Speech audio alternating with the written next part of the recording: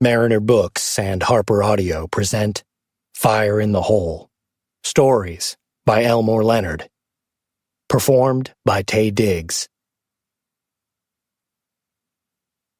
Sparks. They sat close to each other on the sofa, Canavan aware of Mrs. Harris's scent, and her dark hair parted to one side she would hold away from her face to look at the map spread open on the coffee table. Canavan was showing her the areas destroyed by fire, explaining how the hot Santa Ana wind swept the flames through these canyons and on down toward the Pacific Coast Highway. Close to 4,000 acres destroyed, but only 9 homes this time, including Miss Harris's Mediterranean villa here at the top of Arroyo Verde. Nothing like 5 years ago when over 200 homes were lost. He showed her photographs too, fires raging against the night sky. Robin Harris said, "Yeah," looking at the photos but not showing any real interest. Canavan kept glancing at her, Robin, a slim turn-on in a trendy kind of way. Pale skin and heavy eyeliner, silver rings, designer-ripped jeans, barefoot, a black sleeveless top that showed the chain, tattooed blue steel, around her upper left arm, the one close to Canavan. The profile he had in his case file described her as the former Robin Marino. Sang with a rock band that played L.A. clubs, produced one album, gave it up 5 years ago to marry Sid Harris, the legendary Sid Harris, lawyer to platinum-selling recording artists. Now, a widow at 37, Robin was estimated to be worth around $10 million. She had lost Sid to a coronary thrombosis at home only 3 months ago. Sid 63 when he died, and had lost the house in the Malibu Hills 3 weeks ago, close to $1 million worth of furniture and contents destroyed. But she had bought the Wilshire apartment where she was living now, right after Sid's death. Why? It was on Canavan's checklist, one of the things he'd ask her about. She said, "What's the point?" Meaning the map and the pictures. "I saw the fire, Joe. I was there." Arriving, he had introduced himself and handed Robin his business card that said Joseph Canavan Associates, Insurance Investigations. She had looked at it and said, "Are you a Joe or a Joseph?" He told her either, but usually Joe. She said, "Well, come in and sit down, Joe, anywhere you like," picking up on his name in a way that sounded natural and gave him a glimpse of her personality. She looked at his business card again and said, "You're not with the insurance company like the ones before."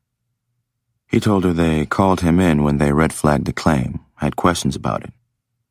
All it meant, certain conditions existed the company felt should be investigated. Canavan said they wanted to know in their hearts the fire was either accidental or providential before paying the claim. Robin said, "Well, I can tell you the same thing I told the fire department, sheriff's deputies, the state fire marshal's office, the California Forestry Department, and the guy from Alcohol, Tobacco, and Firearms. The fire marshal's guy brought a dog that sniffed around. He said when the dog was working, it ate 70 kibbles a day. What would you like to know?" This was when Canavan first arrived. Now he turned from the map to look at Robin sitting back in the sofa. She resembled a girl in the movies he liked a lot. Linda. Very sexy. Had an Italian name. He said, "I wanted to show you the path of the main fire where it came down west of your place on the other side of the ridge." "So how did my house catch fire?" Robin said. "Is that the question? How about sparks, Joe? The wind blows sparks over the ridge from the brush fires in Boca Chica, and they land by my house. You buy that? Or a rabbit or a coyote caught fire and ran like hell right through my yard." They said that on the news. Look out for animals that catch fire and spread it around. Otherwise, I have no idea, Joe. I watched my house go up in flames. I might have stayed till it burned down. I don't know. Maybe not. A deputy came up the road and made me leave. Linda Fiorentino. That was who Robin looked like in that movie. He couldn't remember the name of it. Where she goes in a bar called Ray's, remembering that because of the sign, the Y in Ray's shaped like a martini glass. Linda goes in and asks for a Manhattan, The bartender ignores her, and she asks him who you have to blow to get a drink around here. Well, those weren't the exact words, but that was the idea. Robin had the same effortless way about her, confident, with the New York sound like Linda's, a cool chick, tough. Watch your step with her. So, you weren't living in the house at the time? I was here. I happened to see it on TV. Fire trucks, people loading their cars, coming out of the house with their insurance policies, running around looking for pets. One guy had all their good china in a basket and was lowering it into a swimming pool. I thought, I better get up there quick. Load your car, Canavan said, with anything of value, huh? But I understand the house was already on fire. I think that's the statement you made. Yeah, by the time I got there, yeah. Linda waved her hand in the air. The back of the house, by a brush thicket. Sid was supposed to have cut back, but never got around to it. The sky by that time was thick with smoke. See, what the company wonders about, why your house was the only one on Arroyo that caught fire. I guess because there aren't any close by. I'm at the very top of the road. Have you been up there? Yeah, I had a look at your place, Canavan said. The chimney and some of the walls. What's hard to tell is where the fire started. I told you, on the brush thicket. Maybe, except it looks like the direction of the fire and the thicket was away from your house. I'm told the wind shifted that afternoon and came off the ocean. I don't know, Robin said. It's always windy up there. Canavan gathered the map from the coffee table. You bought this place a few months ago? An easy question, but she paused before telling him. Not long after Sid died, but I haven't bought it yet. I'm leasing it furnished. $9,000 a month with an option to buy.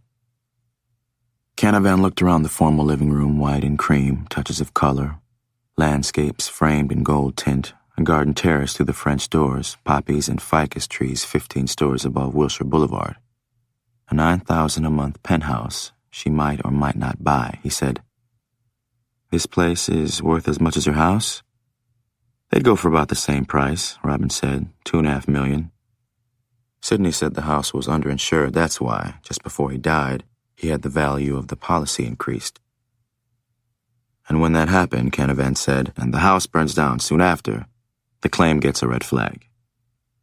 Looking right at him, Robin said, well, you know, Sid didn't do it, and I'd have nothing to gain, would I? I'd already made up my mind to sell the house. That's why he moved out. It's too lonely up there, just me and the coyotes. Once they ate my cats, both of them, Puddin' and Mr. Piper, I bought a shotgun. See if I could even the score. A 20-gauge Remington. But then a couple of deputies came by to tell me I had to stop shooting. A neighbor had complained. Some woman said I was shooting toward her house. I go, what neighbor? I don't have any neighbors. She might have heard shots, but how does she know I'm the one shooting? They said she saw me. Miss Montaigne, Canavan said. She uses binoculars. It caused Robin to pause, and he felt her looking at him with a new interest. How'd you know that? I spoke to her. Mrs. Montaigne's a self-appointed fire warden. Twice a day she drives to a spot up on Piuma Road near Rambla Pacifico and looks for smoke. She lost a house in '93 and had it rebuilt. She actually saw me shooting coyotes. I'm a good mile below Piuma Road. Not as a crow flies. I went to see her, talked to her about spotting fires, and she surprised me, said she saw you the day your house burned down. Saw me where? At the house. She spotted the main fire and called the county fire camp. They were already on it. Still, 8 houses burned to the ground. 9, Robin said. She saw your car, too. The Mercedes convertible? Yeah, as soon as it came on the news, I got dressed, jumped in the car. But why the convertible? Why not? If you were going there to save some more of your stuff, and it might be your only chance, don't you have a Range Rover? I was thinking about the house, Robin said. I wanted to find out if it was still there. I'd already picked up my jewelry, moved out most of my clothes. There wasn't anything else of value? You have a list, don't you, on the claim? In my file, I haven't really looked at it. It's all Asian art. Chinese, some authentic, some copies, but even if I had brought the Range Rover, there wouldn't have been room for the big pieces. So for about 3 months, the house was locked up, nobody there. I'd spend a weekend. Alone?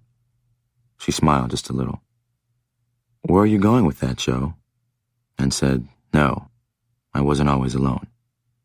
He smiled the same way she did, just barely. He said, you got up there, and the house is on fire. Yeah, but I didn't see the flames right away. I told you, the fire started on the other side of the house, away from the road. You say in the thicket. Yeah, you have a problem with that. I might, Canavan said. According to Mrs. Montaigne, you were there a good 20 minutes to a half hour before there was smoke or any sign of a fire, and she had a pretty good view of the backside of the property. There was a silence. In fact, she said she saw you go in the house. Robin took her time getting up from the sofa. She said, Joseph, walking across the room to a bar with a rose-tinted mirror behind it. What would you like to drink? Whatever you're having, Canavan said. Straight-up martinis. He sipped his, watching Robin roll a perfect joint, tips of her fingers working but not looking at it. Robin, asking, in her Linda Fiorentino voice, why he would want to be an insurance company stooge. Jesus, or why anyone would. Canavan letting it happen, giving Robin time to make her play. She said, no, first let me guess where you're from. The Midwest, right? He saw this could take time, so he told her he was from Detroit, born and raised. Came out to sunny California 6 years ago. She wanted to know what he did in Detroit, and Canavan said, I was a police officer. She said, Jesus, really? What kind? Radio cars, and then 10 years on a bomb squad. Offered a job out here with an insurance company investigating claims before setting up his own company. He said he'd learned to recognize arson from working on the bomb squad. See what Robin thought of that. She was cool. Handing him the joint, she said, you left out your wife. I don't have one, Canavan said, hoping this was a variety of weed that inspired wit and not the kind that put you to sleep. Took a pretty good hit, passed the joint back to Robin. She said, you don't have to tell me if you don't want to, but I'll bet anything you had a wife at one time. He told her, yeah. He got married while he was a cop. They came out here. He happened to get involved with a girl at the insurance company, and his wife found out about it. She divorced you for that? Well, you'd have to know her, Canavan said. So it wasn't the first time. He told her it was, as a matter of fact, the first and only time he ever fooled around. She didn't believe him. Lying back among little pastel pillows on a white sofa, Robin raised her eyebrows. She said, really? You look to me, Joe, like the kind of guy, if it's there, you don't pass it up. You still see her? Who? The girlfriend. That was over before it went anywhere. I see my ex-wife now and then, and we go out to dinner. Sometimes she does jobs for me. Chris is a photographer. He picked up the raging fire shots from the coffee table. She took these. Chris takes long lens shots of people walking around who claim they can't walk. A guy shooting hoops in a backyard who's supposed to be in a wheelchair. Insurance fraud situations, all kinds, including arson, Canavan said, bringing it back to Robin. No reaction. Ducked that one like she didn't even hear it, saying, you go to bed with her? What's between Chris and me, Canavan said, stays between us, okay? That means you do, Robin said. You keep Chris for backup, right? Call her when you haven't scored in a while. Robin pushed up from the sofa with her empty glass. You ready? One more? I have to go out tonight. Her husband dies, and 3 months later, fire destroys the house. Canavan wondered if there was a connection. He had no reason to believe there was, still he didn't rule it out. He watched Robin sipping her martini. The only apparent effect the gin had on her, she spoke in a quieter voice and stared at him. Canavan could feel a buzz combined with the weed. It allowed him to stare back at Robin, time suspended, and ask her whatever he felt like asking. When you got married, did you have to sign a prenuptial agreement? She said, don't worry about it. So we tried another tack. How'd you and Sid meet? He saw me perform, and we talked after. He asked me out. He knew who I was, but basically, Joe, we got together the way people usually do and fell in love. He was a lot older than you. What you're asking now, did I marry him for his money? Sure. That had a lot to do with it, but I liked him. Sid was full of energy. He'd play tennis. He'd sit down and cross his legs. You'd see his foot going a mile a minute. You want to know how I was in bed? Not bad.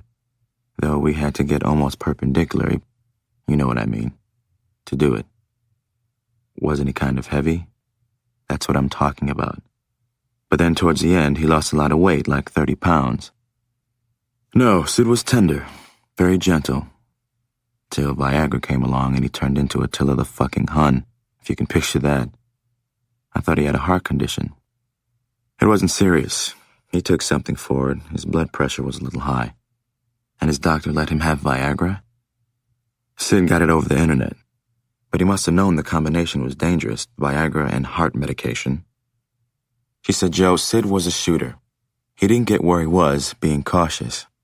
It helped he was a genius. You were happily married? Yeah, very. But you fooled around a little. Once in a while, I'd find myself in a situation. But it was never serious. Like you and the chick from the insurance company. She sipped her drink and then finished it. I'll tell you the truth, Joe. I miss him. Sid was good to me. She got up with her empty glass, saying, You're ready, aren't you? I thought you were going out. I changed my mind.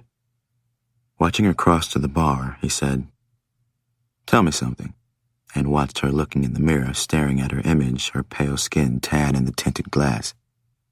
What do you want to know? Why you burned your house down. Robin didn't answer until she was coming back with the martinis, her raccoon eyes in the dark liner holding on Canavan. Why would I? That's what I'd like to know. She gave him his drink and placed a hand on his shoulder as she edged past the coffee table and sat down again.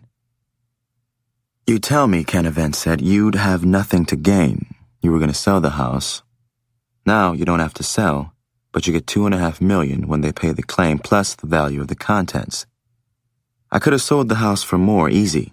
Robin sipped her drink and said, but what if... This is hypothetical, okay? What if a person does actually burn down her house? She owns the property. She can rebuild if she wants. She might even tell the insurance company to forget the claim. They'd want to know why. Because they piss her off acting so suspicious, dragging their feet, sending out adjusters and investigators instead of paying the claim. She's above dealing with people with small minds. This was one Canavan hadn't heard before. He said, Tell me how she starts the fire. She rolls up the Wall Street Journal and lights it with a match. The point I'm making, Joe, she starts the fire inside the house or outside? Inside. The point I'm making, they can pay the claim or not. If they choose to, fine. If they don't, who's out anything? She's already out the Mediterranean villa and doesn't care. What makes it Mediterranean looking down at the Pacific Ocean? Tile roof, big oval windows and doors. The outside wasn't bad. Even though pink's not one of her favorite colors, it's the inside of the house she can't stand. The decor throughout, the furniture, the art, floor to ceiling, everything's Chinese. And she doesn't even like Chinese food. Listen, I can roll us another one if you want. Not for me. It's local. Malibu Gold, but pretty good, huh? Canavan said, yeah, great. And asked Robin, why didn't this hypothetical woman change the decor? Her husband loved it. He knew what everything was and where it came from. It was like a culture thing with him. He becomes an expert on something besides picking hits. Incidentally, not one of the artists he represented ever made a record that stiffed. He bought all the Chinese stuff. His previous wife, the second one, they redecorated completely after a trip to China. Canavan said, You couldn't... Caught himself and said, She couldn't get used to it? Joe, it was like living in a fucking pagoda. Jade figurines, tang horses and tomb figures, that honey-colored Huangalai furniture, blue and white Ming garnitures, the vases, Ming Kesai panels on the walls, ink paintings, opium beds, snuff bottles, ivory carvings, Coromandel screens, Qing Dynasty court rugs. She could have sold it. Cloisonné enamel incense burners, Sung Dynasty Buddhas. 5 years, Robin said. She lives with all this Chinese shit cluttering up the house. Big, heavy pieces, the tomb figures almost life-size. 5 years, Joe. She begs her husband, please, can't we try something else? No, A Mediterranean house. Why don't we do it Mediterranean? No. Not no, and I don't want to hear anything more about it. Her husband was a cool guy for his age, never raised his voice. But really, it was all she thought about. She'd smoke a J and scheme, like hire a burglar. He takes out a piece at a time or have it done all at once while they're in Cabo or Maui. Once her husband's gone, Canavan said, why didn't she get an auction house and sell it? She felt it would be disloyal to his memory and it would be on her conscience. Canavan thought that was interesting. But it's okay if something happens to it. Yeah, like an act of God. Or a fire in an area known for its fires. You know who you remind me of? Linda Fiorentino. You look just like her, I know. That movie where she goes in the bar, The Last Seduction. She wants a Manhattan, and the bartender won't look at her, so she goes, who does a girl have to suck around here to get a drink? That was it. Not who do you have to blow. But as I was saying, when you come right down to it, Joe, who's out? Who's hurt? Who gives a shit outside of this person who owns the house? I'll tell you who, Canavan said, if you really want to know. The law. Arson's a second-degree felony. A conviction can get you 2 to 20 years. There's a death as a result. It goes up to 5 to 99. Her reaction? For Christ's sake, Joe, come on. You want to put me in jail? I'm not the law. All I'm supposed to do is let him know when I see a crime's been committed. She said, Joe, come on, you're not a snitch. I can tell you're a very practical guy. How much you want? Like that, ready to pay him off. He said, what's your best offer? So we don't waste time. How about 50 grand? You can do better than that. 100? He said, Mrs. Harris, and paused. You mind if I call you Robin? Sounding formal now, and he could see she didn't know what to expect, hesitating before she said, sure, why not? In a kind of vague tone of voice, her mind looking ahead. He said, Robin, you've talked to a lot of people, fire, law enforcement, insurance companies, stooges, one of them even brought a dog out to sniff around. But no one's accused you of burning your house down, have they? She shook her head and brushed that soft, dark hair away from her face. You drive up to the house. The sky's full of smoke. You've already seen houses burning on the TV news, and they're right over in the next canyon, not half a mile away. You're thinking, damn it, why can't my house catch fire? She was nodding, staring at him with a thoughtful expression, following every word. You go inside and stand there, surrounded by all this Oriental stuff you hate. You don't say Oriental, you say Asian. Either way, you hate it. You stand there looking at all that lacquered stuff, Buddhas, dragons, and you light a joint. He watched her raise her eyebrows. The joint is to take the edge off, calm you down.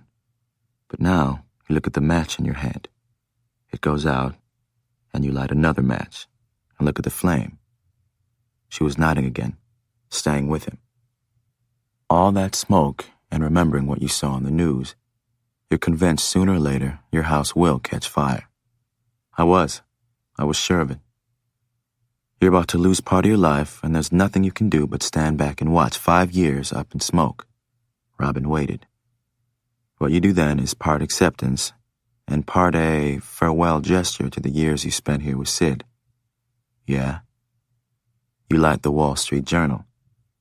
He watched her nodding her head, thoughtful now.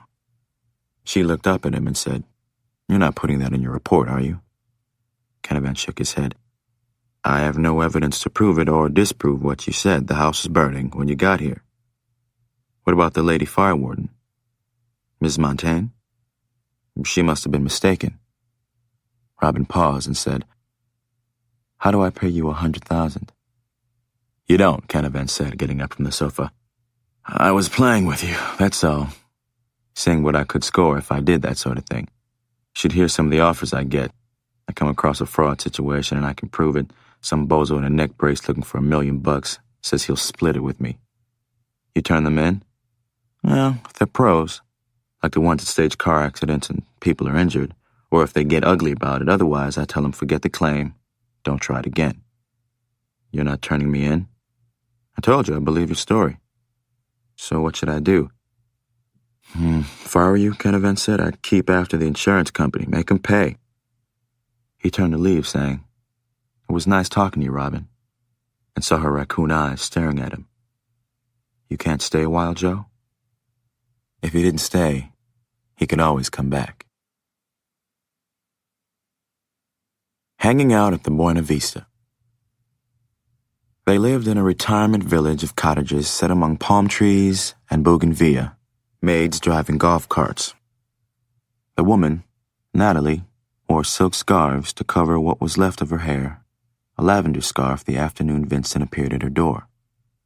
He told her through the screen he thought it was time they met. She said from the chair she sat in most of the day, "It's open," closed the book she was reading, a finger inside holding the page, and watched him come in his khaki shorts and t-shirt. He didn't have to get dressed up on my account. She liked his smile and the way he said, "I was right. I found someone I can talk to." "About what?" "Anything you want except golf." "You're in luck. I don't play golf." "I know you don't. I checked." She liked his weathered look, his cap of white hair uncombed. "You're here by yourself?" "On my own. First time in 57 years. She laid the book on the table next to her. "So now you're what, dating?" He liked the way she said it with a straight face. "If you're interested, Jerry Vale's coming next week. I can hardly wait." He said, "I like the way you wear your scarves. You got style, kiddo. For an old broad, you should see me in a blonde wig. A woman can get away with a good one, but you see a rug on a guy, heavy hair in place, you can always tell. That's why you don't comb your hair?" Again, with a straight face, he shook his head. "I made a decision," Vincent said. "No chemo, no surgery. Why bother? I'm 80 years old. You hang around too long, you end up with Alzheimer's, like Howard. You know Howard? He puts on a suit and tie every day, calls on the ladies. He has no idea where he is. Howard's been here. But now I think he and Pauline are going steady. Pauline's the one with all the Barbie dolls." Natalie paused and said, "I'll be 82 next month." "You sure don't look it." "Not a day over what, 75? "I tell you something," Vincent said. "You're the best-looking woman here, and that's counting the maids and the ones that pass for nurses. Some are okay, but they all have big butts. You notice that? Hospitals, the same thing. I made a study. The majority of women who work in healthcare are seriously overweight." "You spend a lot of time in hospitals?"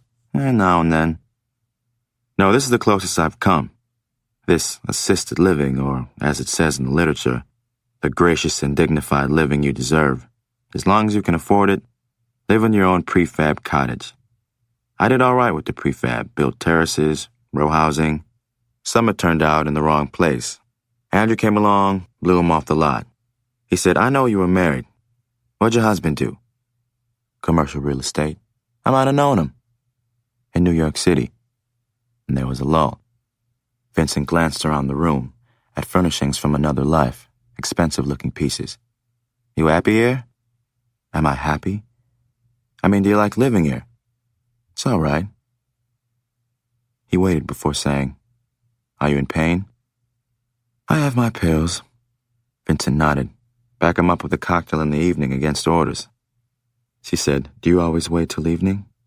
'Hardly ever.' Natalie stirred, pulling herself up. 'You can have whatever you like, as long as it's Polish vodka.' 'You want me to get it?' She said, 'Sit still.' Up and moving now.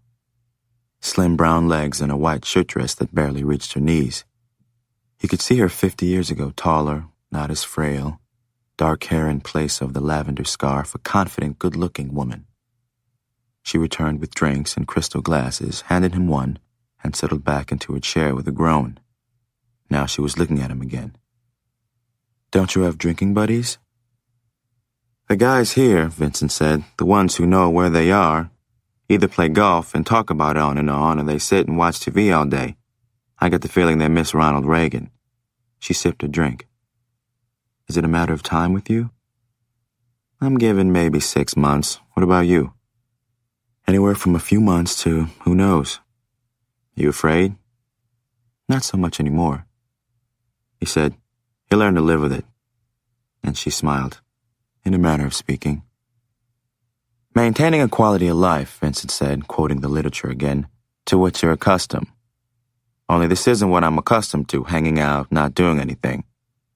'Waiting,' Natalie said. 'No, I'm not either.' They sipped their drinks in silence, not a sound coming from anywhere in the house or outside, in that green glare of vegetation and sunlight. "You want to get out of here?" Vincent said. Surprised her. "What do you mean?" "Take off. Go somewhere." Natalie said, "I suppose we could," nodding her head. "Or," she said after a moment, "you could get your pills and move in here with me. What do you think?" Now Vincent was nodding in the same thoughtful way. "Would we sleep together?" Natalie took a moment before saying, "Well, not the first night." Chickasaw Charlie Hoke. This time Vernice started in on Charlie while he was making their toddies, what he did every evening Vernice worked days. Charlie said, "Take a load off your tootsies, honey, and let me wait on you." She eased into her lazy boy to sit there as she always did, leaving a space between her round thighs. Vernice was in her 40s, younger than Charlie by 10 years, a big redhead with the whitest skin Charlie had ever seen on a bare-naked woman. She started in by saying Carlisle, her brother-in-law, hired a family to work his soybeans and now had a job at the Isle of Capri dealing blackjack. It was always someone she knew, the manager of some podunk motel, now a pit boss at Bally's. She'd mentioned the casinos were always looking for help or desperate for it. Charlie would say to her, "Honey, I'm not just help." This time he said, "Honey, now can you see me dealing cards? Carlisle says between tips and wages, he can make up to $1,000 a week." "Those people do that kind of work are robots," Charlie said, pouring bourbon over crushed ice, adding sugar now, an orange slice, and a maraschino cherry. "Be a waste of what I'm good at." "What, talking to people?" "Talking, referring to my career, sure." "You could tend bar." Charlie smiled over at her, Vernice in her pink waitress outfit she wore at the Isle of Capri coffee shop. He said to her, "Can you see me in a little red jacket and bow tie? A grown man my size grinning for tips?" Charlie was 6'4" and would put his weight at around, 240 if asked. He had a gut that wasn't too noticeable on his frame. He had a nose, he said, was his Chickasaw Indian heritage, and eyes like a hawk. He'd set the palm of his hand above his eyes and squint to demonstrate. Seeing himself in one of those little red jackets caused Charlie to shake his head. He said, "I don't work for tips," without thinking, and wanted to grab the words out of the air. Shit, like a ball you throw to curve low and away, and the son of a bitch hangs letter high on the batter. He stepped over to Vernice with her drink. "I know what you're thinking, that I don't work, period, but you're too nice a person to hurt my feelings." "What you do," Vernice said, "is talk." "Yes, I do. Tell baseball stories over and over. Honey, baseball is my life." "Oh? And what's the pay now, 15 years later?" This didn't sound like his honey speaking. It was now 16 years since he'd played ball, but he didn't correct her. Now she said, "Tell me what I'm getting out of this arrangement." He wasn't certain what she meant, but said the first thing in his mind. "You get me. You get my companionship. I get to hear you talk," Vernice said, "is what I get. I get to fix you supper. I get to loan you money." She paused to think of something else, and Charlie said, "Till I'm back on my feet. I didn't quit that bingo hall because I don't like to work. I told you, how am I going to talk to a bunch of old women don't even know who I am? I need the right spots, all. Come on, you know me by now. How long we been together?" He thought she might say too long, though it only been a couple of months. No, this time she went right to the point of saying, "I made up my mind. I'd like you out of the house, Charlie, by the end of the week. I can't afford your companionship any longer than that." He thought of a remark he could make if this was one of their usual arguments. Vernice fussing at him for not taking the trash to the dump and his saying, "Oh, I'm sorry, I didn't notice you broke your leg." He could say something about her calling this RV in a trailer park on the outskirts of Tunica, Mississippi, the South's casino capital, a house. He could say, "Oh, that's what you call this tin box waiting on the next tornado?" But this wasn't an argument where you could say what you wanted and then take the trash to the dump. She was giving him a deadline at the worst time, broke and needing a place to live, so he had to be nice.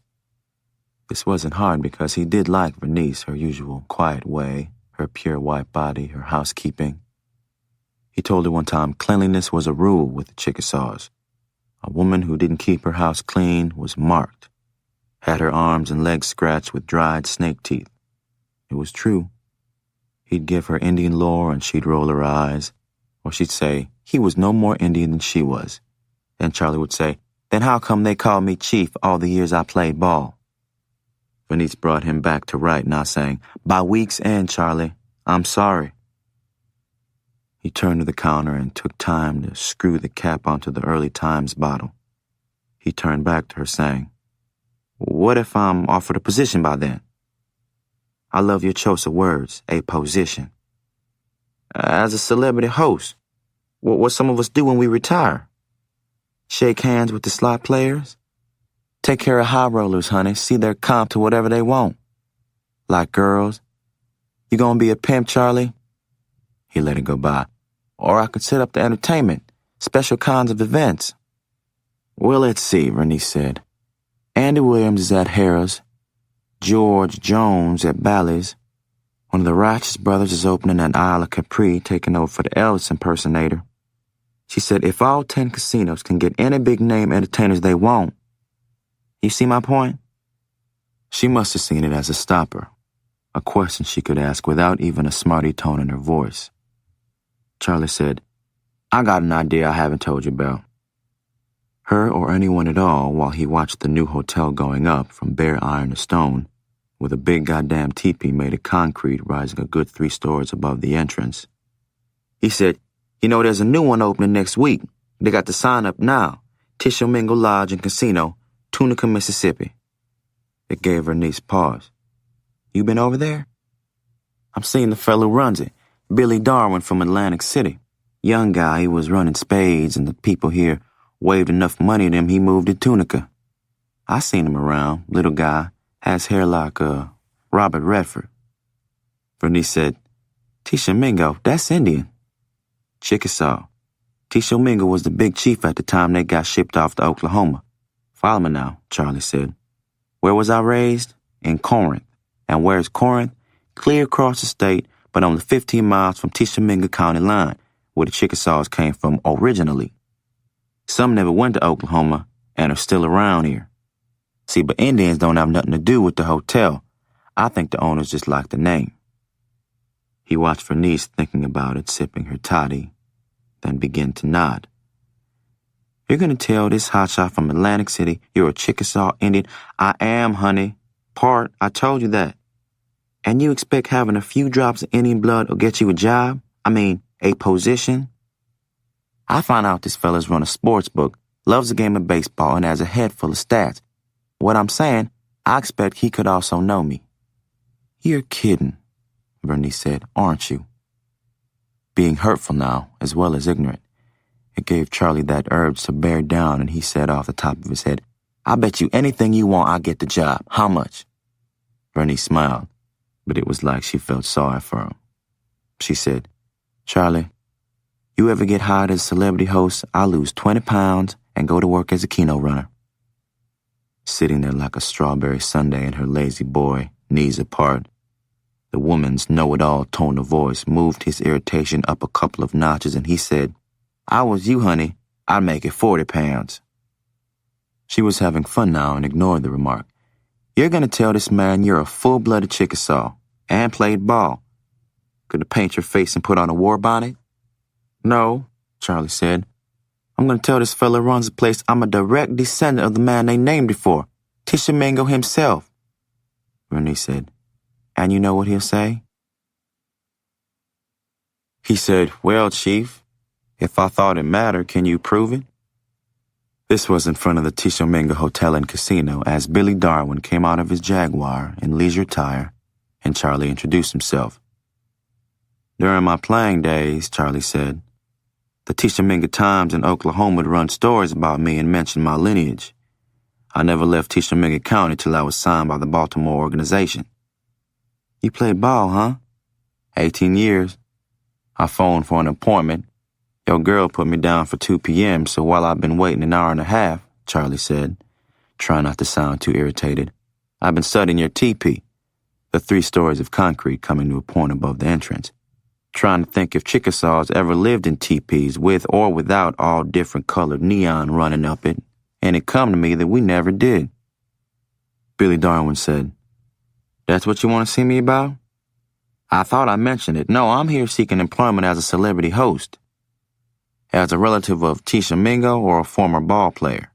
I can handle either, talk to talk.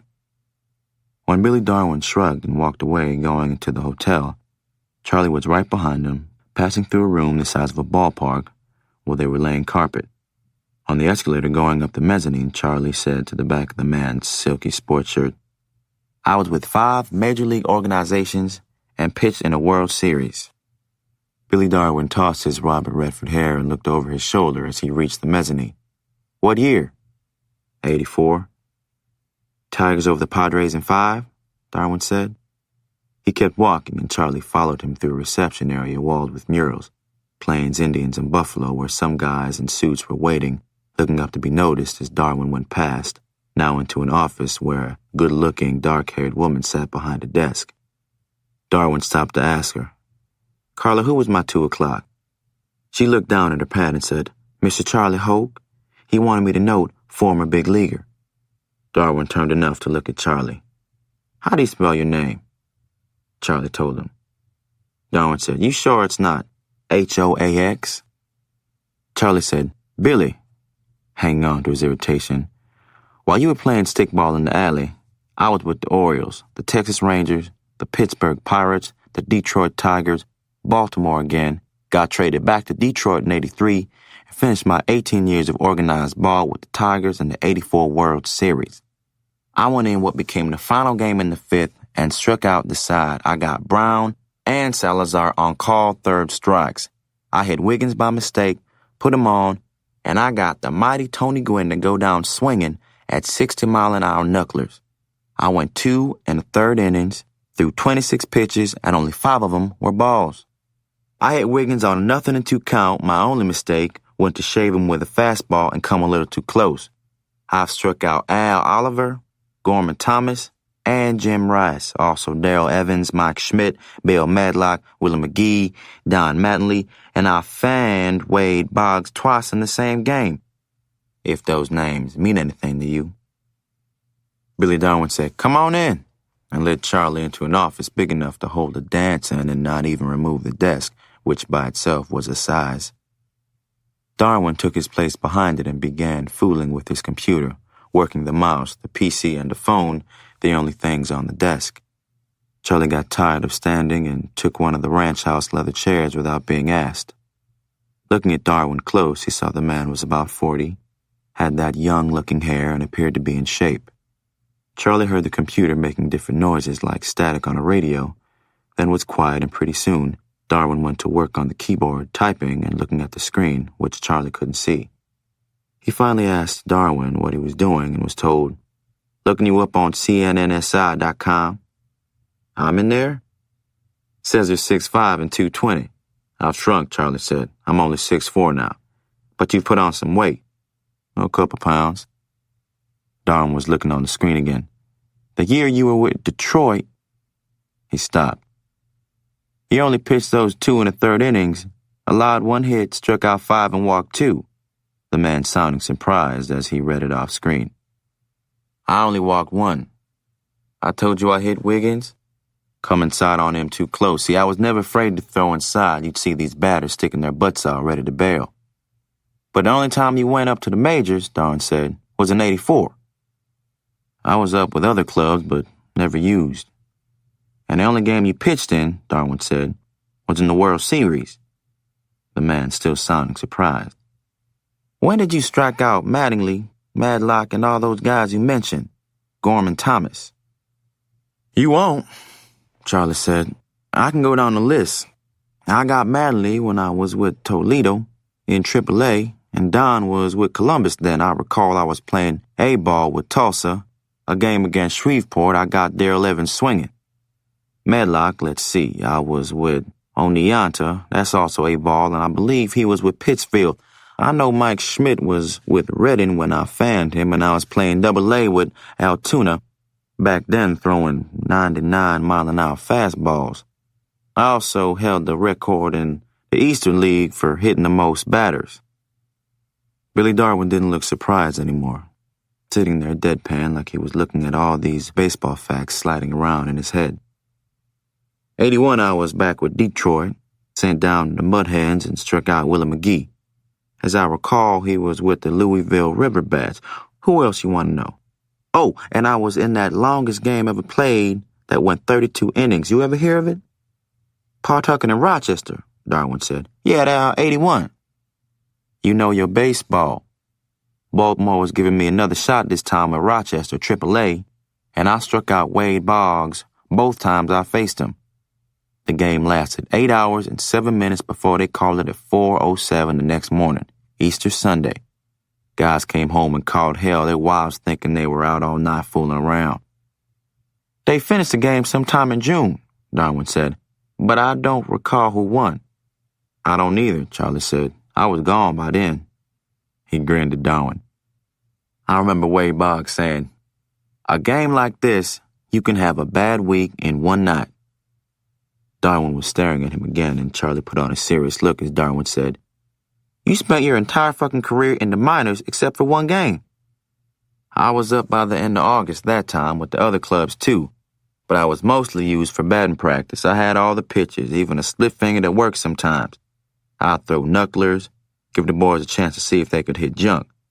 Or I'd come inside hard, get them to develop the nerve to hang in there. You were up several times. Why didn't you ever stay? I was wild my first, say, 5 years. I have to admit that. But being a southpaw with a blazing fastball, shit, there was always a club wanting to have a look at me. Then there was a period I might have been cutting up too much. I was having fun. Wherever I was, I got my picture in the paper for one thing or another. Like brawls, they say I started. I'd hit a batter and he'd stand there giving me the evil eye. What I do, I hold my glove down by my leg and give him a motion with it like I'm saying, come on, you think I hit you on purpose? He'd come tearing at me and the bench is empty. 73, or it might have been 74, I won the big league bubblegum blowing contest. Charlie raised his hands like he was holding a basketball. Goddamn bubble was this big, I swear. He knew he had Darwin's attention, the way the man was staring at him, but couldn't tell what he was thinking. On the road for something to do, I'd catch balls dropped from the roofs of hotel, put on one of them big mitts catchers use for knuckleballers. It always drew a crowd. Only management never cared for what they called showing off. That's the kind of thing I get sent down for. Don't come back till you grow up. I got a guy, Darwin said, wants to dive off the roof of the hotel. What you said reminded me. He calls up, says he's a professional high diver, wants to know how many floors we have. I told him 7. He goes, I'll dive off the roof into 8 feet of water. And he'll bring his own tank. I'd like to see that, Charlie said. How much he want? $5 to go off twice a day. Sounds cheap enough for a death-defying stunt. Said he worked in Acapulco. Shit, I'd hire him. He likes high risk. He's no doubt a gambler. Pay him and win it all back at your tables. Charlie noticed Billy Darwin's keen, appraising look and pulled out another idea that might impress him. Set up one of those radar guns they use to see how hard a ball's thrown. Put in a pitching rubber and a bullseye 60 feet 6 inches away, a buck a throw. Anybody can throw a ball 100 miles an hour wins. How much would you say? 10 grand, Darwin said without even thinking about it. You have that on a sign by the radar cage, Charlie said. Another one that says, beat the big leaguer, win $100. These strong young boys come along, look me over. Here, I can take that old man. $5 a throw. You can make some money off me. Darwin kept staring at him. You can still throw? I can get it up around 80. Come on, an old guy like you? Hell, I'm only 50. Darwin looked at his screen again. Born in August of 48, you're pushing 54. I can still throw harder than most anybody wants to try me. You think, Darwin said, you could strike me out? You play much? High school and Sandlot, a couple of years of industrial ball. You bat left or right? Left? Yeah, I can strike you out. Darwin paused, thoughtful, and then asked him, what have you been doing the past 16 years? I was a rep for the Jack Daniels people, went on the road with promotions, then did the same thing for Miller Brewing. You married? Divorced. Long time. I have a couple of daughters, both in Florida. 5 grandchildren, Charlie said. Is this the job interview? Darwin had that thoughtful look again. You really think you can strike me out? Charlie shrugged this time. Step up to the plate, we'll find out. You want to put money on it? The man kept staring. Finally, he said, How about this? I whiff. You're my celebrity host. Charlie jumped on it. He said, Hell, I'll strike you out on 3 pitches, and wanted to snatch the words back as he heard them. He saw Darwin smiling for the first time. I bet it was your mouth, Billy Darwin said, kept you in the minors more in your control. Not a half hour with Charlie Hogue and starting to sound like him a little. Darwin said, You're a gamer, Charlie. I'll give you 4 pitches. Charlie set it up. He called Vernice at the Isle of Capri coffee shop, told her please not to ask any questions and let him talk to Lamont, one of the busboys. Lamont Harris was the catcher on the Roosevelt High School baseball team. Charlie knew him from going over there this past spring to help the pitchers with their mechanics, hit fungos, and throw batting practice now and then. He told Lamont to meet them at the field after work, bring a couple of bats, a glove, his equipment, and, hey, the oversized catcher's mitt Charlie had sold him for $10. By 5:30, they were out in the school's hard-packed diamond playing catch. Charlie took his warm-up pitches, throwing mostly sliders and knucklers, while Billy Darwin, in his sunglasses, shorts, his silky shirt, and sneakers, stood off to the side, watching and swinging a bat. Lamont strapped on his protection, and Charlie motioned him out to the mound. He told Lamont, a big 17-year-old he'd played catch with all spring, use a knuckleball mitt. That's all you're going to throw? He'll think it and want to look the first one over. While he's looking, Charlie said, I'm going to throw it down the middle downtown. And that's what he did, grooved it. With that popping sound of the ball hitting the catcher's mitt, Lamont called, That's a strike! And Darwin turned his head to look at him. When he was facing this way again, swinging the bat out to point it at him, Charlie said, You satisfied with the call? It was a strike, Billy Darwin said. Swung the bat out again, brought it back and dug in, Charlie observing the way he crowded the plate. This time, Charlie threw a slider, a 2-bit curveball that came inside, hooked down and over the plate, and Darwin swung late and missed. But he hung in, didn't he? Okay. With the count 0-2, Charlie was thinking about offering a big, sweeping curve, lefty against lefty, throw it behind him, watch him hunch, and duck as the ball broke over home plate. Or hell, give him a knuckler, a pitch he'd likely never see. Get it anywhere near the plate, he'll swing early and miss it a mile. Charlie gripped the ball with the tips of his gnarled fingers, his nails pressed into the hide, went into his motion, threw the floater, and watched Darwin check his swing as the goddamn ball bounced 1.5 feet in front of the plate. He came around on it, Charlie said. Lamont was shaking his head, saying no. He held up. We don't have a third base ump to call it, Charlie said, but I'm pretty sure he came around. Billy Darwin said, Hey, Charlie, you threw it in the dirt, man. Come on, throw me a strike. Shit. What he needed was a rosin bag. Darwin was swinging the bat now and pointing it way out past Charlie toward the Mississippi River, then took his stance, digging in, and Charlie wasn't sure what to throw him. Maybe another slider, put it on the inside corner, or show him a major league fastball, or what passed for one 16 years later. Shit. He felt his irritation heating up and told himself to throw the goddamn ball, fire it in there. This guy won't hit it. Look at him holding the bat straight up behind him, waving the fat end in a circle. Jesus, a red bat. One of those metal ones they use in high school. You can't strike out a guy waving a tin bat at you, for Christ's sake. Charlie went into his motion and bore down, threw it as hard as he could, and saw the red bat fly up in the air as Billy Darwin hit the dirt to save his life. Vernice, making the toddies this evening, said, I don't understand why you threw it at him. I didn't. It got away from me is all. I should have taken time to settle down, talk to myself. But you lost your temper, Vernice said, handing Charlie his drink, and your chance of getting that position. I ain't finished the story, Charlie said in the lazy boy where Vernice and her sympathy had let him sit. I started to him as he's brushing himself off. He says to me, picking up the bat, to stay out there, and you bet I stopped in my tracks, in my goddamn wingtips. Now he's swinging the bat to show me where he wants it, belt high, and says, "Lay one in right here." Bernice said, "He wasn't sore at you? Let me finish, okay?" I laid one in, and he hit it a mile out to right center. He says, "There, just so you know I can hit a baseball." Then he says, "You own a suit?" I told him, of course I own a suit. He said, "Put it on the day we open and wear a tie."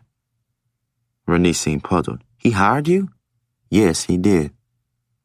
"Even though you knocked him down?" Charlie said to her, "Honey, it's part of the game."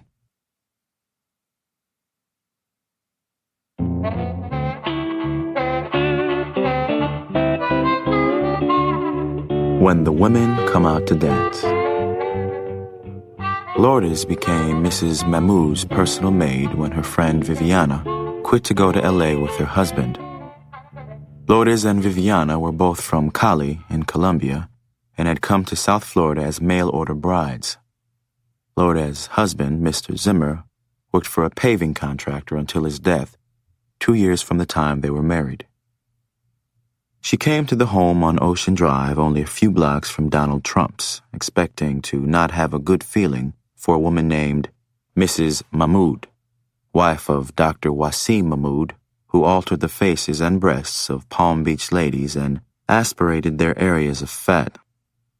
So it surprised Lourdes the woman didn't look like a Mrs. Mahmoud, and that she opened the door herself, this tall, red-headed woman in a little green two-piece swimsuit, sunglasses on her nose, opened the door and said, "Lourdes, as in Our Lady of?" "No, ma'am, Lourdes, the Spanish way to say it," and had to ask, "You have no help here to open the door?" The red-headed Mrs. Mahmoud said, "They're in the laundry room watching soaps." She said, "Come on in," and brought Lourdes into this home of marble floors, of statues and paintings that held no meaning, and out to the swimming pool where they sat at a patio table beneath a yellow and white umbrella. There were cigarettes, a silver lighter, and a tall glass with only ice left in it on the table. Mrs. Mahmoud lit a cigarette, a long Virginia Slim, and pushed the pack toward Lourdes, who was saying, "All I have is this, Mrs. Mahmoud." Lourdes bringing a biographical data sheet, a printout from her straw bag. She laid it before the red-headed woman, showing her breasts as she leaned forward to look at the sheet. "Your future wife is in the mail?" "From the Latina introduction list for marriage," Lourdes said. "The men who are interested see it on their computers. Is 3 years old, but what it tells of me is still true. Except, of course, my age. Now it would say 35.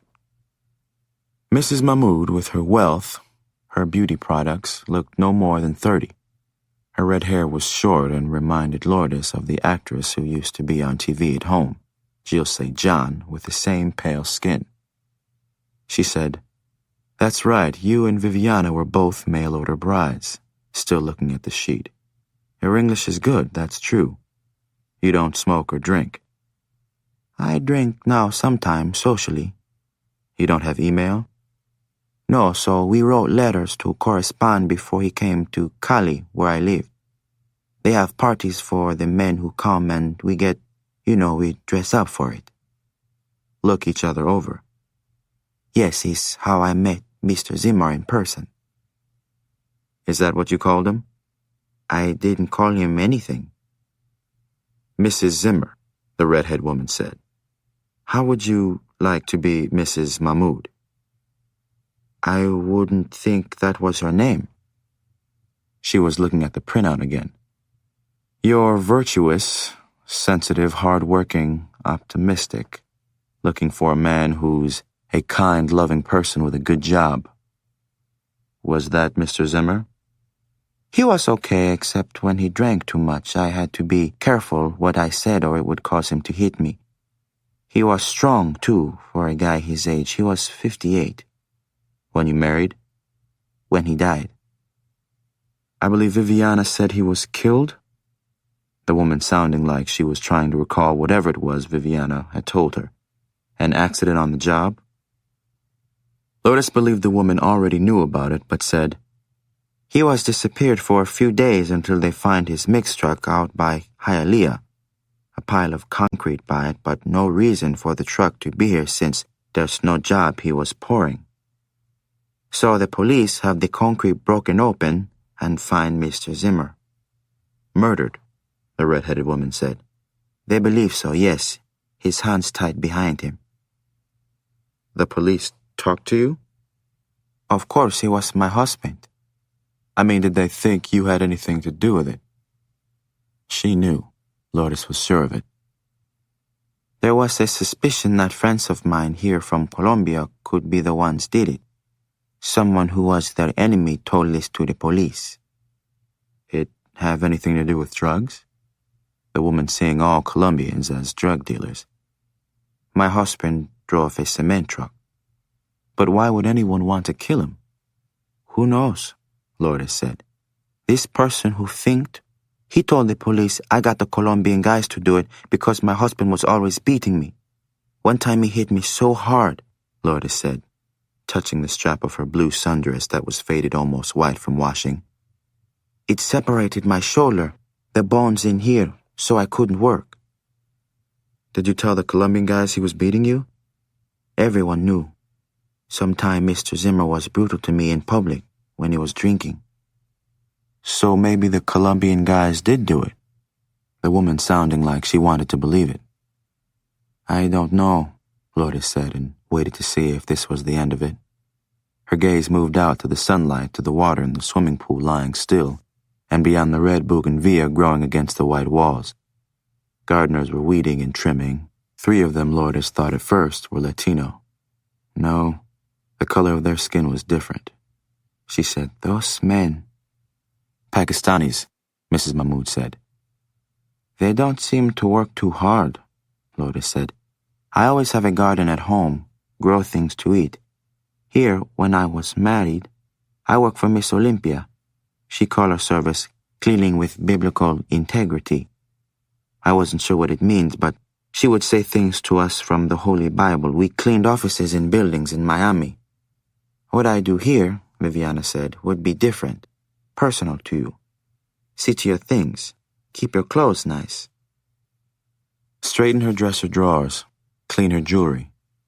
Mrs. Mahmood said she kicked her shoes off in the closet, so Lourdes could see they were paired and hung in the shoe racks. Checked to see what needed to be dry cleaned. Lourdes waited as the woman stopped to think of other tasks. See to her makeup drawers in the bathroom. Lourdes would live here, have Sundays off, half a day during the week. Technically, she would be an employee of Dr. Mahmood's. Oh, Lourdes wasn't sure what that meant. Before she could ask, Mrs. Mahmood wanted to know if she was a naturalized citizen. Lourdes told her she was a permanent resident, but now had to get the papers to become a citizen. I say who I work for, I put Dr. Wasim Mahmood? The red-headed wife said, It's easier that way, to handle what's taken out, but I'll see that you clear at least $350 a week. Lourdes said that was very generous. But will I be doing things also for Dr. Mahmood? The red-headed woman smoking her cigarette said, What did Viviana tell you about him? She said only that he didn't speak to her much. Viviana's a size 12. Was like some young and as lean as snakes. How much do you weigh? Less than 125 pounds? But not much. You may be safe. You cook? Yes, of course. I mean for yourself. We go out or order in from restaurants. I won't go near the fucking stove, and Waz knows it. Lourdes said, Waz? Wasim. He thinks it's because I don't know how to cook, which I don't, really, but that's not the reason. The 2 regular maids are Filipina and speak English. In fact, they have less of an accent than you. They won't give you any trouble. They look at the ground when they talk to anyone. And they leave at 4, thank God. Waz always swims nude. Don't ask me why. It might be a Muslim thing. So if they see him in the pool, they hide in the laundry room. Or if I put on some southern hip-hop and they happen to walk in while I'm bouncing to Dirty South, doing my aerobics, they run for the laundry room. She said without a pause, What did Viviana say about me? Oh, how nice you are. What a pleasure to work here. Come on. I know she told you I was a stripper. She said you were a dancer before, yes. I started out in a dump on Federal Highway, got discovered, and jumped to Miami Gold on Biscayne, valet parking. I was one of the very first outside of the black chicks to do Southern hip-hop, and I mean dirty South, raw and uncut. All the other girls are doing Lip Biscuit, even some old Bob Seger and Bad Company, and that's okay, whatever works for you. But in the meantime, I'm making more doing laptops and private gigs than any girl at the Gold, and I'm 27 at the time, older than any of them. Waz would come in with his buddies, all suits and ties, trying hard not to look third world. The first time he waved a 50 at me, I gave him some close-up tribal strip hop. I said, "Doctor, you can see better if you put your eyeballs back in your head." He loved that kind of talk. About the fourth visit, I gave him what's known as the $1 million hand job and became Mrs. Mahmood. She told this sitting back, relaxed, smoking her Virginia Slim cigarette.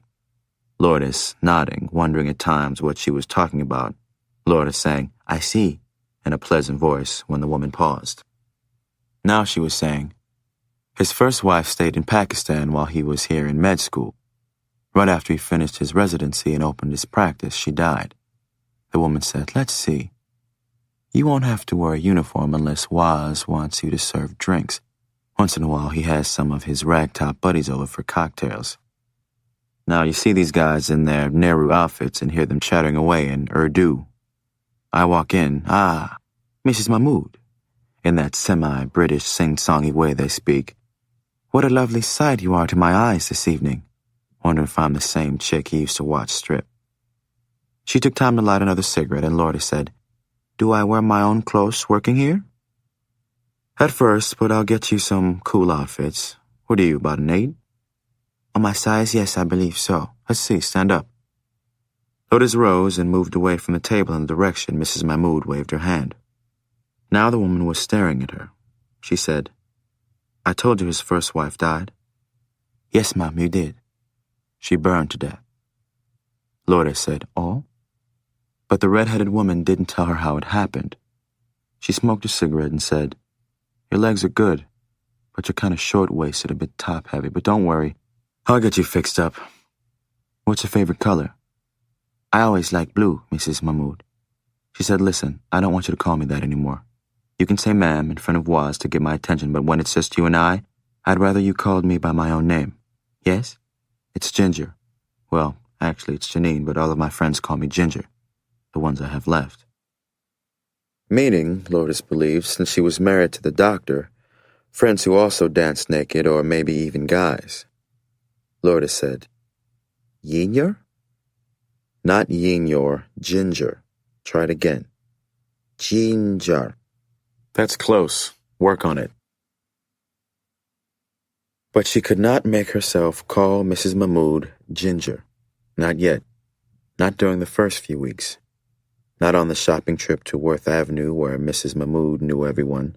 All the salesgirls and some of them did call her Ginger. She picked out for Lourdes casual summer dresses that cost hundreds of dollars, and some things from resort wear saying, "This is cute," and would hand it to the salesgirl to put aside, never asking Lourdes her opinion if she liked the clothes or not. She did, but wished some of them were blue. Everything was yellow or yellow and white or white with yellow.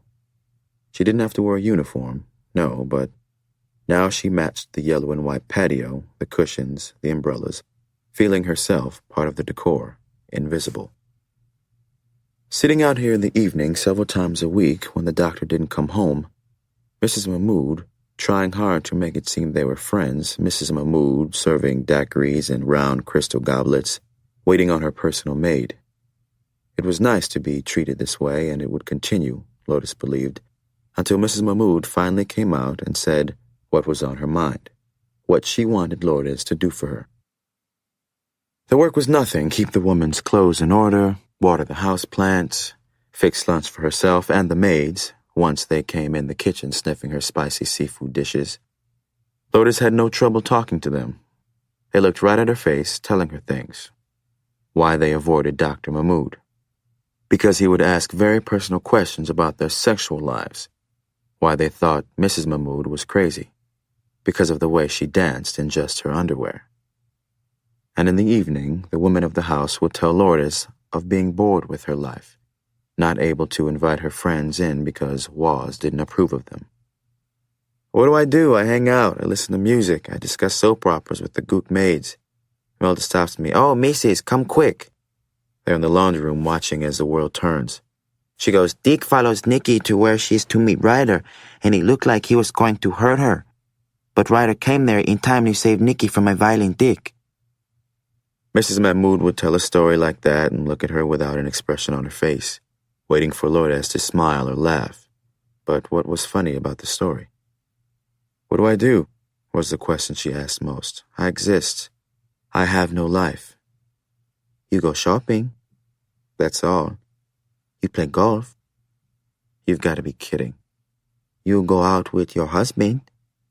"To an Indian restaurant, and I listen to him talk to the manager. How many times since you've been here has he come home in the evening?" "He has a girlfriend," the good-looking red-headed woman said. "He's with her all the time, her or another one, and doesn't care that I know. He's rubbing it in my face. All guys fool around at least once in a while. Waz and his buddies live for it. It's accepted over there, where they're from. A guy gets tired of his wife in Pakistan, he burns her to death, or has it done. I'm not kidding. He tells everyone her dupatta caught fire from the stove." Lourdes said, "Ah, that's why you don't cook." Among other reasons, Waz is from Rawalpindi, a town where 40 women a month show up at the hospital with terrible burns. If the woman survives... Are you listening to me? Lourdes was sipping her daiquiri. "Yes, of course." "If she doesn't die, she lives in shame because her husband, this prick who tried to burn her to death, kicked her out of the fucking house. And he gets away with it. Pakistan, India, thousands of women are burned every year because their husbands are tired of them, or they didn't come up with a big enough dowry." "You say the first wife was burned to death?" "Once he could afford white women, like, what would he need her for?" "You afraid he's going to burn you?" "It's what they do, their custom. And you know what's ironic? Waz comes here to be a plastic surgeon, but over in Pakistan, where all these women are going around disfigured, there are no plastic surgeons to speak of," she said. "Some of them get acid thrown in their face." She said, "I made the biggest mistake of my life, marrying a guy from a different culture, a towel head." Lourdes said, "Why did you?" She gestured. "This," meaning the house and all that went with it. "So you have what you want?" "I won't if I leave him." "Maybe in the divorce he let you keep the house." "It's in the prenup. I get zip. And at 32, I'm back stripping on Federal Highway or working one of those topless donut places. You have tits? At least you can get a job." Waz's favorite, I'd come out in a nurse's uniform, peel everything off but the perky little cap. The woman's mind moving to this without pausing. Waz said the first time he saw the act, he wanted to hire me. I'd be the first topless surgical nurse. Lourdes imagined this woman dancing naked, men watching her, and thought of Miss Olympia warning the cleaning woman about her biblical integrity. Singing or dancing around while cleaning the offices, or they might catch the eye of men working late. She made it sound as if they were lying in wait. "Read the book of Judges," Miss Olympia said, "the 21st verse." It was about men waiting for women, the daughters of Shiloh, to come out to dance so they could take them, force the women to be their wives. Lourdes knew of cleaning women who sang while they worked, but not ones who danced. She wondered what it would be like to dance naked in front of men.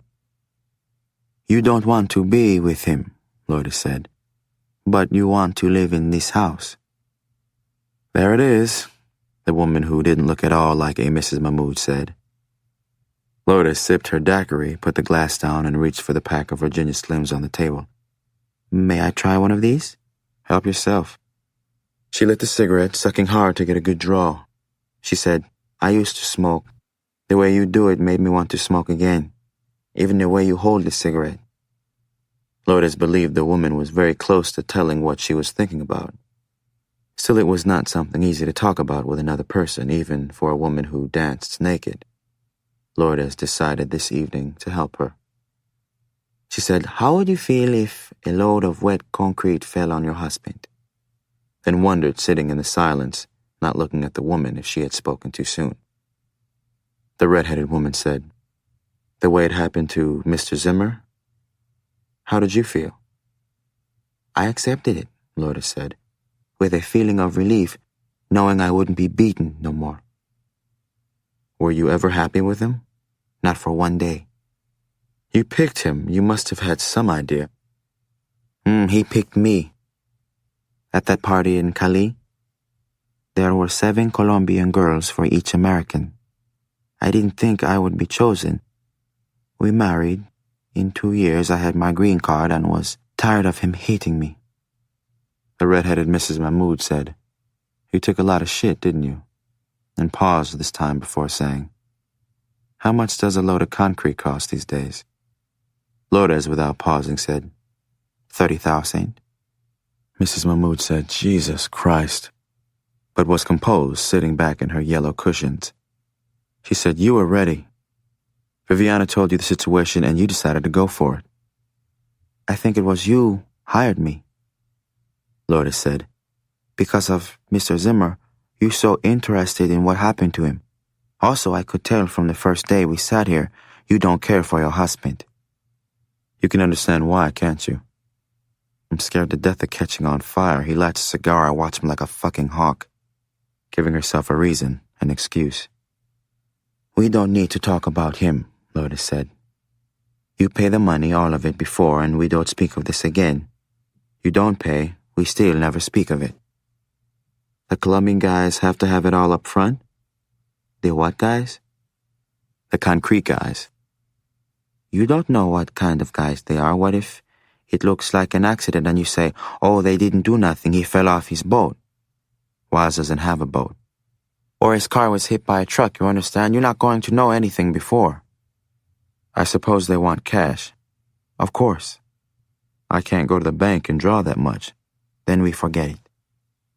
Lourdes waited while the woman thought about it, smoking her Virginia Slim, both of them smoking, until Mrs. Mahmoud said, "If I give you close to 20,000 in cash today, right now, you still want to forget it?"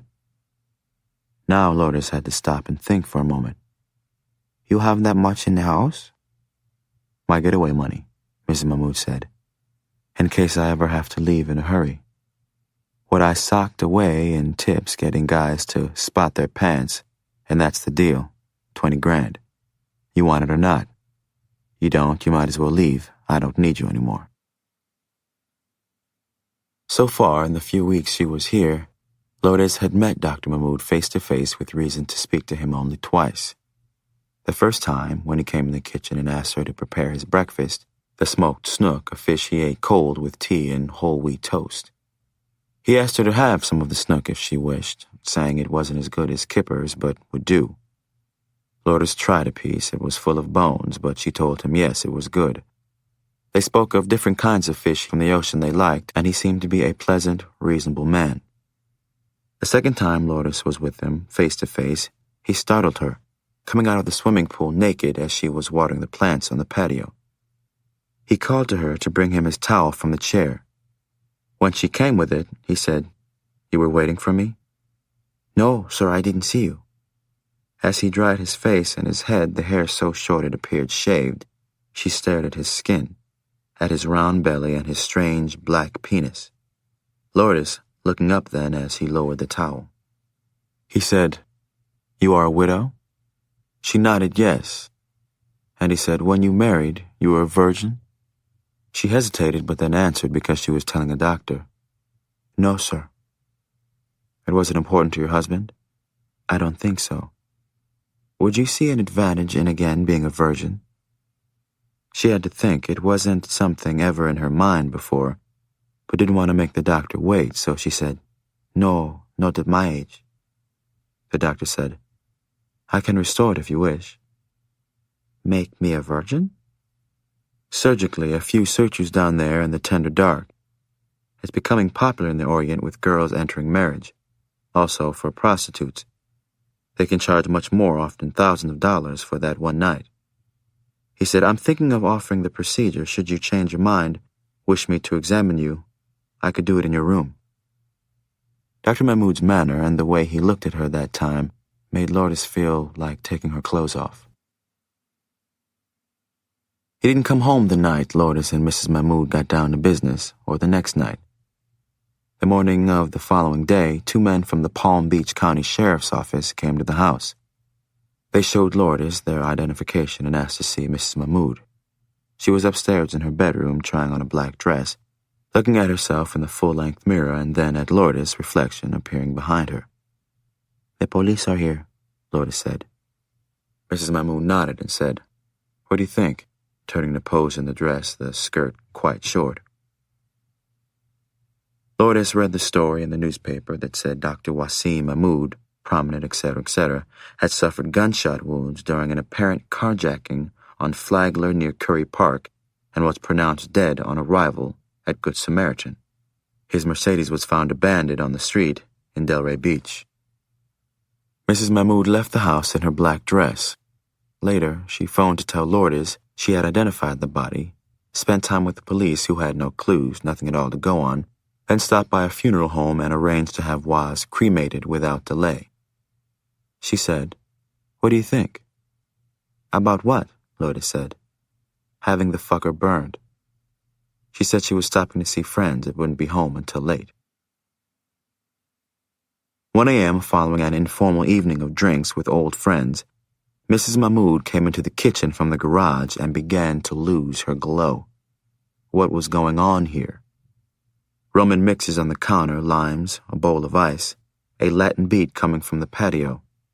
She followed the sound to a ring of burning candles, to Lourdes in a green swimsuit, moving in one place to the beat, hands raised, Lourdes grinding her hips in a subtle way.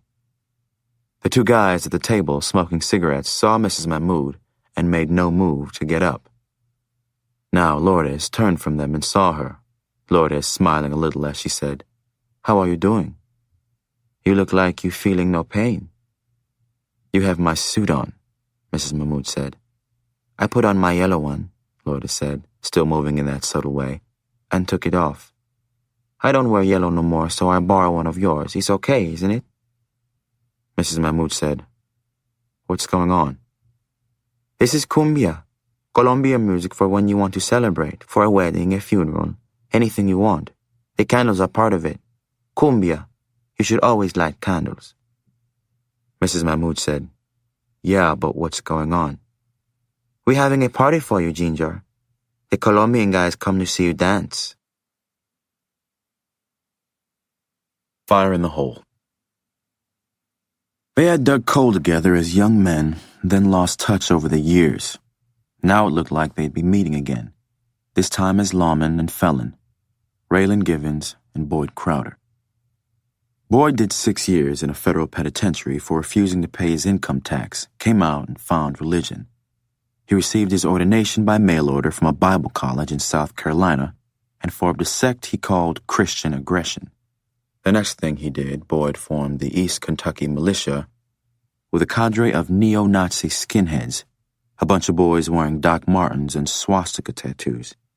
They were all natural-born racists and haters of authority, but still had to be taught what Boyd called the laws of white supremacy as laid down by the Lord, which he took from Christian identity doctrines.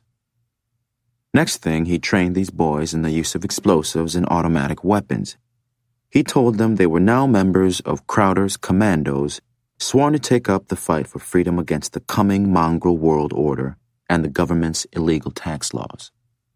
Boyd said he would kill the next man trying to make him pay income tax. The skinheads accepted Boyd as the real thing, his having seen combat. Boyd had caught the tail end of Vietnam, came back with 3 pairs of Charlie's ears on silver chains and an air cav insignia on his arm. The tat faded from having been there now some 25 years. Raylan Givens, a few years younger than Boyd, was now a deputy United States Marshal. Raylan was known as the one who'd shot it out with a Miami gangster named Tommy Bucks, also known as Zip. Both men seated at the same table in the dining area of the Cardoza Hotel South Beach when they drew their pistols, Raylan had told the Zip he had 24 hours to get out of Dade County or he would shoot him on sight. When the Zip failed to comply, Raylan kept his word, shot him through china and glassware from no more than 6 feet away. The day the Marshal Service assigned Raylan to a special operations group and transferred him from Florida to Harlan County, Kentucky, Boyd Crowder was on his way to Cincinnati to blow up the IRS office in the Federal Building. Boyd was making the run in a new Chevy Blazer, all mud from wheels to roof, after coming out of the hollows and forks of East Kentucky. The Blazer belonged to his skinhead driver, a new boy named Jared, who just finished his 60-day basic training and indoctrination, a skinhead from Oklahoma. Boyd said to him, "You see where out in Oregon a militia group threw a stink bomb in their IRS office?" "A stink bomb," Jared said, his eyes holding on the road, the view all trees, sky, and semis. He said, "Shit, throw a pipe bomb in there, a grenade, you want to get their attention." It sounded good, but did he mean it? Boyd had his doubts about this Jared from Oklahoma. They had come out of deep woods 5 hours ago and were now following 75 on its approach to Covington and the Ohio River. Riding with them in the back, covered in plastic wrap, were a pair of Chinese AKs, ammo, and an RPG-7 anti-tank grenade launcher, another chink weapon Boyd had used in Nam, a little honey that fired a 40mm hollow charge rocket grenade. He said to Jared, "I want you to tell me if there's something you don't understand about what you've been learning." Jared moved his shoulders in kind of a shrug, eyes straight ahead as they came up on a line of big diesel haulers. He had that lazy manner skinheads put on to show they were cool. He said, "Well, couple things.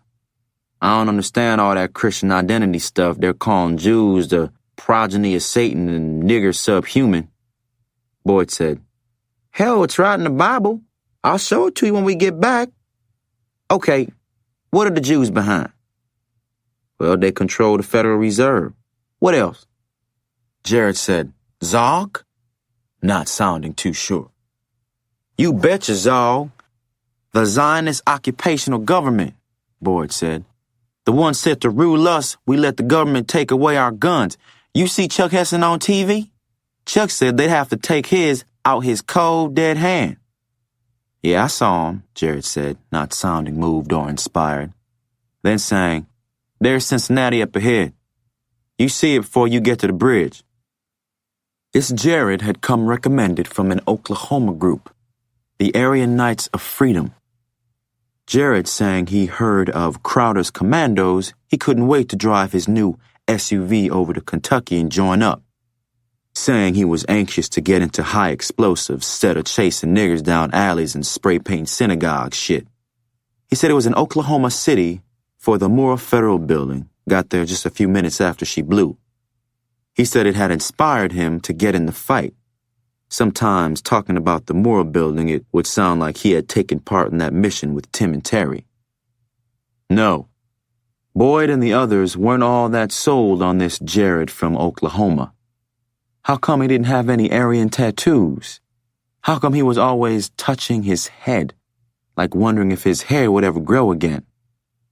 Boyd didn't personally care for that bare skull look, but allowed it since it was what they were known as. He preferred an inch on top and shaved sidewalls like his own regulation grunt cut, now mostly gray at 50, steel bristles crowning his lean, leathery face. They were coming on to Cincy now, its downtown standing over there against a sky losing its light. A few minutes later, they were on the northbound span of the Ohio River Bridge. Boyd said, "Get off on 5th Street. "Another thing I don't understand," Jared said. "There's all these white power outfits around, but nothing holding them together. No kind of plan I ever heard of." "Except purpose," Boyd said. "Militias, the Klan, your pissed-off libertarians and tax protesters, your various Aryan brotherhoods, we're all part of the same patriot movement." They were on 5th now, passing hotels and that big fountain there. "Also, you have your millions who don't even realize yet they're part of the revolution. I'm talking about all the people caught up in white flight. You know what that is? Yes, sir, people moving out of town. White people moving to the suburbs. You think it's 'cause they're dying to cut grass and have barbecues in their backyard? Shit, no. It's to get away from them niggers and greasers and Asiatics. Christ, we got 'em all. Anybody wants to insure, come on. Look at all the fucking Mexicans. He paused to give directions, but Jared was already turning left onto Main, without being told where they were going now or any time before. Boyd gave him a look, but then had to hunch down as they passed the John Weld Peck Federal Building. Boyd trying to see up to the 7th floor of the 9-story building where the IRS office was located. All he saw was a wall of tall rectangular windows up no more than a few floors. Sitting up again, Boyd said, "Take a left on 6th and come around the block." They passed a Subway sandwich shop on 6th his recon man Devil Ellis had told him about. Boyd didn't mention it or say a word the rest of the way around the block, not until they were coming up on the Federal Building again. "Let me off on the corner over there and make a circle. I'll be waiting." Jared turned left, pulled up in front of the yellow Subway awning, and Boyd got out. He went inside the shop, no one here but the woman behind the counter, and stood at the plate glass window smelling onions. The view showed most of the John Weld Peck building diagonally across the way. From here, Devil Ellis said, he'd have a clear shot at the corner window up there, which was how much Devil, what they called him, knew about firing a grenade rocket at a target this close and high up. It was the kind of stunt Devil would try, stoned or just crazy, standing here chewing on a roast beef sub, dripping onions, and decide, yeah, shoot through this big window. Devil was the one drove down to the Tennessee line one night and set off a charge in the Jellicoe post office, and all the pissed-off retirees had to wait to get their Social Security checks, which didn't help the cause. Got the post office bombing listed with the abortion clinic Boyd was supposed to have blown up, the dumbest thing he ever heard of. What did you gain by it? Rob a bank and spray paint white power on the wall, you make your point and get away with a bag or two of cash. It was Devil told him to keep an eye on Jared. Both Devil and Boyd's baby brother Bowman, suspecting Jared had been planted among them by the FBI, the Federal Bureau of Imperialism, or was an agent himself, although pretty dumb. Boyd walked out to the corner and stood watching for unmarked cars creeping around, vans parked where they shouldn't be, spotters inside. It was getting dark already. The muddy blazer rolled up. Boyd got in and Jared said, "Which way?" "Straight ahead." Boyd sat there and didn't speak again until they were up Main Street a ways, crossing East Central Parkway now. And Boyd said, "Yeah, we coming to it, Niggerville." Boyd looking at dingy old buildings, run-down storefronts, people he saw as winos on the street. Another couple of blocks and he spotted the place Devil told him to look for. Sure enough, up on the right. "Yeah, there it is," Boyd said. "Go past slow." He could read the sign now, sticking out from the front of the building. Temple of the Cool and Beautiful J.C. A thin coat of whitewash covered the front, the place a dump, the sign blasphemous, calling Jesus cool and beautiful for Christ's sake. "Turn left that next street and stop. I believe I can take you from over there." Boyd stuck his butt in Jared's face, pushing his way between the seats to get in the back. Jared raising his voice now. "You gonna blow up that church?" Sounding surprised, then in kind of a panic. "Boyd, we in the middle of fucking Cincinnati." Now Boyd, in the back of the blazer, getting his Chinese grenade launcher unwrapped, raised his own voice to tell Jared, "You always have a secondary target just in case." He looked out the rear as Jared came to a stop.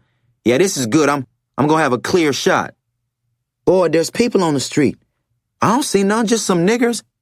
"They gonna see us. ID my car." Boyd loved times like these he could show how cool he was under fire, so to speak. "You worried about your car, huh?"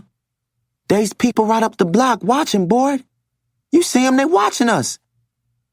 Even if this Jared wasn't a snitch, which could be, he sure as hell wasn't commando material. "Fuck 'em," Boyd said. "We're about to raise a whole lot of hell." He had the RPG just about put together. He'd screwed the propellant cylinder to the back of the missile grenade and slipped it into the tube, sticking out now like a fat spear. Next, he removed the nose cap from it. Shit, he could do this in the dark, drinking from a jar of shine. He pulled out the pin, the safety, and called to Jared to get ready. Now, Boyd dropped the tailgate and slipped out to the street with his rocket gun, hefted it to his shoulder, flipped the side up, and took aim. He called out to no one in particular, "Fire in the hole!" Squeezed the trigger, and that temple of the cool and beautiful JC blew up before his eyes. Boyd got rid of the RPG crossing the Ohio River south, stuck his head and shoulders out the back end of the vehicle, and flung the weapon out into the night.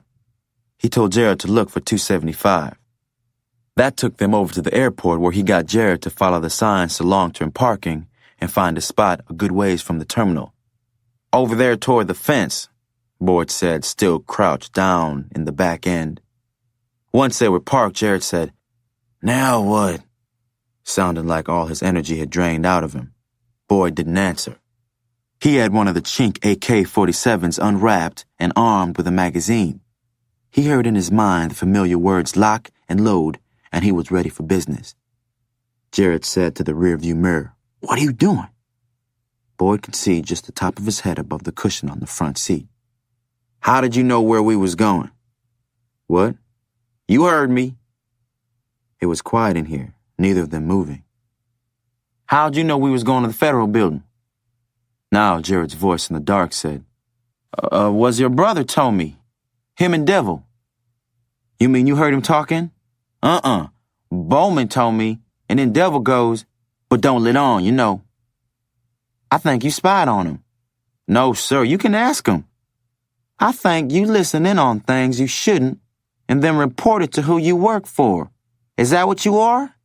A snitch for the feds?" Jared had his head raised to the rearview mirror. "Boy, you got no reason to say that, none. I saw how you acted. I'm setting up to blow up that nigger church. You didn't want no parts of it. There was people around us, watching us." Sounding like he was starting to panic again. Boyd asked himself, you want to argue with him or get her done? He laid the barrel of the assault rifle on the backrest of the seat close in front of him, and BAM! Shot Jared through the headrest of the driver's seat, the round going through the fat cushion, through Jared, through the windshield, through the rear window of the car in front of the Blazer, and through its windshield. Boyd discovering this once he was outside and took a look. From the terminal, he called Devil Ellis at the Suki Ridge Church to tell him he'd arrive at the London Corbin Airport on the late shuttle. Devil was full of questions on the phone, but Boyd managed to satisfy him with, Yeah, I had to let Jared go. I'll tell you about it when you get me." Now in Devil's pickup, trailing its headlights along pitch-dark roads towards Suki Ridge, Boyd filled him in.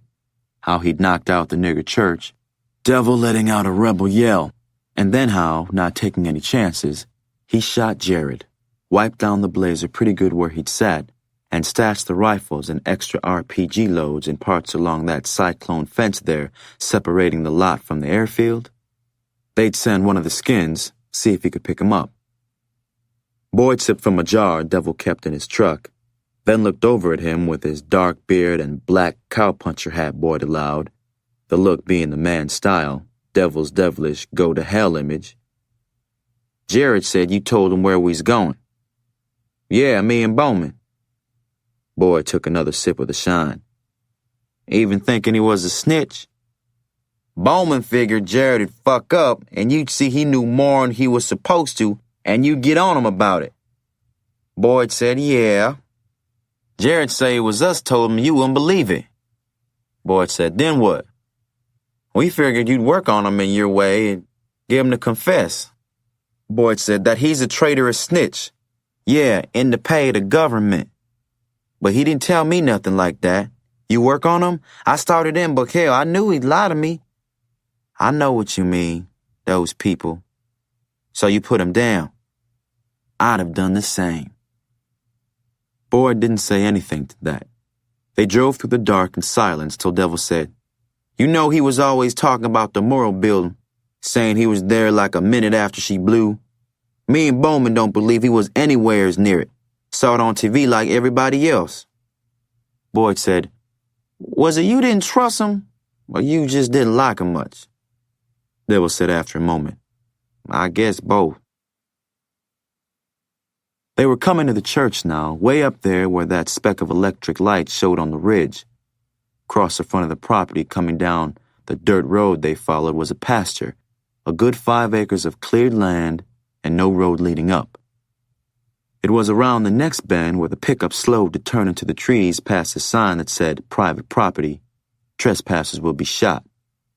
Boyd said, You watching for claymores? You think you're funny, Ellis said. If I believe you planted any, I'd move clear to Tennessee. They followed switchbacks up through the trees, finally to top a rise and coast into the barn lot back of the old church, not used for services since Ike was president. Boyd had bought it cheap, had it painted and turned into a dormitory for when his skinheads were here. Anybody complained it looked like a prison dorm, Boyd would tell them to go sleep in the barn, with a mean rat-eating owl lived there. He got out of the truck stiff, tired from riding. 3 skins watched him from the back porch where a kerosene lamp sat on top of the fridge. The 2 fat boys were locals Boyd called the Pork Brothers, Choby. The one without a shirt, this cool evening, his dyed blonde hair spiked, was a boy named Dewey Crow from Lake Okeechobee in Florida. He wore a necklace of alligator teeth along with the word Heil tattooed on one tit and Hitler on the other, part of the Fuhrer's name in the boy's armpit. Walking toward them, Boyd said, What's going on? It was Dewey Crow who spoke up. Your brother got shot. The words came at Boyd cold, without any note of sympathy, so he took it to mean Bowman wasn't shot any place it'd kill him. But then Dewey said, He's dead, in that same flat tone of voice. And it hit Boyd like a shock of electricity. Wait a minute. In his mind, seeing his brother alive and in his prime, grown even bigger in Boyd. How could he be dead? Was his wife shot him, Dewey said, with his deer rifle. They say Ava done it while Bowman was having his supper.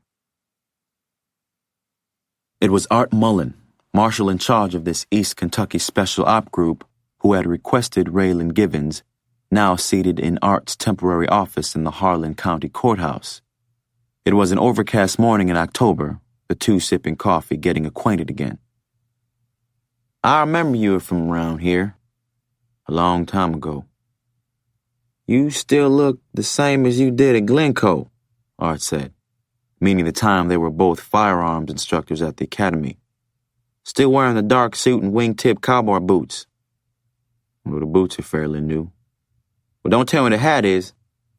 The kind Art Mullen thought of as a businessman's Stetson, except no businessman would wear this one with its creases and just slightly curled brim cocked toward one eye.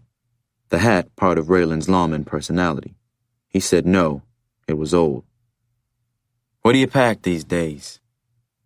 This trip, my old Smith 45 Target. He saw Art grin. You and your big 6-shooter born 100 years too late. You ever get married again? No, but I wouldn't mind some home life. I can't say Winona ruined it for me. I stopped to see my 2 boys on the way up. They come to Florida every summer and I get them jobs. There was a lull. Raylan looked toward the gray sky and the window, trees starting to change color.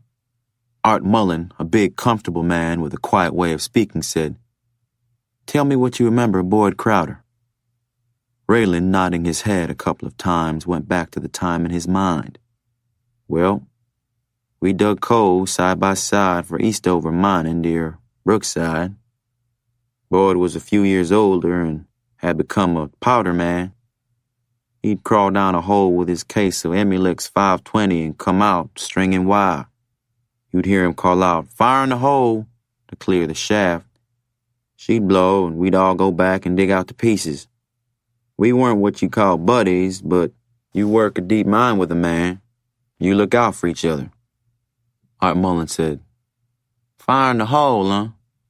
In a thoughtful kind of way.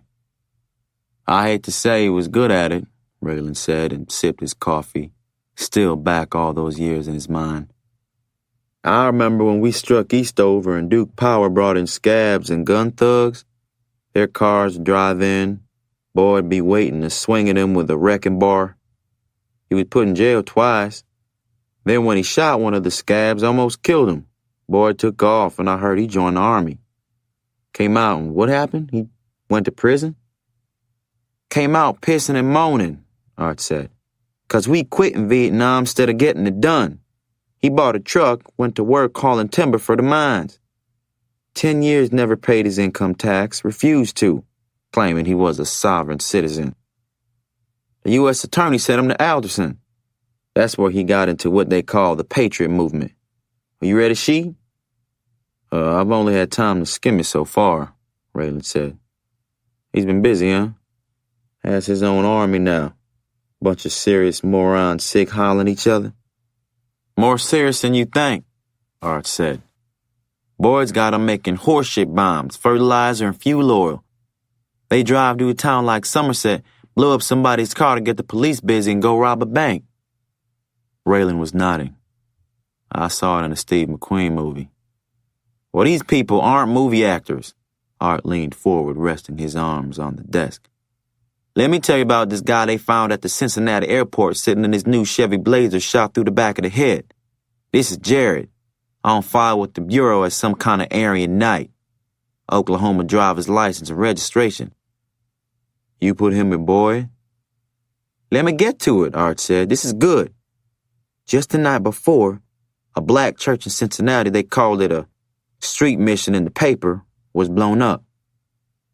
Raylan was frowning. It was a church? I caught only a part of it on the news. Art held up one hand. Listen to me. 4 witnesses saw a guy got out the Blazer with what looked like a bazooka, fired it into the church. But right before, you know what he said? Yelled it out.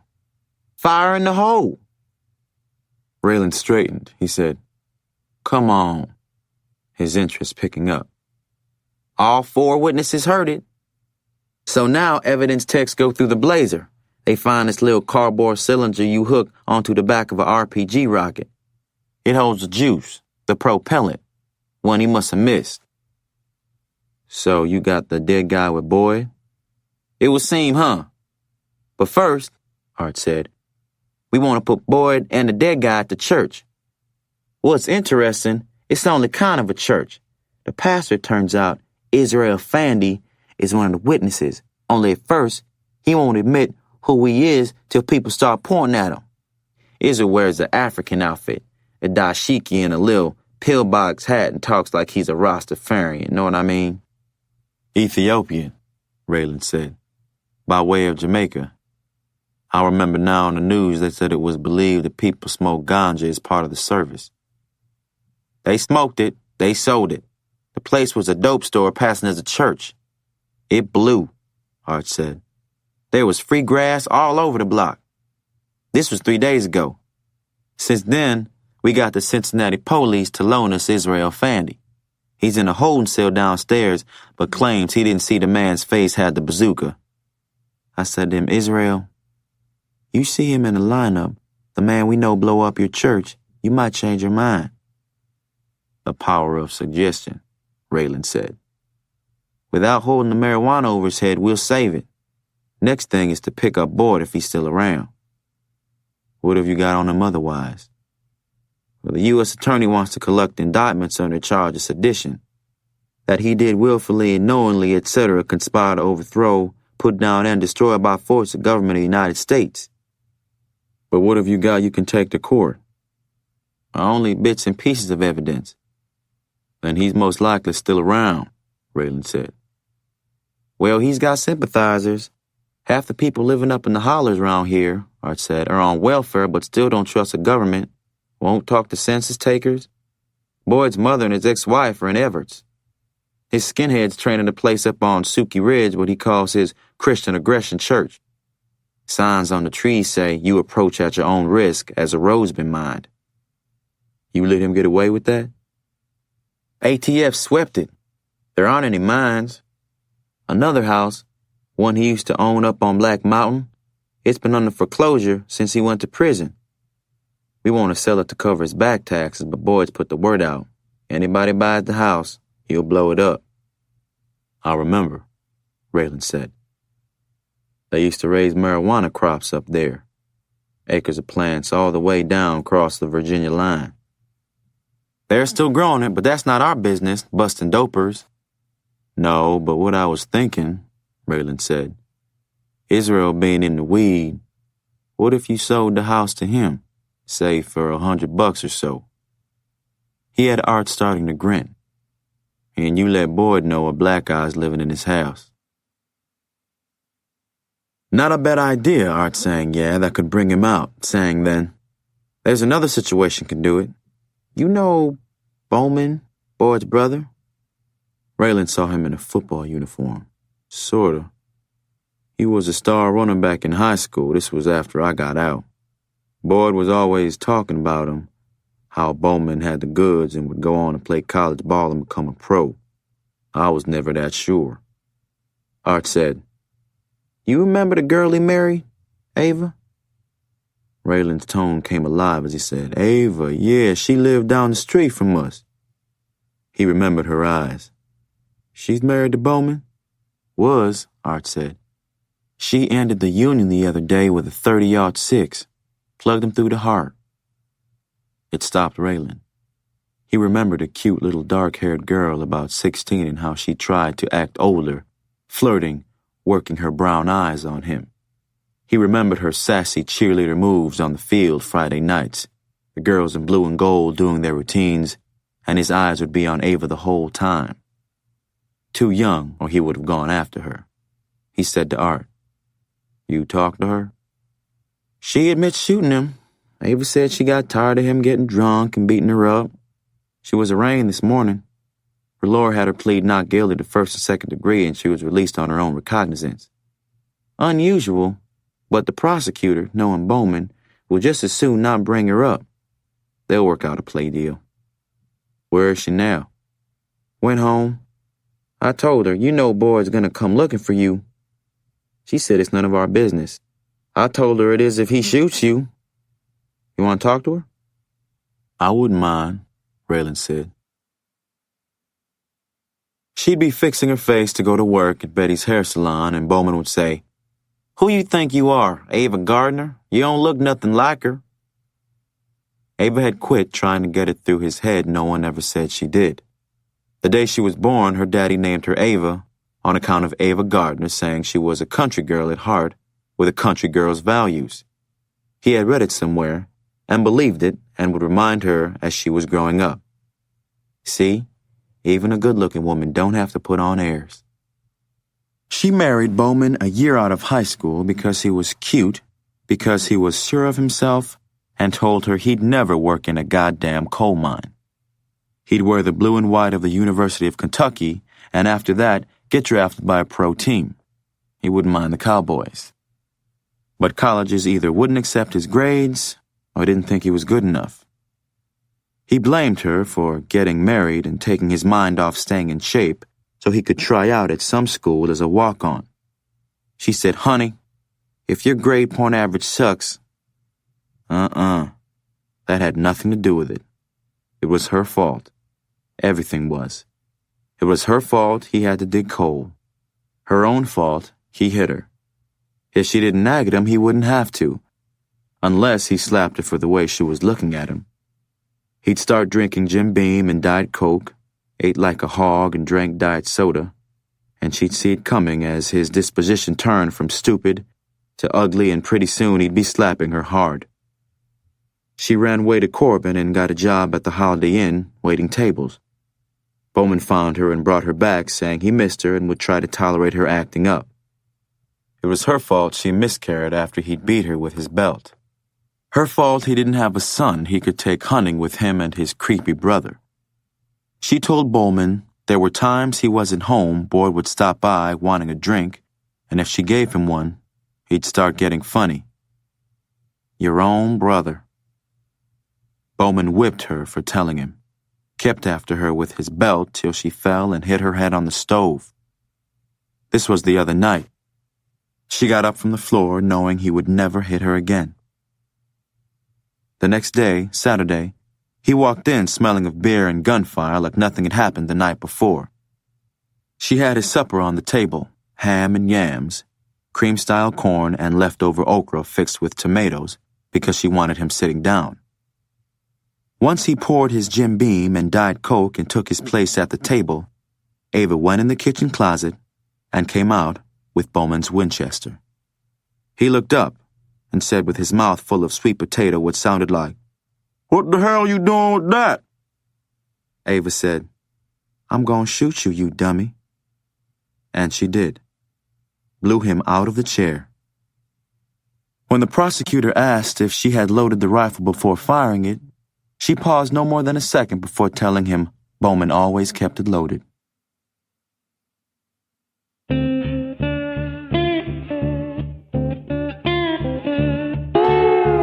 Raylan was told Bowman himself couldn't find his house when he was drunk. Go on up along the Clover Fork or take the gas road out to the diversion tunnels and turn right down to a road bears east where a sign says Jesus saves and it ain't far. Start looking for a red Dodge pickup in the yard.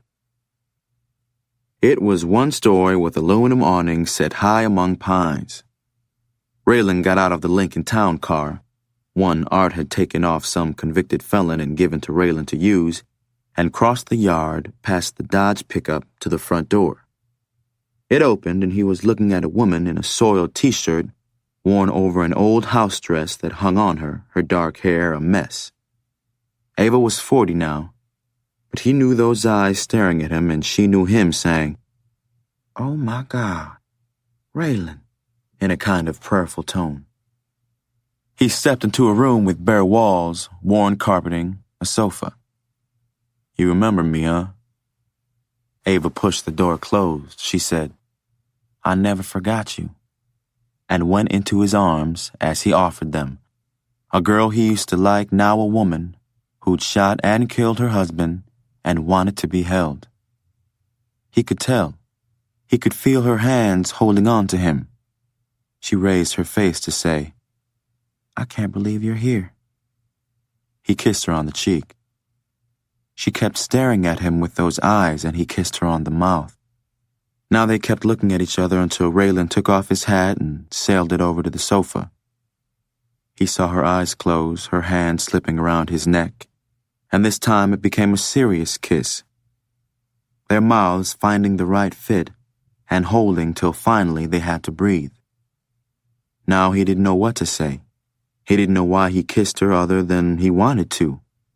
He could remember wanting to even when she was a teen. "I had a crush on you," Ava said, "from the time I was 12 years old. I knew you liked me, but you didn't want to show it." "You were too young." "I was 16 when you left. I heard you got married. Are you still?" Raylan shook his head. Turned out to be a mistake. "You want to talk about mistakes? I told Bowman I wanted a divorce. He goes, 'You foul, you'll never be seen again.' Said I'd disappear from the face of the earth." "I heard he used to beat you up." "That last time, I still got a knot where I fell and hit my head on the stove. You want to feel it?" She was touching her scalp, fingers probing into her wild-looking hair, and her expression changed. She said, "Oh my God, don't look at me," pulling the t-shirt over her head, the hem of the house dress rising to show her legs hurrying away from him. "Close your eyes, I don't want you to see me like this." But then she stopped before going in the bedroom and looked back at him. "Raylan, the minute you walked in, I knew everything would be all right." The bedroom door closed and he wanted to go knock on it before she started assuming too much. Show her he was a federal marshal and tell her why he was here. But then had to ask himself, why are you? Art had said she didn't want protection. He'd offered anyway. No, he was here to get a lead on board. Kissing her had confused his purpose there for a minute. Raylan walked over to the table where they said Bowman was sitting. He looked in the kitchen at a pile of dishes in the sink. Ava letting her housework go, letting herself go, not knowing what was to become of her. But she had all of a sudden pulled herself together, ashamed of the way she looked, and it sounded like she was expecting him to see her through this. And if she was, what was he supposed to do? For one thing, they'd better quit kissing. It wasn't a minute later the front door banged open, and a guy wearing alligator teeth walked in the house. Gator teeth, spiked hair dyed blonde, and a tattoo on his chest, part of it showing the way his shirt hung open. He stood there looking Raylan over before saying, "Who in the hell are you? The Undertaker?" Raylan got his hat from the sofa and set it on his head the way he wore it. He said, "I might be undertaking a situation here. Let me see what you have on your chest," wanting this skinhead with hair to open his shirt. He did, held it apart to show Raylan his Heil Hitler tattoo, no weapon stuck in his belt. Raylan decided not to mess with Adolf Hitler, saying now, "You buy that necklace or poach the gator and yank her teeth out." It got the skin to squint at him, but still wanting to tell because he said, "I shot her and ate her tail." Now Raylan squinted to show he was thinking. "That would put you in Florida, round Lake Okeechobee." It got the skin to tell him, "Belle Glade." "Is that right?" Raylan reached into his inside pocket for his ID case. "I sent a boy to Stark, was from Belle Glade. Fella named Dale Crow, Jr. He flipped open the case to show his star. "I'm Raylan Givens, Deputy United States Marshal." He flipped the case closed. "You mind telling me who you are?" The skin was staring now, like he did mind, and had to decide whether or not to tell. Raylan said, "You know your name, don't you?" "It's Dewey Crow," the skin said, putting some defiance into the sound of it. "Dale Jr.'s my kin." Raylan said, "Man, that's some family you belong to. I know of 4 crows either shot dead or sent to prison. Tell me what you're doing here." Dewey said, "I come to take Ava someplace," and started toward the bedroom. Raylan held up his hand, and it stopped him. "Let me tell you something, Mr. Crow. You don't walk in a person's house unless you're invited. What you better do, go on outside and knock on that door. If Ava wants to see you, I'll let you in. She doesn't, you can be on your way."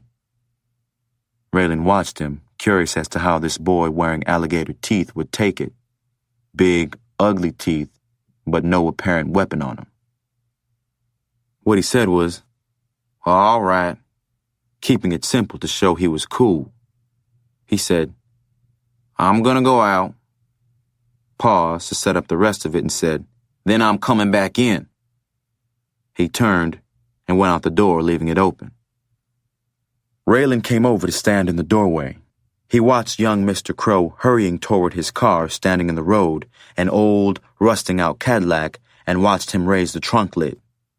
Raylan took off his suit coat and hooked it on the doorknob. He wore a blue shirt with a mostly dark blue striped tie. He reset his hat on his head. Now his hand went to the grip of the revolver on his right hip, the .45 caliber Smith & Wesson, but did not clear it from the worn leather holster. He watched Dewey Crow bring a pump shotgun out of the trunk and start back this way, all business now. His mind made up, his dumb pride taking him to a place it would be hard to back out of. Though he hadn't racked the pump to put a shell in the breech. Still hadn't as he slowed up, seeing Raylan in his shirt sleeves, Dewey Crow taking careful steps now, holding the shotgun out in front of him. Raylan said, "Mr. Crow, listen, you better hold on there while I tell you something." It stopped him about 50 feet away, his shoulders hunched. "I want you to understand," Raylan said. "I don't pull my sidearm unless I'm gonna shoot to kill. That's his purpose, huh? To kill. So it's how I use it." Speaking hard words in a quiet tone of voice. "I want you to think about what I'm saying before you act, and it's too late." "Jesus Christ," Dewey said. "I got a fucking scattergun pointed right at you." "But can you rack in a load?" Raylan said, before I put a hole through you. Raylan stepped out to the yard. He said, "Come on," pushing the barrel of the shotgun aside to take Dewey by the arm and walk him out to the car, a piece of junk but still a Cadillac. "Where'd you want to take Ava?" Dewey said, "Man, I don't understand you." "Boyd want to see her?" "It's none of your business." "You know Boyd and I were buddies. We dug coal and drank beer together." Raylan opened the car door. "You see him, tell him I'm in Harlan." Dewey didn't say anything. Getting in the car, he had to turn the key a few times before it caught. Raylan reached through the open window and put his hand on his shoulder. "I was you, boy. I'd drop this Nazi bullshit and get back to poaching gators. It's safer." Dewey looked up at him as he said, "The next time I see you," only got that far before Raylan took a handful of his spiked hair and brought his head down hard on the windowsill. Raylan hunched over now to look into the face tightened with pain. "Listen to me. Tell Boyd his old buddy wants to see him. Raylan Givens." He went back in the house to find Ava in the kitchen pouring Jim Beam. Ava in a tank top and shorts, her hair wrapped in a towel that was like a white turban around her head. She said, "Who is that?" not sounding too interested. He told her, and she said, "Oh, the one with the Heil Hitler on his chest. He was one of Bowman's buddies." "He came to take you someplace." "Most likely to see Boyd." "You want something with yours? I got Diet Coca-Cola, RC Cola, Dr. Pepper." Just ice if you have some."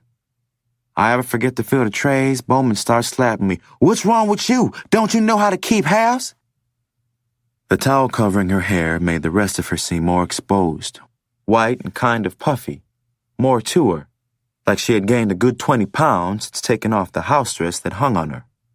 He saw now it was that wild hair that had made her face appear drawn. He noticed bruises on her pale skin on her arms and legs that made her appear soiled, and oh, man, her behind filled out those shorts. Raylan watched her carrying their drinks to the table where she had shot her husband. "I cleaned it up good. Had to scrub the wall there with Lysol to get, the stains off of it. I think Lysol's the best cleaning product you can buy." Raylan sat down at the table with her. "You haven't seen Boyd, have you?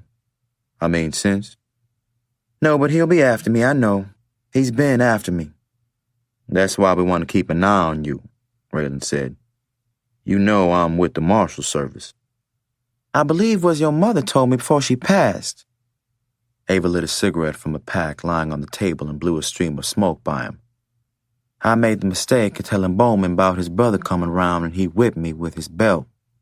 Didn't want to believe it." She drew on the cigarette again.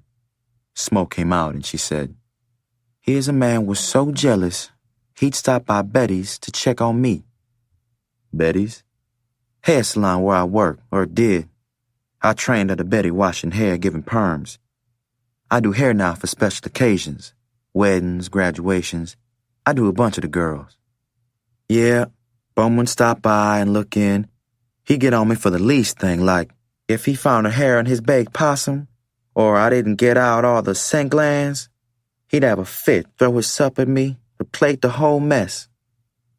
Raylan listened, sipping his drink, wanting to get back to Boyd. "I wish I could move, go someplace and open my own hair salon. Where do you live?" "West Palm Beach." "Is it nice?" "Palm trees and traffic if you're going anywhere." Ava drew on her cigarette and started to grin. She turned it off, exhaling the smoke, and said, "I think Bowman's problem, besides being stupid, he wasn't raised properly. He had the worst table manners. Like he'd be sitting here. He'd lean over to one side and get a look like he was concentrating on some deep thought, furrow his brow, and let a fart. It didn't matter he was having his supper, but the worst, oh my Lord, were the beer farts. The next morning when he was hungover, ooh, I'd have to leave the house." Raylan managed to smile, nodding his head. "That's the way he always was, either drunk or hungover, or gone, Off playing soldier with his brother. You have any idea where he is? Ava looked at him funny. I imagine he's in hell. Where else would he be? I mean Boyd. Boyd's on his way there. You gonna arrest him? We have to catch him in the act first. Robbing a bank, blowing up a church, making an attempt on your life. Mine? You said yourself he'll be coming after you. Oh, 'cause he likes me. Boyd don't want to shoot me, Raylan. He wants to... She shrugged in a cute way. Go to bed with me. Ava stubbed out her cigarette, her eyes warm as she looked at him and put her hand on his. You want me to help you catch him? Raylan sipped his drink. How about if you get him to talk to me? I could do that. Ava got up and Raylan's gaze followed her into the kitchen. He said, I hear he has a place up by Suki Ridge. Then had to wait for Ava to come back to the table with the Jim Beam and a bowl of ice. It's his church, Ava said, freshening their drinks. He's only there when he gets his skinheads together. There's a fun bunch. They sit around drinking beer, listening to black hater bands. Different ones like the Midtown Boot Boys, Dime Breed, all bopping their bald heads. They are so creepy. Boyd doesn't stay there? Bowman said he has places around nobody knows about, not even all the skins. Ava took a drink and said, Except I know of one, giving Raylan a sly look with those brown eyes he remembered. Was Boyd, not Bowman, told me where he stays most of the time. Raylan took a drink. You won't tell me where it is? Ava said, What do I get if I do? It was Devil Ellis saw the car headlights out the window moving up the grade and told Boyd somebody was coming. Boyd folded the map full of arrows and circles they were looking at and shoved it into the table drawer. Devil at the window now, peering out from under his black hat, said, Who do you know drives a town car? Walking to the door, Boyd said, Why don't we find out? Each being cool in front of the other. Devil said, Ain't anyone I've seen before. Boyd opened the door and watched the man in the cocked Stetson approach out of the dark. Boyd, grinning now because he was glad to see him, said, It's my old buddy, Raylan Givens. Raylan had to smile, seeing the way Boyd was waiting for him, holding out his arms now. Boyd sang, God damn, look at you. A suit and a necktie, all dressed up to look like a lawman. He gave Raylan a hug, patting his back, Raylan letting him for old time's sake. As they stepped apart, Boyd looked over at Devil. Here's how you wear a hat. Casual, not down on your goddamn ears. Raylan looked him over, recalling a Devil Ellis on Art Mullen's skinhead list. This one was giving Raylan a dead-eyed look, showing he wasn't impressed, as Boyd was saying, I hear you called on Ava. Boy named Dewey Crow said he ran you off. You believe that? Not if you say it ain't so. Ava's the one told you I was here? I talked her into it. Told her I wouldn't tell anybody. How'd you know she didn't send you to me? Boyd winked. So I could decide what to do with you. I'll take care of him, Devil said, wanting in on what was going on. Raylan didn't bother with him. He said to Boyd, I doubt she even notices the house was foreclosed on. Pretty slick. Moved back in, figured nobody would look for you here.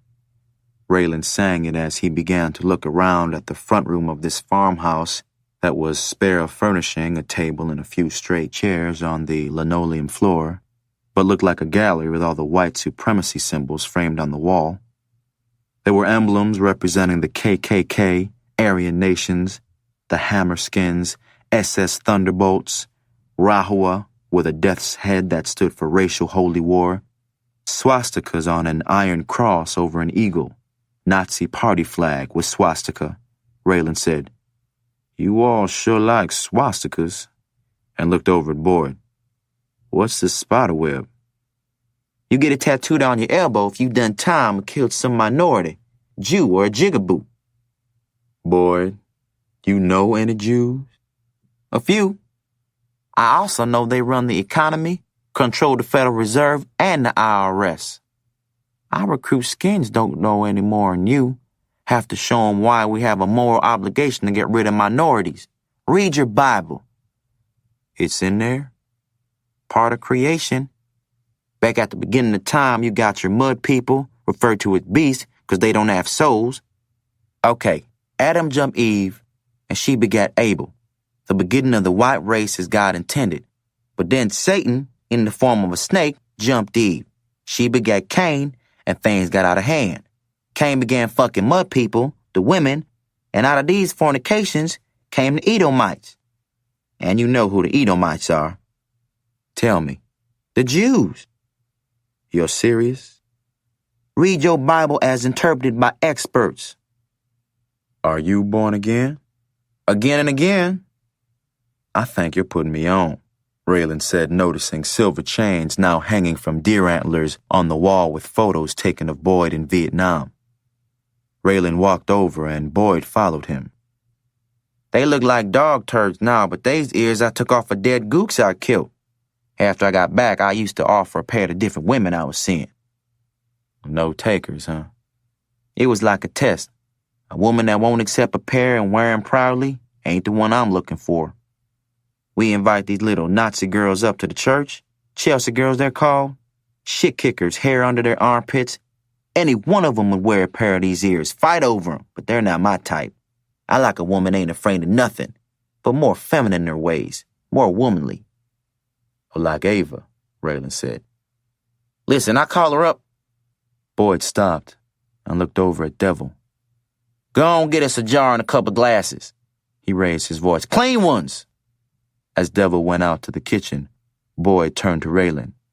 He just got his release, so he's looking for action. I can tell, Raylan said. Was down 3 years on marijuana conviction. You know it's grown all around here. Devil couldn't convince the court what he had was for personal use. 400 pounds and 2 refrigerators. Raylan sensed a connection between Devil and the marijuana church in Cincinnati and said, we were thinking to sell this house to a black man, see if it might bring you out in the open. Boyd said, your nigger would never know what hit him. Devil came with a jar of shine, no meaner looking than water, a few specks of charcoal in it, his fingers in the 3 glasses he placed on the table.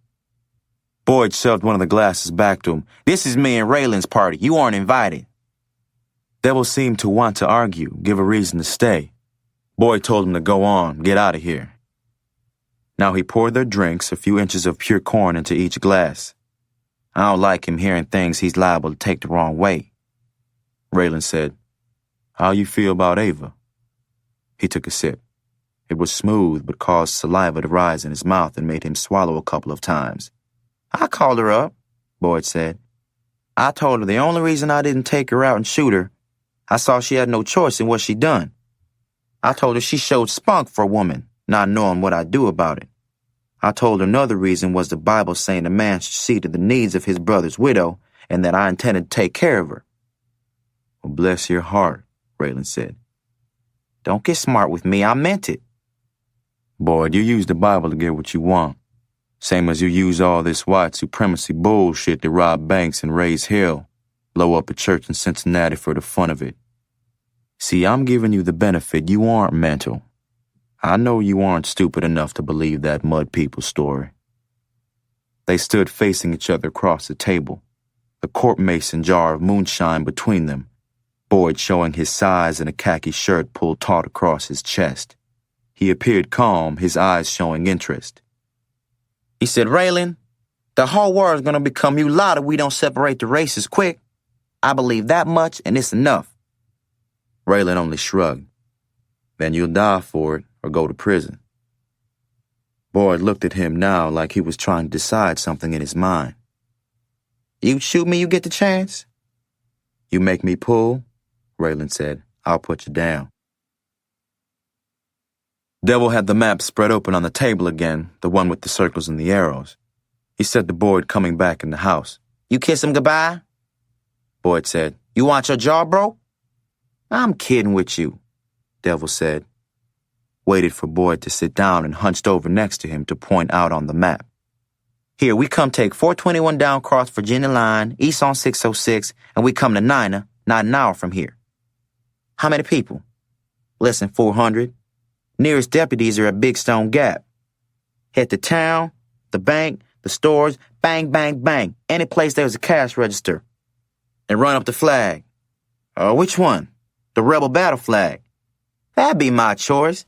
We show how a town can be taken over and secured with 15 militia. How the time comes, it can be done all over the United States. Boyd put his finger on a line Devil had drawn. I don't see a road here. It ain't on the map, Boyd. It's a four-wheeler trail through marijuana country, one of many the growers use. It takes us up to near 38 and we're back home.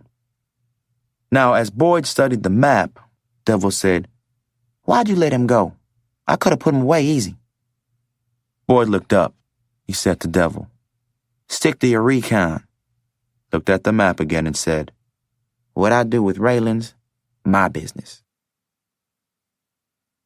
Boyd had come outside with him to stand with his hands in his pockets, nodding toward the crest of a slope that had been strip-mined and stood bare against the night sky. He told Raylan they were cutting the tops off of mountains and letting the slag run down to ruin the creeks, shaking houses to pieces with their blasting.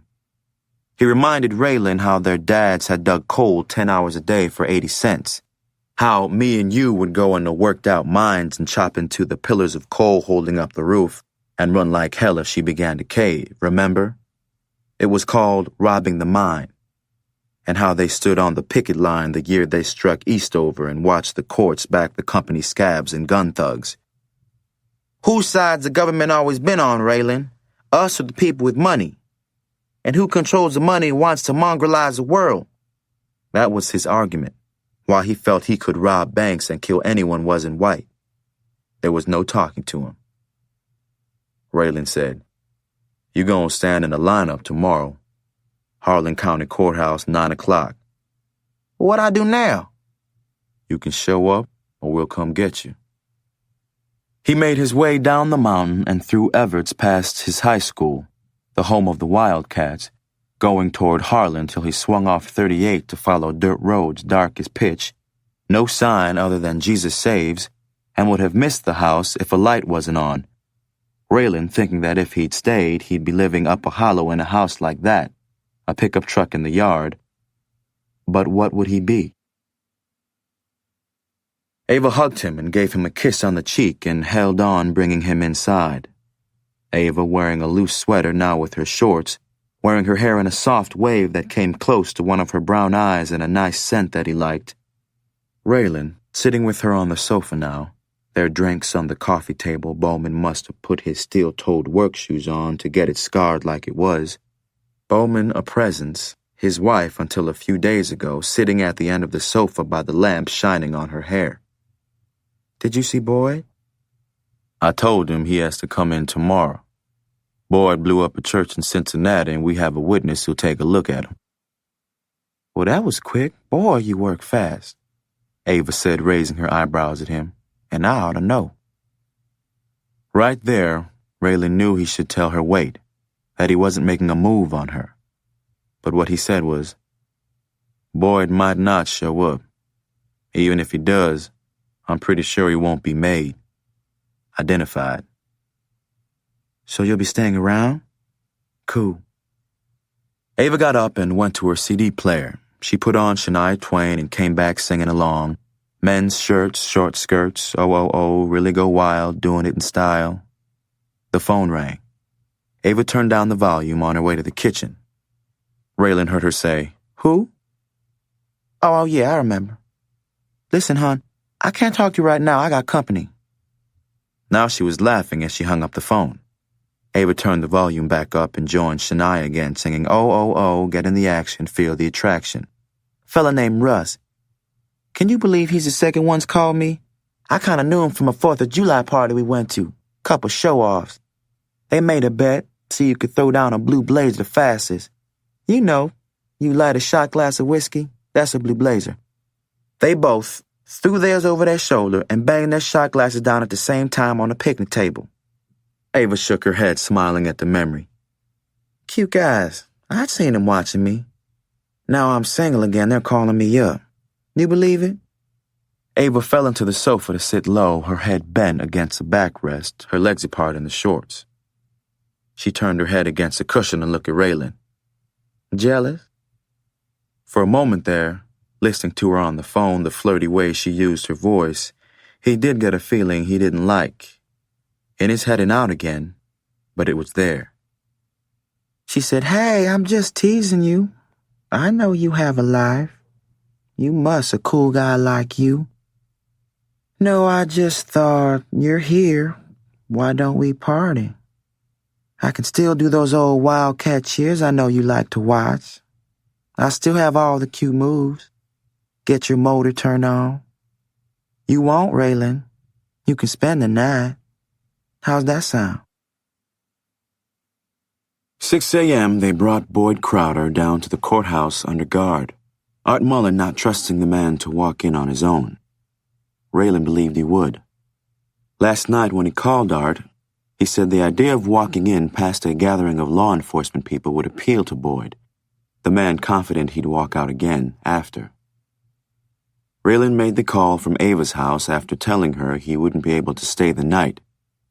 She said if he had to get up real early, she could set the alarm. It wouldn't bother her none. She said she knew he wanted to. He said, well, sure he did, and it was true. He was tempted, but... See, an officer of the law wasn't supposed to go to bed with a defendant in a murder investigation. Ava said, oh, she didn't know that. She said, well, couldn't they just, fool around? It was hard to get out of there, but he did. Now he stood in the main corridor of the courthouse. Art Mullen motioned to him, and Raylan went over to where Art was standing by an office door, the top part glass. He looked in to see Israel Fandi sitting alone in his dashiki, all different shades of brown with some orange. Izzy was telling us, Art said, how his family from Ethiopia goes back 700 years. I said I didn't think Mobile, Alabama was that old. That's where he's from originally. We turned the lights out in there and lined up Boyd out here in the hall. We thought at first was some miners. But you know what Boyd looks like? A cop, Raylan said. I see his buddies here, the one they call Devil, and a skinhead from Florida with dyed hair. I saw him. You let them hang around? They raise a ruckus, we can bust them. It wasn't long after Devil himself strolled up, Dewey Crow trailing him. Devil said, what time's the show? As he looked in the office, Art stepped in front of Devil and shoved him aside. Devil saying, hey, come on, me and his are buds. Art told him to keep away from the door, and Devil said, he never saw Boyd up there in Cincy. Even if he says he did to please you, you know he didn't. But why would he? He's just going down anyway for the weed. They brought Boyd along the corridor and stood him in line with 3 marshals and 2 ATF agents and turned out the light in the office. It was off a good 10 minutes, the lineup standing in place before it came on again. Raylan noticed Boyd was the only one didn't move or fidget during that time. Now Art came out with the bureau people who'd been in there with Israel and told Boyd he could go. Boyd saw Raylan and came over. I'm going to sit down with my lawyer when I leave here. They went through my house saying they had probable cause to look for guns. They tore up my posters and threw them in the trash barrel with my gook gears, burned up my private property. It wasn't yours, Raylan said. The house belonged to the Marshal Service. You can understand they don't like all that Nazi shit hanging on their walls. It's some government can take a man's house from him, Boyd said. He looked up the corridor where Devil and Dewey Crow were waiting for him, then back to Raylan. Last night, this marshal's telling me how one time you gave this fellow 24 hours to get out of town or you'd shoot him on sight. Is that true? Was a gangster I saw shoot an unarmed man, Raylan said. I didn't feel he deserved any special favors. I gave him the option and he turned it down. Well, all the trouble you're causing me, Boyd said, I thought I'd make you the same offer. Get out of Harlan County by tomorrow noon or I'll come looking for you. That sound fair? Raylan said to him, now you're talking. When he told Art Mullen Boyd had set this deadline, Art said, it's become something personal? Frowning at first, not liking the sound of it. That's what it looks like, Raylan said. Since Boyd and I go back, but it isn't. You're the one gave him the idea while you're busting up his house last night. Our house, Art said. They were having their noon dinner of steak and eggs out at the Western Sizzling Steak Place out on the 421 bypass. I see you and him both cut from the same stock, born 100 years past your time. Art had said it once before, and it reminded Raylan of a woman named Joyce, saying pretty much the same thing but in different words. He was seeing her at the time he shot the gangster in Miami Beach, and Joyce had trouble accepting the fact that he had deliberately shot and killed a man. She told him he had an image of himself as a lawman, meaning an Old West lawman but without the big mustache, and he believed it might be true in some deep part of his mind. Another time, Joyce said, "The way you put it, you said you called him out. What did you think? You were in a movie?" Her saying it caught him by surprise because at times he did see it that way, as something he had borrowed from a Western movie. He liked Westerns a lot. By the time they were into their flame-kissed steak and eggs, both dipping toast into the yolks, Art had come to appreciate Raylan's situation. We're like big game hunters, you know it? Only you're the bait, like a goat tethered to a post. All we have to do is keep you in sight. Art took time to chew up a bite of steak. What'd he say exactly? He's coming for you, or we're coming? He said he was. But we don't know if he wants to shoot you or blow you up, do we? Raylan, mopping up his plate, didn't comment, letting Art have his fun. Or Boyd might jump the gun, Art said. Do it ahead of time, when you aren't looking. I was you, I'd check under the car before you turn the key. He said later on when they were having their pie, I knew bringing you here was a good idea. Boyd didn't hate Raylan any more than he hated those dead gooks without ears. Taking Raylan out was like a military objective. Better to look at with a clear head than get emotional about it. Up at Suki Ridge, he told the skinheads gathered for their raid into Virginia he was putting it on hold. There was a matter he had to settle first. The skins gave him their shrugs and popped open beers. He had already put the two locals, the Pork brothers, up on that hill that was behind the Mount Airy Motel, where Raylan and the rest of the feds were staying. The brothers had Russian binoculars, deer rifles, an AK-47, and a cell phone, and were told to stay in the trees and watch for Raylan Givens. Call and report whenever his town car came or went, a big shiny Lincoln losing its shine. One of the Pork brothers said, "What if we get a clear shot at him?"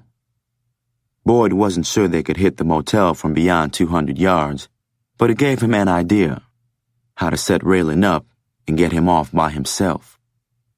He told the Pork brothers to sit tight, he'd let them know. He told Devil Ellis and the skin who wore the alligator teeth, Dewey, he was thinking of taking his shot that night. It was Devil said, "I thought you were giving him 24 hours. Boyd said what that actually meant was the next time you saw the person, not the next day to the hour. Hell, the guy would be dug in waiting on you, he said. I know Raylan ain't leaving, so I may as well hit him when it suits me." He told them he had considered waiting across the road from the motel with an RPG and when the town car pulled in, blow it to hell. "But there's no cover over there to speak of, the mall close by," Boyd said. "And I'd as soon plug him face to face anyway." Both Devil and Dewey said they wanted to be there when he did, and Boyd surprised them saying they would, as they were going to be his backup. They acted tickled to death till he said, "You know Raylan will have his own people," and could tell they hadn't thought of that. But then he said, "How do we keep the law busy when we rob those banks?" They got their heads nodding, both of them grinning, showing they still wanted to be along. "I've thought of a way to keep the feds out of the picture," Boyd said. "If we can get the timing down, the idea is separate Mr. Givens from his pack of suits and get him off by himself." Oh boy, they liked the sound of that. Asking how they'd do it, blow up a car? Boyd said, "I got another plan. What I want you fellas to do is locate Raylan and let me know where he's at from now on."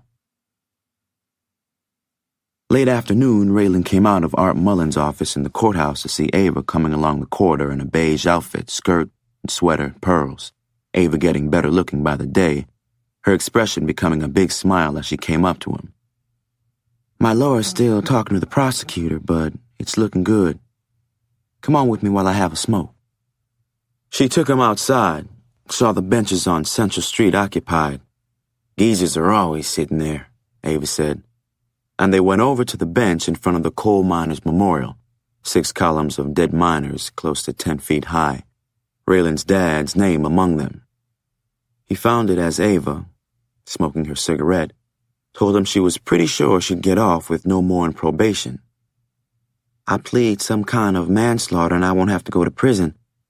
Hey, why don't you come by for supper? I'll fix you something nice." Raylan said, "Baked possum?" "I only cooked that for Bowman. I got mad at him one time and put roach powder in it. He goes, 'Honey, this is the best possum I ever had.' Didn't even get sick. I'll pick up a couple of nice fries and fix you some hot biscuits and gravy." She grinned at him. "Look at you licking your lips." Raylan said all his life fried chicken was his favorite, but he had to hang around. Didn't know when he'd be off. Ava said, "I'm fixing it anyway." She looked him in the eye, saying, "You're a big boy, Raylan. You want to come? There's nothing on earth gonna stop you." Devil had his hair cut and beard trimmed at the Cumberland barber shop, across the side street from the courthouse. He put on his hat and got in Dewey's junk Cadillac parked in front of the shop. Dewey said, "You missed it. He come out with Ava. They talked and he went back in again. You said you thought that red Dodge over on Central was Bowman's? It was. Ava got in it and drove away." Devil said, "Wasn't for Boyd, I'd have me some of Ava." Dewey said, "Wasn't for Boyd, me and you could have us the Marshal. Say we took him out. What would Boyd do, kick and scream? He does that anyways." Devil said, "You got the nerve to shoot a Marshal?" Dewey said, "I got the nerve and a reason to." They were silent, thinking about it, till Devil said, "That barber didn't say one goddamn word to me the whole time he's cutting my hair." 10 of 6, they watched Raylan come out of the courthouse with 4 other suits and go to their cars parked on Central. Dewey said, "We get out on the highway. You're driving, 'cause it's my idea. I'll reach in the back for the 12 gauge and blow him away. Now what's wrong with that?" Devil said there wasn't nothing wrong with it. Except once they got to 421, 2 other Marshal cars were on Raylan's tail all the way to the Mount Airy Motel. Devil called Boyd to tell him Raylan was back in his room. "Roger that," Boyd said, and told Devil, "Okay. He should be leaving again pretty soon. I got a way to bring him to me I think will work. He leaves, you stay on him." Devil's voice said, "Where are you at?" sounding surprised. "Down the road from Ava's. You stay on him here." Boyd sat in his Jeep Cherokee by the Jesus Saves sign, the road here like a tunnel through the trees dark as night. He called the Pork brothers on the hill behind the motel and told them to get ready. "You saw him come back? Okay, you see his car pull out again, you let it go, understand? But then any other cars pull out to follow him, you open up on them. Pour it on, as many rounds as you can squeeze off." The Pork brother on the phone said it was near dark, and how would they see the cars? Boyd said, "Jesus Christ, they put their lights on, don't they? Aim back of the headlights." Boyd believed the suits would spot him and swarm up there with sheriff's deputies and state police and shoot those 2 fat boys down, but didn't see losing them would handicap him any. It was the reason the Pork brothers were up there. He drove through the tunnel of trees to a semi-dry creek bed he turned into and stopped about 50 yards in to leave the Jeep. It was a place he'd used to slip up on the house, make sure Bowman wasn't home. It was close by. Boyd moved through the pines toward a light shining in the front room, meaning she was home. He rapped on the door. It opened and he saw right away Ava was expecting company. She had on her party dress, the shiny green low-cut one with the straight skirt she'd worn to Bowman's funeral. Seeing Boyd instead of Raylan gave her a start, and all she could say was, "Oh, well, hi," disappointed. There was nothing to hide, so she told Boyd she'd invited Raylan for a home-cooked supper, but didn't know if he'd make it or not. Boyd came in sniffing, saying, fried chicken," saying, "Why don't you call Raylan and remind him? Go on, he's at the Mount Airy," and gave her the phone number. Well, then she became suspicious. Why would Boyd know that? "You've talked to him?" "Honey, me and Raylan are old buddies. I thought you knew that." She hesitated because it sounded fishy. "Go on, give him a call. But don't say I'm here." "Why not?" "I'm not staying," Boyd said, "so I'll mention it. I can see you want to flirt with him some." "We was neighbors," Ava said, "that's all." "I know when you want to talk about old times and so on. Go on, call him." Raylan picked up the phone to hear Ava asking if he could smell the chicken frying. "It'll be done by the time you get here." Raylan, sitting on the side of his bed, took a few moments before telling Ava he was on his way. He went next door to Art Mullen's room to let him know he was going. Art said, "You don't see it as Boyd using her?" "I would," Raylan said, "except she asked me this afternoon at the courthouse." "She could have been setting you up then," Art said. "I think we'll tag along." Raylan didn't argue. He drew Art a quick map showing how to get to Ava's and left. Dewey saw headlights pop on, a town car out from the motel, and hit Devil's arm, Devil still behind the wheel, Devil adjusting his hat as he turned the key and the starter groaned without catching. "You're gonna flood it," Dewey said. "Pump the gas pedal twice and try it." It worked, the engine roaring to life, and they took off east after the town car, Dewey saying, "Now catch that son of a bitch, will you?" He reached over his seat for the shotgun and saw out the rear window another car pulling away from the motel and heard gunfire, an automatic weapon, and saw sparks jumping off the road behind the car swerving, U-turning back to the motel with its headlights off. Now a rifle was firing along with the burst from the AK. Devil hunched over the wheel saying, "Jesus Christ!" And Dewey saying, "It's the fat boys up on the Yan side of the motel holding them down. Come on, man, put your foot in it." Raylan saw the headlights trailing him. He came to the diversion tunnels, drilled through the mountain to run off floodwater, made his turn south and slowed down to watch. Now the headlights behind him made the turn and Raylan took off, holding the car in deep ruts all the way to the Jesus Saves sign, where he made his turn into the deep tunnel of trees, the dirt road here not much wider than the car. They saw they weren't going to catch him, no way. They'd drive on up to Ava's and do what Boyd said, back him while he made his play. Dewey said he hoped they'd get there before Boyd shot him. Man, that was something he wanted to see. Devil, his eyes stuck on the narrow road, said, "Christ almighty." The Cadillac headlights coming onto the rear end of the town car sitting in the road, its lights off, the Cadillac creeping now, Devil taking his time saying, "The hell's he doing?" as it came to a stop about 20 feet short of that black rear deck shining in their headlights. Dewey said, "He must be sneaking up on the house." Devil looked toward Dewey and said, "No, he ain't." Because there was Raylan, standing at Dewey's side of the car, resting his hands now on the sill right next to Dewey. They had to say something to him, Devil wanting to know what the hell he thought he was doing, Dewey asking why he was blocking the fucking road. Raylan didn't say a word, not till he opened the door and slipped into the back, picked up the shotgun and rested the barrel on the front seat, between the cowboy hat and the gator killer's dyed hair. He said, "Tell me what's going on." Silence. Neither one of them saying a word. Raylan racked the shotgun and saw them jump. "I didn't hear you." "There ain't nothing going on," Devil said. "We's out riding around." Raylan squeezed the trigger, putting a big hole in the windshield with the explosion, and the two skins clamped their hands over their ears, turning their heads back and forth.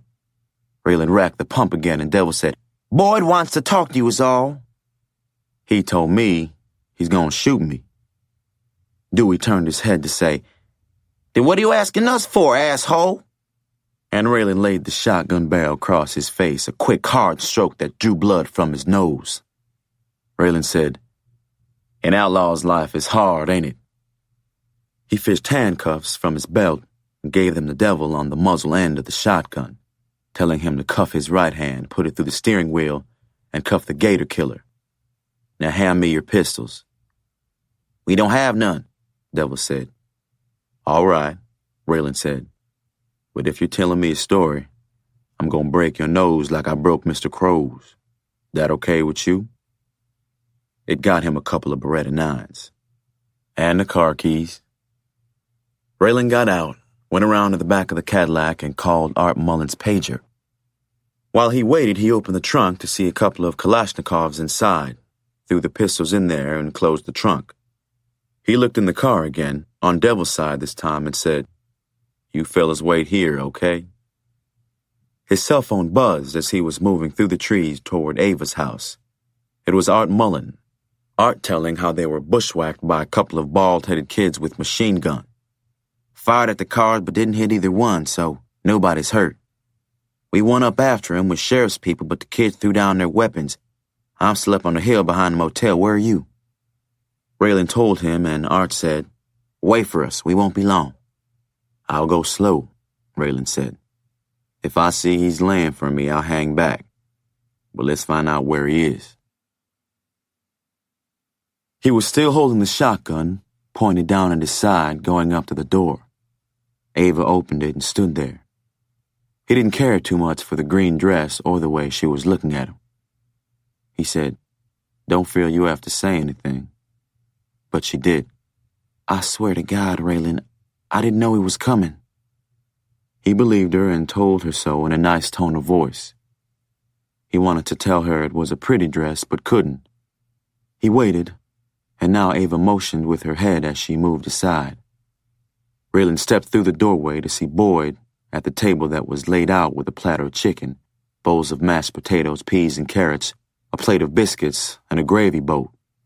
It looked like Boyd had already started, white gravy covering everything on his plate, a pistol lying next to it. Boyd picked it up. Raylan saw it was an old Army Colt .45 as it came to point at the shotgun he was holding at his side. Boyd said, "No shotguns allowed." He told Ava to take it and throw it outside, then motioned with the .45 for Raylan to come over to the table. "Sit at the end and help yourself. The gravy ain't bad, but not as good as your mama's." "Never is, huh?" Raylan took his place, and Boyd said, "When you shot the guy at WAP, you were sitting at a table like this?" We were a little closer. "There was food at the table?" "No, but it was set. Glasses, dishes." "Have something." Raylan picked up a drumstick and held it in his left hand to take a bite. "You had your gun. What was it?" "That time, a Beretta 9. Same as your two morons were packing." Boyd said, "I believe I heard one shot." "That's all it took. They're waiting in the car." "Which one'd you shoot?" "Neither, but they're out of business." Boyd said, "You're sitting at the table." Getting back to it. "Where was your gun? Where mine is?" "It was holstered." "Bullshit." "It was holstered." "Where was his?" "In a beach bag between his knees." "He's gone swimming and stops off?" Raylan didn't answer that one. "What'd he have in the bag? What kind of piece?" "I don't recall." "How'd you know when to pull?" Somebody yelled he had a gun. Boyd paused, staring the length of the table, about 8 feet, at Raylan. "You gave him 24 hours. The time was up when you shot him?" "Pretty close. I'd remind him how much time he had left. 10 minutes, 2 minutes. I believe we got down to around 20 seconds. "You're looking at your watch?" "Estimating the time." "How much you think you got left now?" "I thought till noon tomorrow." I'm saying it's right now, unless you want to eat first. You can call it off, Raylan said. I don't mind. Boyd shook his head. If you're gonna keep after me, we may as well get her done. Your 45's on the table, but I have to pull, Raylan said. Is that how we do it? Well, shit, yeah, it's my call. What are you packing? You'll pay to find that out, Raylan said. Ice water in your veins, huh? You want a shot of Jim Beam to go with it? Boyd looked away from the table saying, Ava, get Raylan, and stopped. Ava had the shotgun pointed at him, stock under her arm, finger on the trigger. She said to Boyd, You want to hear my story? How I shot Bowman? He never sat on the end. He liked the long side of the table so he could spread out, rest his elbows when he was eating fried chicken or corn on a cob. You want to know what Bowman said when he looked up, like you did, and saw me with his deer rifle? Boyd said, Honey, you only shoot people when they're having their supper? He looked at Raylan for appreciation and got a deadpan stare. Bowman's mouth was full of sweet potato, Ava said. I watched him shovel it in as I come from the kitchen with the rifle. He said, What the hell you doing with that? Boyd said, Honey, put it down, would you please? He picked up a paper napkin and began wiping his hands. Raylan took one and stuck it in his shirt collar. He kept his hand there, the right one, smoothing the napkin, the hand that would slide down the lapel of his suit coat, sweep it open, and in the same motion, cover the walnut grip of his gun and pull it high to clear the 6.5-inch barrel. He saw himself doing it, and saw himself in the Cadillac with the shotgun, blowing a hole in the windshield, and tried to remember if he'd racked the pump after, because he sure didn't hear Ava rack it. She was telling Boyd, And you know what I said to Bowman? I said, I'm going to shoot you, you dummy. Raylan saw her jerk the shotgun to her cheek, saw Boyd bringing up the Colt, putting it on her, and had no choice. Raylan pulled and shot Boyd dead center, the force of it punching him out of his chair as Ava, in her party dress, fired the shotgun and a 12-gauge pattern ripped into the bare wall. It told Raylan he must have racked it. Ava said, I missed, huh? She watched Raylan get up, the gun still in his hand, walk around the board and stoop down over him. Is it dead? Raylan didn't answer. She saw him go to his knees, then bend close to Boyd's face. She believed Raylan said something, a word or two, but wasn't sure. Isn't he dead? Raylan got to his feet, saying, He is now. Art Mullen arrived, wanting to know how the rear end of the town car got fragged, but saved asking when he saw Boyd on the floor. Raylan stood by, relating the scene step by step as Art rolled Boyd over to look at the exit wound. He said there wasn't any doubt in his mind a single shot from a high-caliber weapon had done the job. Art looked up at Raylan. He have any last words? He said I'd killed him. Raylan paused. I told him I was sorry, but he had called it. Art was frowning now. You're sorry you killed him? I thought I explained it to you, Raylan said in his quiet voice. Boyd and I dug coal together.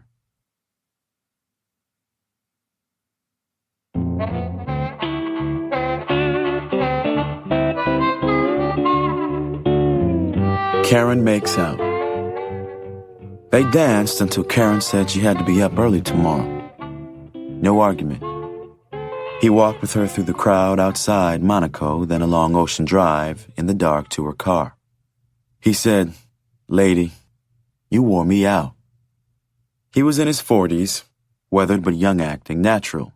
Didn't come on with any singles bar bullshit buying her a drink, or comment when she said thank you she'd have Jim Beam on the rocks. They had cooled off by the time they reached her Honda, and he took her hand and gave her a peck on the cheek, saying he hoped to see her again, in no hurry to make something happen. That was fine with Karen. He said ciao and walked off. 2 nights later, they left Monaco, came out of that pounding sound to a sidewalk cafe and drinks, and he became Carl Tillman. skipper of a charter deep-sea fishing boat out of American Marina, Bahia Mar. He was single, married 7 years and divorced, no children. He lived in a ground-floor, 2-bedroom apartment in North Miami. One of the bedrooms full of fishing gear he didn't know where else to store. Carl said his boat was out of the water, getting ready to move it to Haulover Dock close to where he lived. Karen liked his weathered, kind of shaggy look, the crow's feet when he smiled. She liked his soft brown eyes that looked right at her as he talked about making his living on the ocean, about hurricanes, the trendy scene on South Beach, and movies. He went to the movies every week and told Karen, raising his eyebrows in a vague, kind of stoned way, his favorite actor was Jack Nicholson. Karen asked him if that was his Nicholson impression or was he doing Christian Slater doing Nicholson. He told her she had a very keen eye, but couldn't understand why she thought Dennis Quaid was a hunk. That was okay. He said, "You're a social worker." Karen said, "A social worker?" "A teacher." "What kind of teacher?" "You teach psychology, college level." She shook her head. "English lit." "I'm not a teacher." "Then why'd you ask what kind I thought you were?" She said, "You want me to tell you what I do?" "You're a lawyer." "Wait, the Honda. You're a public defender." Karen shook her head and he said, "Don't tell me. I want to guess even if it takes a while." He said, "If that's okay with you." "Fine." Some guys, she'd tell them what she did and they were turned off by it. Or they'd act surprised and then self-conscious and start asking stupid questions. But how can a girl do that? Assholes. That night in the bathroom, brushing her teeth, Karen stared at her reflection. She liked to look at herself in mirrors, touch her short blonde hair, check out her fanny and profile, long legs, and a straight skirt above her knees. Karen still a size 6, approaching 30. She didn't think she looked like a social worker or a school teacher, even college level, a lawyer maybe, but not a public defender. Karen was low-key, high style. She could wear her favorite Calvin Klein suit, the black one her dad had given her for Christmas, her Sig Sauer 380 for evening wear snug against the small of her back, and no one would think for a moment she was packing. Her new boyfriend called and stopped by her house in Coral Gables Friday evening in a white BMW convertible. They went to a movie and had supper, and when he brought her home, they kissed in the doorway, arms slipping around each other, holding. Karen thanking God he was a good kisser, comfortable with him, but not quite ready to take her clothes off. When she turned to the door, he said, "I can wait. You think it'll be long?" Karen said, "Well, what are you doing Sunday?" They kissed the moment he walked in and made love in the afternoon, sunlight flat on the window shades, the bed stripped down to a fresh white sheet. They made love in a hurry because they couldn't wait, had at each other and lay perspiring after. When they made love again, Karen holding his lean body between her legs and not wanting to let go, it lasted and got them smiling at each other, saying things like, "Wow," and "Oh my God." It was so good, serious business, but really fun. They went out for a while, came back to her yellow stucco bungalow in Coral Gables and made love on the living room floor. Carl said, "We could try it again in the morning. I have to be dressed and out of here by 6. "You're a flight attendant." She said, "Keep guessing." Monday morning, Karen Cisco was outside the federal courthouse in Miami with a pump-action shotgun on her hip. Karen's right hand gripped the neck of the stock, the barrel extending above her head. Several more U.S. deputy marshals were out here with her, while inside, 3 Columbia nationals were being charged in district court with possession of cocaine in excess of 500 kilograms. One of the marshals said he hoped the Scudders liked Atlanta, as they'd been doing 30 to life there pretty soon. He said, "Hey, Karen, you want to go with me to drop 'em off? I know a nice hotel we could stay at." She looked over at the good old boy marshals, grinning, shuffling their feet, waiting for her reply. Karen said, "Gary, I'd go with you in a minute if it wasn't a mortal sin." They liked that. It was funny. She'd been standing here thinking she'd gone to bed with 4 different boyfriends in her life. An Eric at Florida Atlantic, a Bill right after she graduated, then her Greg, 3 years of going to bed with Greg, and now Carl. Only 4 in her whole life, but 2 more than the national average for women in the U.S. according to Time magazine, their report of a recent sex survey. The average woman had 2 partners in her lifetime, the average man 6. Karen had thought everybody was getting laid with a lot more different ones than that. She saw her boss now, Milt Dancy, an old-time marshal in charge of court support, come out of the building to stand looking around, a pack of cigarettes in his hand. Milt looked this way and gave Karen a nod, but paused to light a cigarette before coming over. A guy from the Miami FBI office was with him. Milt said, "Karen, you know Daniel Burden?" Not Dan, not Danny, Daniel. Karen knew him. One of the younger black guys over there, tall and good-looking, confident, known to brag about how many women he'd had of all kinds and color. He'd flashed his smile at Karen one time, hitting on her. Karen turned him down, saying, "You have 2 reasons you want to go out with me."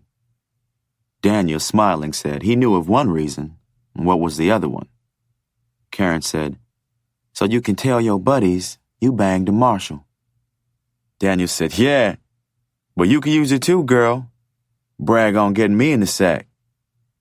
See, that's the kind of guy he was. Milt said, "He wants to ask you about Carl Tillman." No flashing smile this time. Daniel Burden had on a serious, sort of innocent expression, saying to her, "You know the man, Karen? Guy in his 40s, sandy hair, goes about 5'10", 160. Karen said, "Well, what's this, a test? Do I know him?" Milt reached for her shotgun. "Here, Karen, let me take that while you're talking." She turned her shoulder, saying, "It's okay. I'm not going to shoot him." Her fist tight on the neck of the 12-gauge. She said to Daniel, "You have Carl under surveillance?" "Since last Monday." "You've seen us together, so what's this do I know him shit? You playing a game with me?" "Well, what I meant to ask, Karen, was, how long have you known him?" "We met last week, Tuesday." "And you saw him Thursday, Friday, spent Sunday with him, went to the beach, came back to your place. What'd you think about you being with the Marshals service?" "I haven't told him." "How come?" "He wants to guess what I do." "Still working on it, huh?" "What you think? He a nice guy? Has a sporty car, has money, huh? He a pretty big spender?" "Look," Karen said, "why don't you quit dicking around and tell me what this is about, okay?" "See, Karen, the situation's so unusual," Daniel said, still with the innocent expression. "I don't know how to put it, delicately. Find out a U.S. Marshal's fucking a bank robber." Milt Dancy thought Karen was going to swing at Daniel with the shotgun. He took it from her this time and told the bureau man to behave himself, watch his mouth if he wanted cooperation here, stick to the facts. This Carl Tillman was a suspect in a bank robbery, a possible suspect in a half a dozen more. All the robberies, judging from the bank videos, committed by the same guy. The FBI referred to him as Slick, having nicknames for all their perps. They had prints off a teller's counter, might be the guy's, but no match in their files and not enough evidence on Carl Edward Tillman, the name on his driver's license and car registration, to bring him in. He appeared to be most recently cherry, just getting into a career of crime. His motivation, pissed off at banks because Florida Southern foreclosed on his note and sold his 48-foot Hatteras for non-payment. It stopped Karen for a moment. He might have lied about his boat, telling her he was moving it to Haulover, but that didn't make him a bank robber. She said, "What have you got? A video picture? A teller identified him?"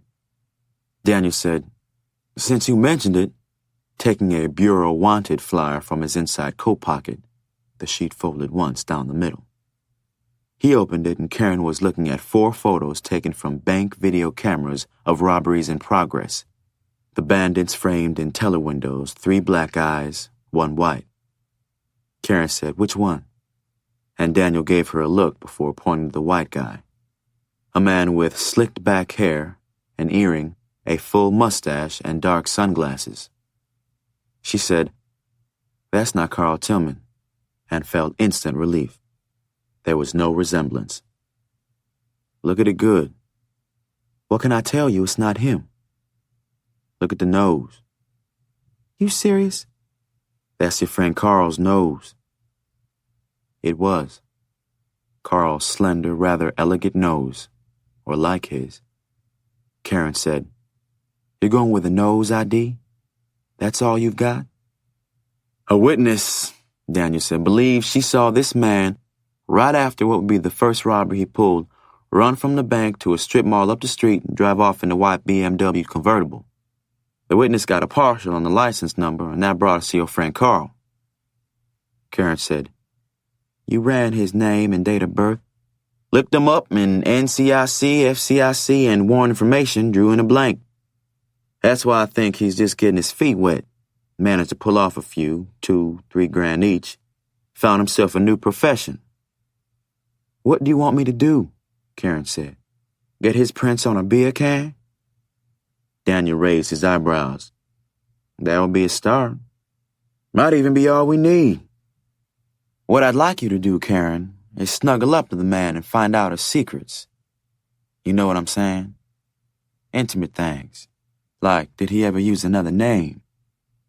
"Be a snitch," Karen said, knowing it was a mistake as soon as the words were out of her mouth. It got Daniel's eyebrows raised again. He said, "That what it sounds like to you?" "I thought you were a federal agent, Karen. Maybe you're too close to him. Is that it? Don't want the man to think ill of you?" Milt said, "That's enough of that shit," standing up for Karen as he would for any of his people, not because she was a woman. He had learned not to open doors for her. The only time she wanted to be first through the door was on a fugitive warrant. This girl who scored higher with a handgun more times than not than any other marshal in the Southern District of Florida. Daniel was saying, "Man, I need to use her. Is she on our side or not?" Milt handed Karen her shotgun. "Here, you want to shoot him? Go ahead." "Look," Daniel said, "Karen can get me a close read on the man, where he's lived before, if he ever went by any other names, if he has any identifying marks on his body, scars, maybe a gunshot wound, tattoos, things only lovely Karen would see when the man has his clothes off." Karen took a moment. She said, "There is one thing I noticed." "Yeah, what's that?" "He's got the letters FUON tattooed on his penis." Daniel frowned at her. "Fuon?" "That's when it's, you might say, limp. When he has a hard-on, it says, 'Fuck the Federal Bureau of Investigation.'" Daniel Burton grinned at Karen. He said, "Girl, you and I have to get together. I mean it." Karen could handle girl. Go either way. Girl, looking at herself in the mirror, applying blush on. Woman, well, that's what she was. Though until a few years ago, she only thought of women old enough to be her mother as women. Women getting together to form organizations of women saying, "Look, we're different from men." Isolating themselves in these groups instead of mixing it up with men and beating them at their own men's games. Men in general were stronger physically than women. Some men were stronger than other men, and Karen was stronger than some too. So what did that prove? If she had to put a man on the ground, no matter how big or strong he was, she'd do it, one way or another, up front in his face. What she couldn't see herself playing was this sneaky role, trying to get the stuff on Carl, a guy she liked, a lot, would think of with tender feelings and miss during the day and want to be with him. Shit. Okay. She'd play the game, but not undercover. She'd first let him know she was a federal officer and see what he thought about it. Could Carl be a bank robber? She'd reserve judgment, assume almost anyone could at one time or another, and go from there. What Karen did, she came home and put a pot roast in the oven and left her bag on the kitchen table open, the grip of a Beretta 9 sticking out in plain sight. Carl arrived. They kissed in the living room, Karen feeling it but barely looking at him. When he smelled the pot roast cooking, Karen said, "Come on, you can make the drinks while I put the potatoes on." In the kitchen then, she stood with the refrigerator door open, her back to Carl, giving him time to notice the pistol. Finally he said, "Jesus, you're a cop." She had rehearsed this moment. The idea, turned saying, "You guessed," sounding surprised, then look at the pistol and say something like, "Nuts, I gave it away." But she didn't. He said, "Jesus, you're a cop." And she turned from the refrigerator with an ice tray saying, "Federal, I'm a U.S. Marshal."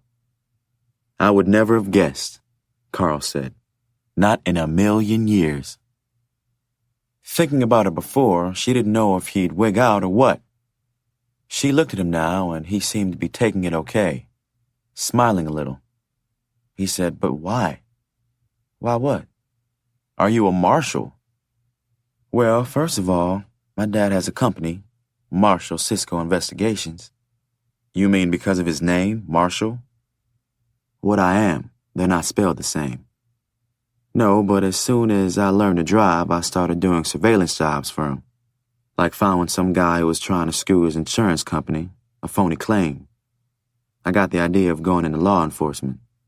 So after a couple of years at Miami, I transferred to Florida Atlantic and got in their criminal justice program." "I mean, why not FBI if you're going to do it, or DEA?" "Well, for one thing, I liked to smoke grass when I was younger, so DEA didn't appeal to me at all. Secret Service guys I met were so fucking secretive, you ask them a question, they'd go, "Oh, you'll have to check with Washington on that." See, different federal agents would come to school and give talks. I got to know a couple of marshals. We'd go out after, have a few beers, and I liked them. They're nice guys. Condescending at first, naturally. But after a few years, they got over it. Carl was making drinks now. Early times for Karen. Doers in his glass, both with a splash. Standing at the sink, letting the faucet run, he said, "What do you do?" "I'm on court security this week. My regular assignment is warrants. We go after fugitives. Most of them parole violators." Carl handed her a drink. "Murderers?" "If they were involved in a federal crime when they did it, usually drugs." Bank robbery. That's federal, isn't it?" "Yeah, some guys come out of corrections and go right back to work." "You catch many?" "Bank robbers?" Karen said. 9 out of 10, looking right at him. Carl raised his glass. "Cheers." While they were having dinner at the kitchen table, he said, "You're quiet this evening." "I'm tired. I was on my feet all day with a shotgun." "I can't picture that," Carl said. "You don't look like a U.S. Marshal or any kind of cop." "What do I look like?" "A knockout. You're the best-looking girl I've ever been this close to. I got a pretty close look at Mary Elizabeth Mastrantonio when they were here shooting Scarface, but you're a lot better looking. I like your freckles. I used to be loaded with them. You have some gravy on your chin right here." Karen touched her with her napkin. She said, "I'd like to see your boat." He was chewing pot roast and had to wait before saying, "I told you it was out of the water?" "Yeah." "I don't have the boat anymore. It was repossessed when I fell behind in my payments." "They sold it?" "Yeah, Florida Southern. I didn't want to tell you when we first met. Get off to a shaky start. But now that you can tell me I've got gravy on my chin, I didn't want you to think I was some kind of a loser." "What have you been doing since?" "Working as a mate up at Hallover." "You still have your place, your apartment?" "Yeah, I get paid. I can swing that, no problem." Well, I have a friend in the Marshals who lives in North Miami on Alamander off 125th. Carl nodded. That's not far from me. You want to go out after? I thought you were tired. I am. Then why don't we stay home? Carl smiled. What do you think? Fine. They made love in the dark. He wanted to turn the lamp on, but Karen said no. Leave it off. Geraldine Regal, the first teller at Sun Federal on Kendall Drive, watched a man with slicked-back hair and sunglasses fishing in his inside coat pocket as he approached her window. It was 9:40 Tuesday morning. At first, she thought the guy was Latin, kind of cool except that up close his hair looked shellacked, almost metallic. She wanted to ask him if it hurt. He brought papers, deposit slips, and a blank check from the pocket saying, I'm going to make this out for $4,000. Began filling out the check and said, You hear about the woman trapeze artist? Her husband's divorcing her? Geraldine said she didn't think so, smiling because it was a little weird, a customer she'd never seen before telling her a joke. They're in court. Husband's lawyer asks her, Isn't it true that on Monday, March the 5th, hanging from the trapeze upside down without a net, you had sex with the ringmaster, the lion tamer, 2 clowns, and a dwarf? Geraldine waited. The man paused, head down as he finished making out the check. Now he looked up. The woman trapeze artist thinks for a minute and says, What was that date again? Geraldine was laughing as he handed her the check, smiling as she saw it was a note written on a blank check, neatly printed, in block letters that said, This is no joke. It's a stick-up. I want $4,000 now. Geraldine stopped smiling. The guy with the metallic hair was telling her he wanted it in hundreds, 50s, and 20s, loose, no bank straps, rubber bands, no bait money, no die packs, no bills off the bottom of the drawer, and he wanted his note back. Now. The teller didn't have $4,000 in her drawer, Daniel Burton said. So the guy settled for $2,800 and was out of there. Slick changing his style. We know it's the same guy with the shiny hair, only now he's the Joker. The trouble is, see, I ain't Batman. Daniel and Karen Sisko were in the hallway outside the central courtroom on the second floor. Daniel resting his long frame against a railing where you could look below at the atrium with its fountain and potted palms. No witness to see him hop in his BMW this time. A man coming to realize that was dumb, using his own car. Karen said, Or it's not Carl Tillman. You see him last night? He came over. Yeah, how was it? Karen looked up at Daniel's deadpan expression. I told him I was a federal agent, and he didn't freak. So he's cool, huh? He's a nice guy. Cordial. Tells jokes, robbing banks. I talked to the people at Florida Southern where he had his boat loan. Found out he was seeing one of the tellers, not at the main office, one of the branches, girl named Kathy Lopez. Big brown eyes, cute as a puppy, just started working there. She's out with Tillman. She tells him about her job, what she does, how she's counting money all day. I asked, was Tillman interested, want to know anything in particular? Oh yeah, he wanted to know what she was supposed to do if the bank ever got robbed. So she tells him about die packs, how they work, how she gets a $200 bonus if she's ever robbed and can slip one in with the loot. Next time he's in, cute little Kathy Lopez shows him one. Explains how you walk out the door with a pack of fake 20s. A half minute later, the tear gas blows and you have that red shit all over you and the money you stole. I checked a report on the other robberies he pulled. Every one of them, he said to the teller, no die packs or that bait money with the registered serial numbers.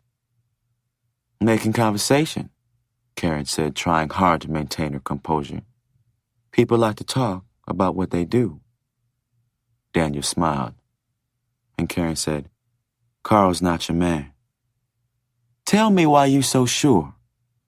I know him. He's a good guy. Karen, you hear yourself? You telling me what you feel, not what you know. Tell me about him. You like the way he dances? What? Karen didn't answer that one. She wanted Daniel to leave her alone. He said, okay, you want to put a wager on it? You say Tillman's clean? That brought her back, hooked her, and she said, how much? You lose, you go out dancing with me. Great. And if I'm right, what do I get? My undying respect, Daniel said. As soon as Karen got home, she called her dad at Marshall Cisco Investigations and told him about Carl Tillman, the robbery suspect in her life, and about Daniel Burden's confident, condescending, smart-ass, irritating attitude. Her dad said, is this guy colored? Daniel? I know he is. Friends of mine at Metro-Dade call him the white man's burden, on account of he gets on their nerves always being right. I mean, your guy. There's a running back on the NFL named Tillman. I forget who he's with. Karen said, you're not helping any. The Tillman in the pros is colored. And the reason I ask, I think he's with the Bears. Carl's white. Okay, and you say you're crazy about him? I like him. A lot. But you aren't sure he isn't doing the banks. I said I can't believe he is. Why don't you ask him? Come on. If he is, he's not going to tell me. How do you know? She didn't say anything, and after a few moments, her dad asked if she was still there. He's coming over tonight, Karen said. You want me to talk to him? You're not serious. Then what'd you call me for? I'm not sure what to do. Let the FBI work it. I'm supposed to be helping them. Yeah, but what good are you? You want to believe the guy's clean? Honey, the only way to find out if he is, you have to assume he isn't. You know what I'm saying? Why does a person rob banks? For money, yeah. But you have to be a moron too, considering the odds against you. The security, cameras taking your picture. So another reason could be the risk involved. It turns him on. The same reason he's playing around with you. He isn't playing around. I'm glad I didn't say sucking up to get information, see what you know. He's never mentioned banks. Karen paused. Well, he might have once. You could bring it up, see how he reacts. He gets sweaty, call for backup. Look, whether he's playing around or loves you with all his heart, he's still risking 20 years. He doesn't know if you're on him or not, and that heightens the risk. It's like he thinks he's Cary Grant, stealing Jews from the broad's home where he's having dinner in his tux. But your guy's still a moron if he robs banks. You know all that. Your frame of mind, you just don't want to accept it. You think I should draw him out, see if I can set him up? Actually, her dad said, I think you should find another boyfriend. Karen remembered Christopher Walken in The Dogs of War placing his gun on the table in the front hall, the doorbell ringing, and laying a newspaper over the gun before he opened the door. She remembered it because at one time she was in love with Christopher Walken, not even caring that he wore his pants so high. Carl reminded her some of Christopher Walken, the way he smiled with his eyes. He came a little after 7. Kevin had on khaki shorts and a t-shirt, tennis shoes without socks. I thought we were going out. They kissed and she touched his face, moving her hand lightly over his skin, smelling his aftershave, feeling the spot where his right earlobe was pierced. I'm making drinks, Karen said. Let's have one and then I'll get ready. She started for the kitchen. Can I help? You've been working all day. Sit down. Relax. It took her a couple of minutes. Karen returned to the living room with a drink in each hand, her leather bag hanging from her shoulder. This one's yours. Carl took it, and she dipped her shoulder to let the bag slip off and drop to the coffee table. Carl grinned. What do you got in there, a gun? 2 pounds of heavy metal. How's your day? They sat on the sofa, and he told how it took almost 4 hours to land an 8-foot marlin. The leader wound around its bill. Carl said he worked his tail off hauling the fish aboard, and the guy decided he didn't want it. Karen said, After you got back from Kendall? It gave him pause. Why do you think I was in Kendall? Carl had to wait while she sipped her drink. Didn't you stop by Florida Southern and withdraw 2,800? That got him staring at her, but with no expression to speak of. Karen thinking, tell me you were somewhere else and can prove it. But he didn't. He kept staring. No dye packs, no bait money. Are you still seeing Kathy Lopez? Carl hunched over to put his drink on the coffee table and sat like that, leaning on his thighs, not looking at her now as Karen studied his profile, his elegant nose. She looked at his glass, his prints all over it, and felt sorry for him. Carl, you blew it. He turned his head to look at her past his shoulder. He said, I'm leaving, pushed up from the sofa and said, if this is what you think of me, then... Karen said, Carl, cut the shit, and put her drink down. Now, if he picked up her bag, that would cancel out any remaining doubts. She watched him pick up her bag. He got the Beretta out and let the bag drop. Carl, sit down, will you please? I'm leaving. I'm walking out and you'll never see me again. But first, he made her get a knife from the kitchen and cut the phone line in there and in the bedroom. He was pretty dumb. In the living room again, he said, you know something? We could have made it. Jesus. And he had seemed like such a cool guy. Karen watched him go to the front door and open it before turning to her again. How about letting me have 5 minutes, for old time's sake? It was becoming embarrassing, sad. She said, Carl, don't you understand? You are under arrest.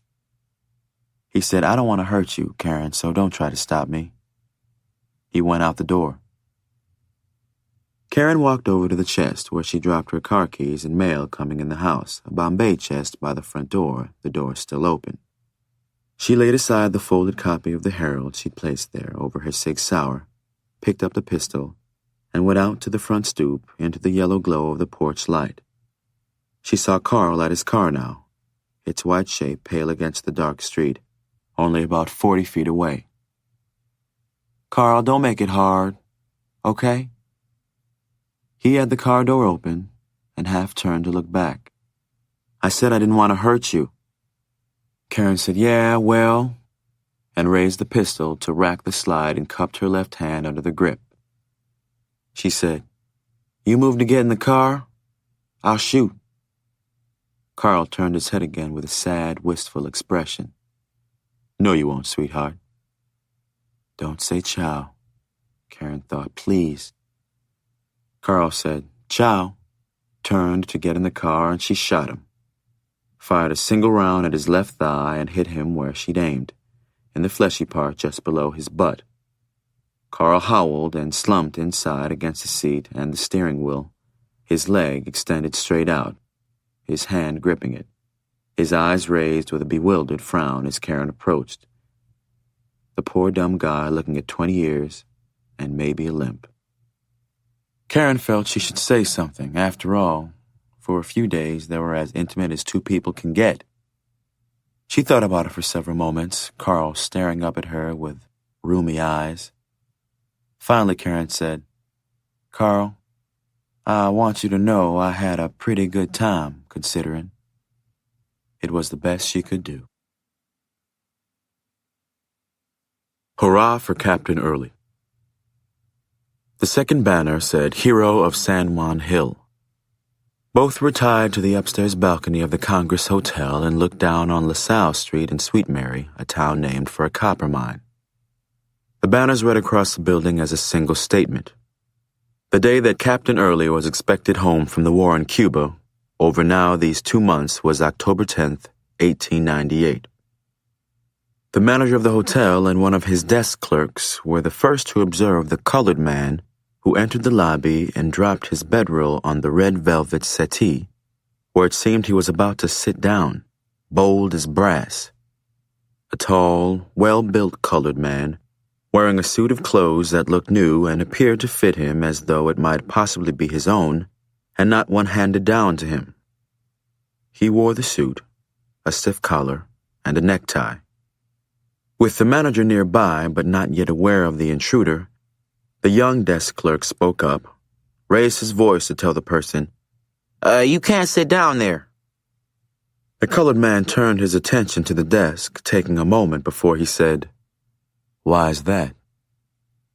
His quiet tone caused the desk clerk to hesitate and look over at the manager, who stood holding the day's mail, letters that had arrived on the El Paso and Southwestern morning run, along with several guests now registered at the hotel and, apparently, this colored person. It was hard to tell his age, other than to say he was no longer a young man. He did seem clean, and his bedroll was done up in bleached canvas. "A hotel lobby," the desk clerk said, "is not a public place anyone can make theirself at home in. What is it you want here?" At least he was uncovered, standing there now, hat in hand. But then he said, "I'm waiting on Bren Early." "Bren, is it?" the desk clerk said. "Captain Early's an acquaintance of yours?" "We go back a ways." "You work for him?" "Some." At this point, the manager said, "We're all waiting for Captain Early. Why don't you go out front and watch for him?" ending the conversation. The desk clerk, his name was Monty, followed the colored man to the front entrance and stepped out on the porch to watch him, bedroll over his shoulder, walking south on LaSalle, the 2 short blocks to 4th Street. Monty returned to the desk, where he said to the manager, "He walked right in the gold dollar." The manager didn't look up from his mail. 2 riders from the Circle I, a spread on the San Pedro that delivered beef to the mine company, were at a table with their glasses of beer.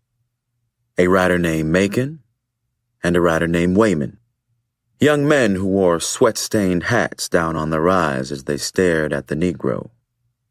Right there, the bartender speaking to him as he poured a whiskey, still speaking as the colored man drank it, and the bartender poured him another one. Macon asked Wayman if he had ever seen a nigger wearing a suit of clothes and a necktie.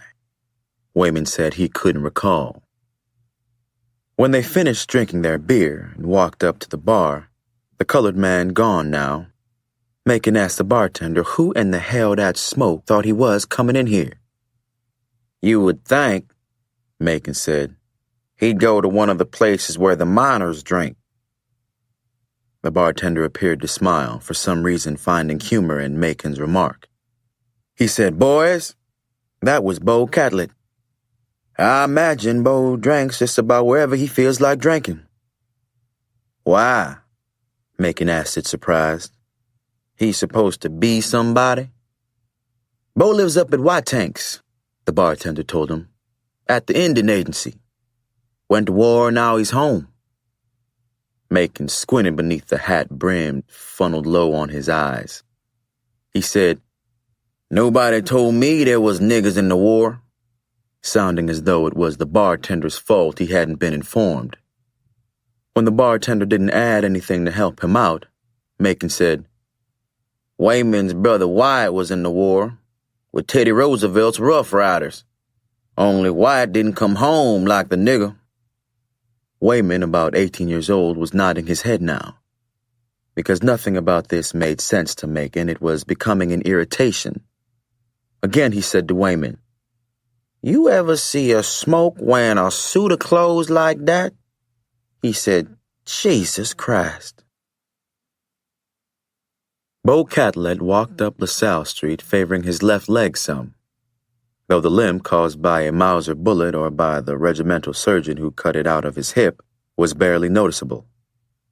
He stared at the side of the mine works against the sky, ugly, but something monumental about it.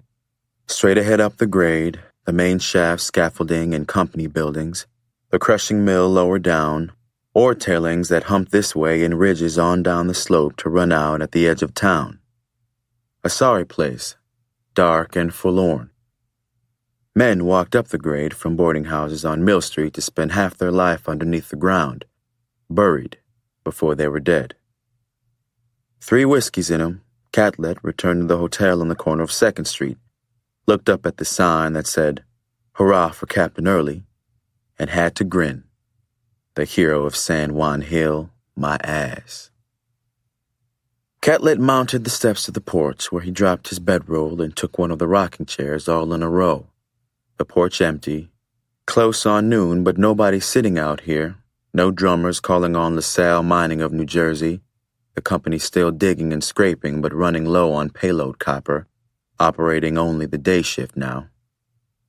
The rocking chairs, all dark green, needed painting. Man, but made of cane and comfortable with that nice squeak back and forth, back and forth. Bo Catlett watched two riders coming this way up the street, couple of cowboys.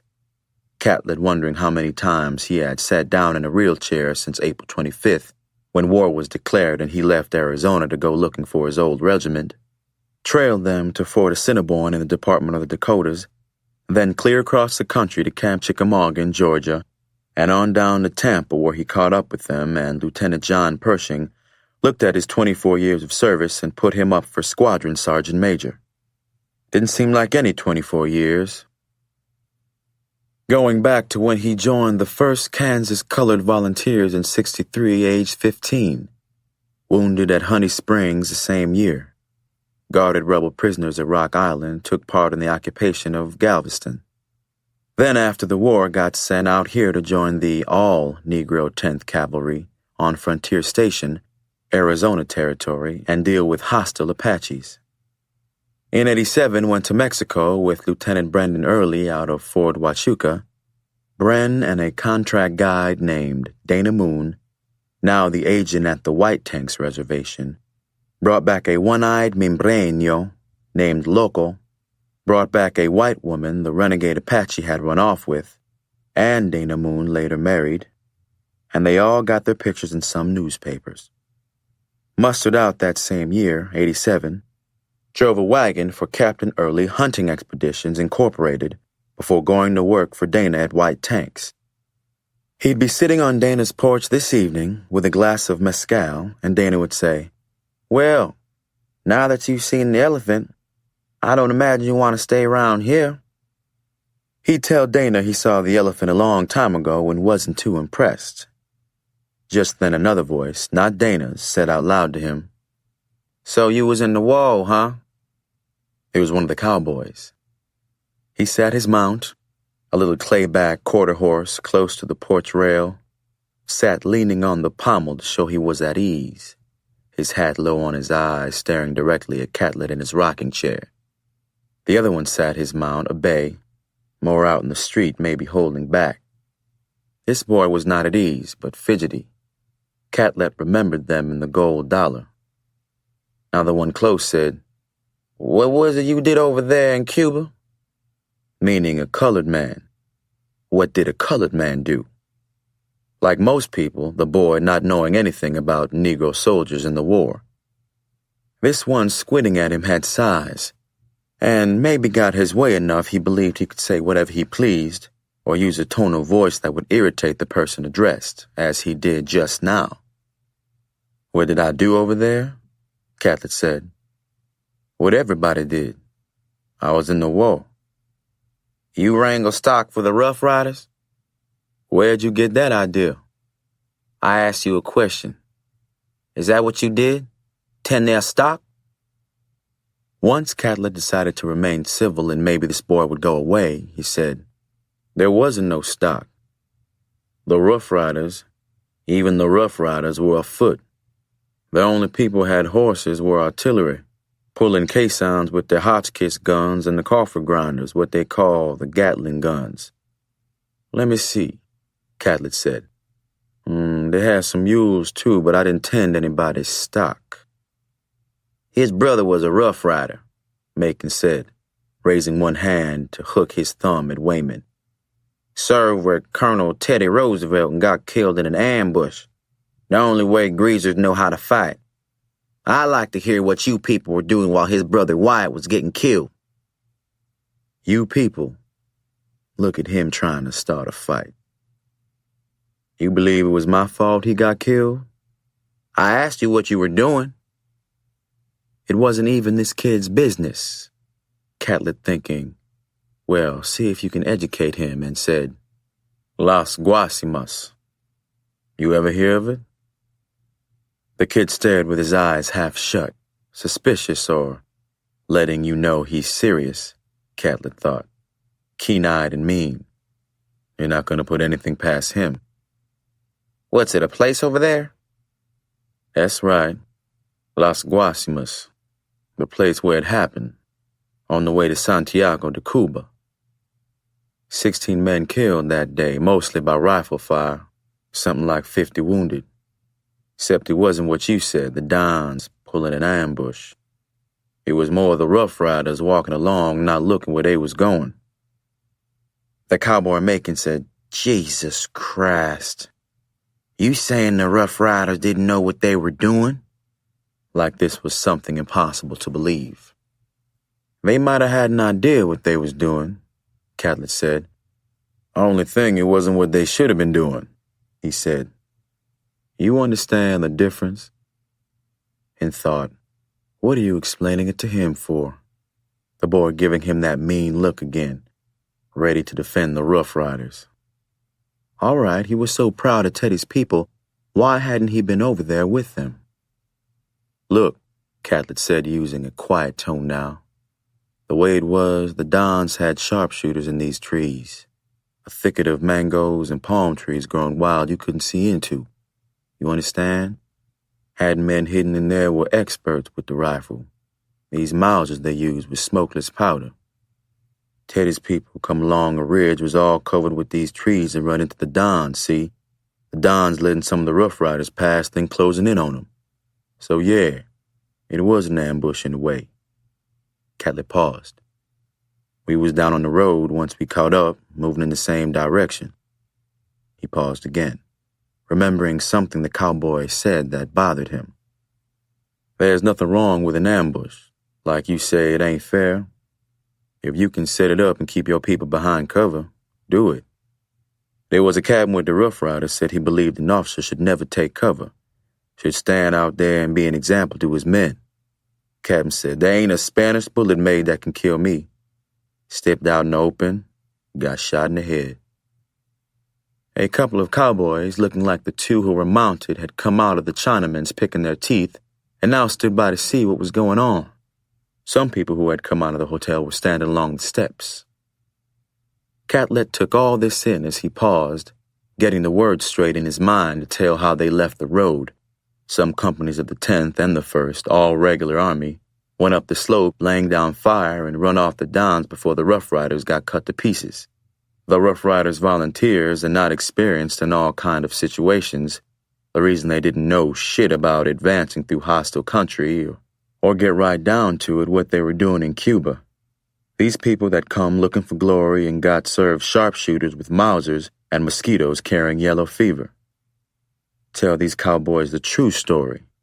General Wheeler fighting Joe from the Confederate side in the Civil War, now 33 years later, an old man with a white beard, sees the Spanish pulling back at Las Guasimas and says, Boys, we got the Yankees on the run. Man like that directing a battle. Tell the whole story if you're going to tell it. Go back to sitting in the hold of a ship in Port Tampa a month, not allowed to go ashore for fear of causing incidents with white people who didn't want the men of the 10th coming in their stores and cafes, running off their customers. Tell them. So we land in Cuba at a place called Daiquiri, saying in his mind then, listen to me now. Was the 10th at Daiquiri, the 9th at Siboney. Experienced cavalry regiments that come off frontier station after 30 years dealing with hostile renegades, cutthroat horse thieves, reservation jumpers, land in Cuba, and they put us to work unloading the ships while Teddy's people march off to meet the enemy and win some medals, yeah.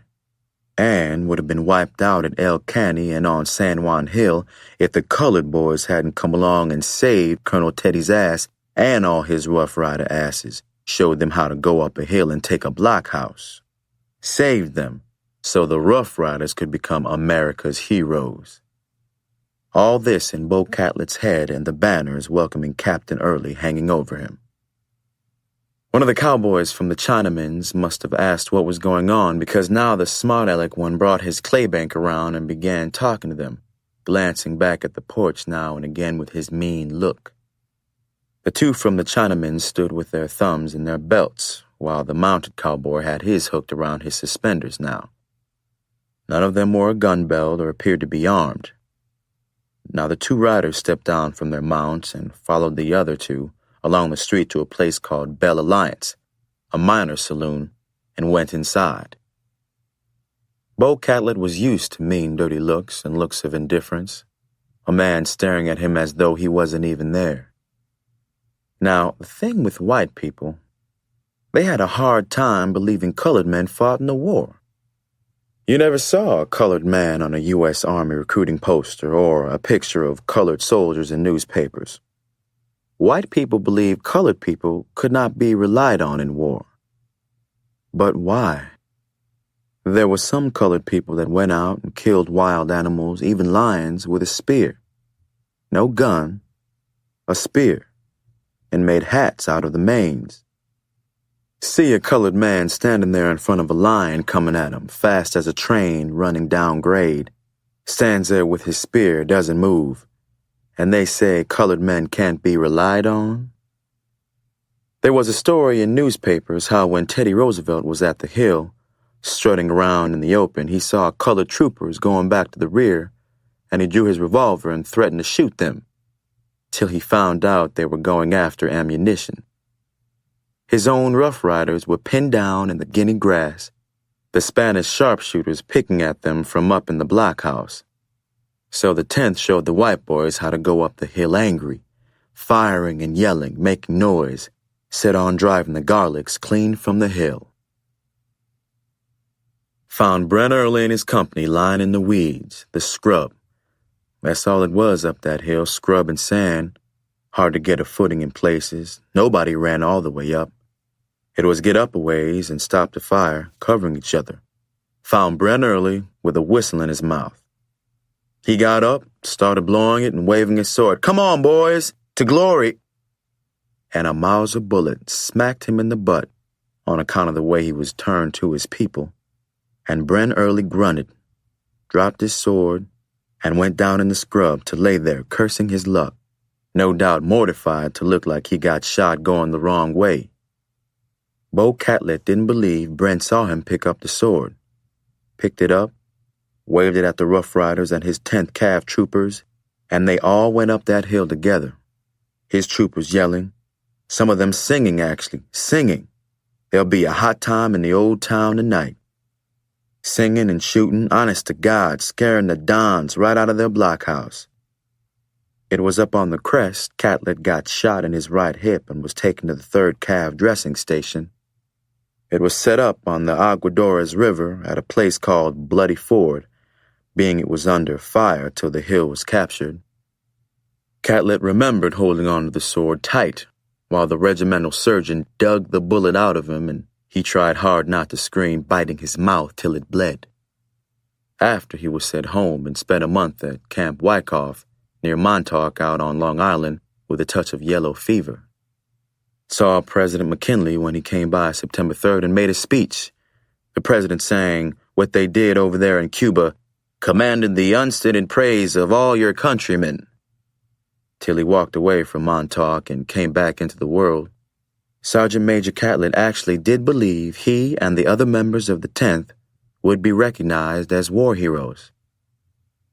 He wished Brent would hurry up and get there. He'd asked the hero of San Juan Hill how his hiney was and if he was getting much unstinted praise. If Brent didn't come pretty soon, Catlett decided he'd see him another time, get a horse out of the livery, and ride it up white tanks. The 4 Circle I riders sat at a front table in the Bell Alliance with a bottle of Green River whiskey, Macon staring out the window. The hotel was across the street and up the block a ways, but Macon could see it, the colored man in the suit of clothes still sitting on the porch, if he tilted his chair back and held on to the windowsill. He said, "No, sir, nobody told me there was niggers in the war." Wayman said to the other 2 Circle I riders, "Macon can't get over it." Macon's gaze came away from the window, It was your brother got killed.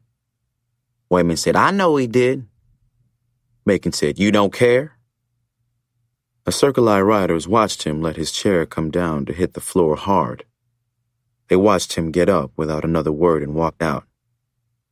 I never thought much of coloreds, one of the Circle I riders said, but you never hear me take on about him like Macon. What's his trouble? I guess he wants to shoot somebody, Wayman said. The time he shot that chili picker in Nogales, Macon worked himself up to it the same way. Catlett watched the one that was looking for a fight come out through the doors and go to the clay bank the reins looped once around the tie rail. He didn't touch the reins, though. What he did was reach into a saddlebag and bring out what Catlett judged to be a Colt .44 pistol. Right then he heard, only guests of the hotel are allowed to sit out here. Catlett watched the cowboy checking his loads now, turning the cylinder of his six-shooter, the metal catching a glint of light from the sun, though the look of the pistol was dull and it appeared to be an old model. Monty, the desk clerk, standing there looking at Catlett without getting too close, said, You'll have to leave. Right now. The cowboy was looking this way, making up his mind, Catlett believed. All right now. Yeah. He's made it up. Did you hear what I said? Catlett took time to look at Monty and then pointed off down the street. He said, You see that young fella coming this way with the pistol? He think he like to shoot me. Say you don't allow people to sit here aren't staying at the hotel. How about you allow them to get shot if they not a guest? He watched the desk clerk, who didn't seem to know whether to shit or to go blind, eyes wide open, turn and run back in the lobby. The cowboy, Macon, stood in the middle of the street now, holding the six-shooter against his leg. Catlett, still seated in the rocker, said, You a mean rascal, ain't you? Don't take no sass, huh? The cowboy said something agreeing that Catlett didn't catch. The cowboy looking over to see his friends coming up the street now from the barroom. When he looked at the hotel porch again, Catlett was standing at the railing, his bedroll upright next to him, leaning against it. I can be a mean rascal too, Catlett said, unbuttoning his suit coat. I want you to know that before you take this too far. You understand? You insulted Colonel Roosevelt and his Rough Riders, the cowboy said, and you insulted Wayman's brother killed in action over there in Cuba. How come, Catlett said, you weren't there? I was ready, don't worry, when the war ended. But we're talking about you. I say you're a dirty, lying nigger and have no respect for people better than you are. I want you to apologize to the colonel and his men and the Wayman's dead brother. Or what? Catlett said. Answer to me, the cowboy said. Are you armed? You aren't? You better get yourself a pistol. You want to shoot me? Catlett said. 'Cause I went to Cuba, and you didn't? The cowboy was shaking his head. 'Cause you lied. Have you got a pistol or not? Catlett said, You calling me out, huh? You want us to fight a duel? Lest you apologize, else get a pistol. But if I'm the one being called out, I have my choice of weapons, don't I? That's how I seen it work. 24 years in the U.S. Army, 2 wars. You hear what I'm saying? The cowboy was frowning now beneath his hat brim, squinting up at Bo Catlett. He said, Pistols. It's what you use. Catlett nodded. If I say so. Well, what else is there? Confused and getting a mean look. Catlett slipped his hand into the upright end of his bedroll and began to tug at something inside. The cowboy watching, the Circle I riders in the street watching, the desk clerk and manager in the doorway and several hotel guests near them who had come out to the porch, all watching, as Catlett drew a sword from the bedroll, a cavalry saber, the curved blade flashing as it caught the sunlight. He came past the people watching and down off the porch toward the cowboy in his hat and boots, fixed with spurs that chinged as he turned to face Catlett, shorter than Catlett, appearing confused again, holding the six-shooter at his side. "If I choose to use sabers," Catlett said, "is that agreeable with you?" "I don't have no saber," meanness showing now in his eyes. "Well, you best get one." "I never even had a sword in my hand." Irritated, drunk too, his eyes not focusing as they should. Now he was looking over his shoulder at the Circle I riders, maybe wanting them to tell him what to do. One of them, not Wayman, but one of the others, called out, "You got your 44 in your hand, ain't you? What are you waiting on?" Catlett raised the saber to lay the tip against Macon's breastbone, saying to him, "You use your pistol, and I use steel? All right, if that's how you want it. See if you can shoot me for this blade sticking out your back. You game? Speak up, boy." In the hotel dining room, having a cup of coffee, Catlett heard the noise outside. The cheering that meant Captain Early had arrived. Catlett waited. He wished one of the waitresses would refill his cup, but they weren't around now. Nobody was. A half-hour passed before Captain Early entered the dining room and came over to the table, leaving the people he was with. Catlett rose and they embraced, the hotel people and guests watching. It was while they stood this way that Bren saw, over Catlett's shoulder, the saber lying on the table, the curved steel on white linen. Catlett sat down. Bren looked closely at the saber's hilt. He picked it up, and there was applause from the people watching. The captain bowed to them and sat down with the sergeant major. "You went up the hill with this?" "Somebody had to." "I'm being recommended for a medal, for courage and pluck in continuing to advance under fire on the Spanish fortified position at the Battle of Las Guasimas, Cuba, June 24th, 1898.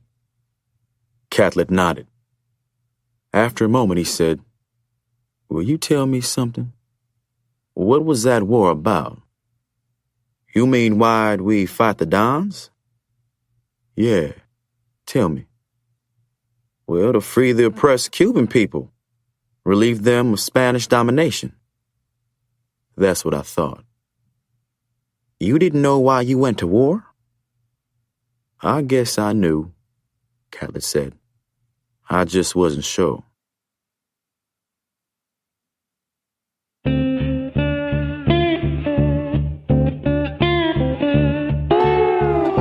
The Tonto Woman.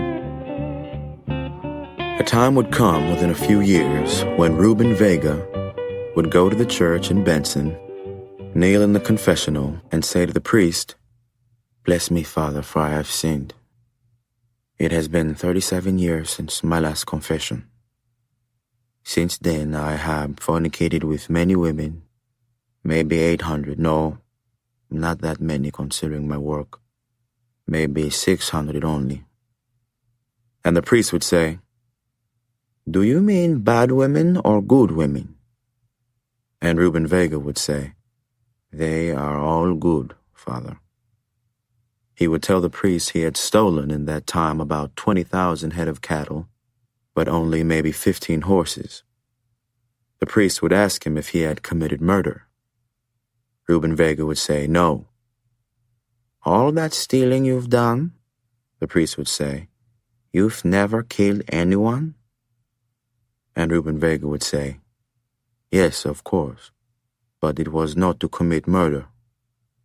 You understand the distinction? Not to kill someone, to take a life, but only to save my own." Even in this time to come, concerned with dying in a state of sin, he would be confident. Reuben Vega knew himself, when he was right, when he was wrong.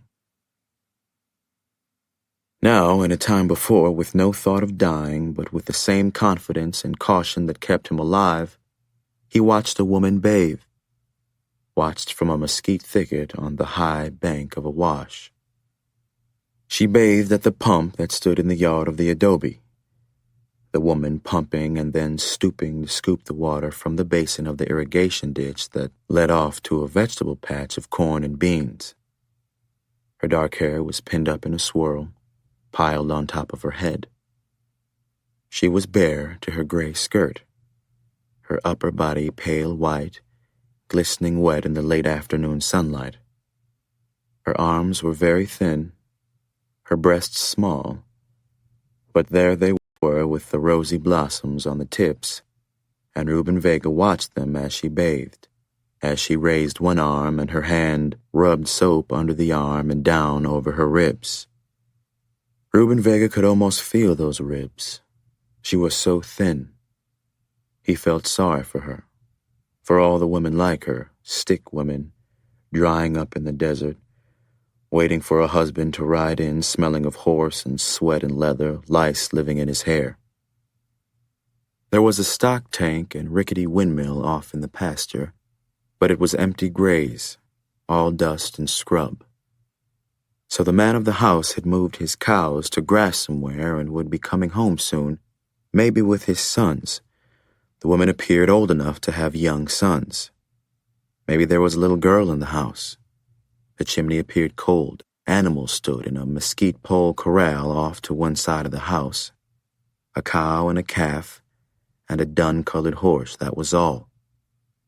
There were a few chickens, no buckboard or wagon, no clothes drying on the line. A lone woman here at day's end. From 50 yards, he watched her. She stood, looking this way now into the red sun, her face raised. There was something strange about her face, like shadow marks on it, though there was nothing near enough to her to cast shadows. He waited until she finished bathing and returned to the house before he mounted his bay and came down the wash to the pasture. Now as he crossed the yard, walking his horse, she would watch him from the darkness of the house and make a judgment about him. When she appeared again, it might be with a rifle, depending on how she saw him. Reuben Vega said to himself, "Look, I'm a kind person. I'm not going to hurt nobody."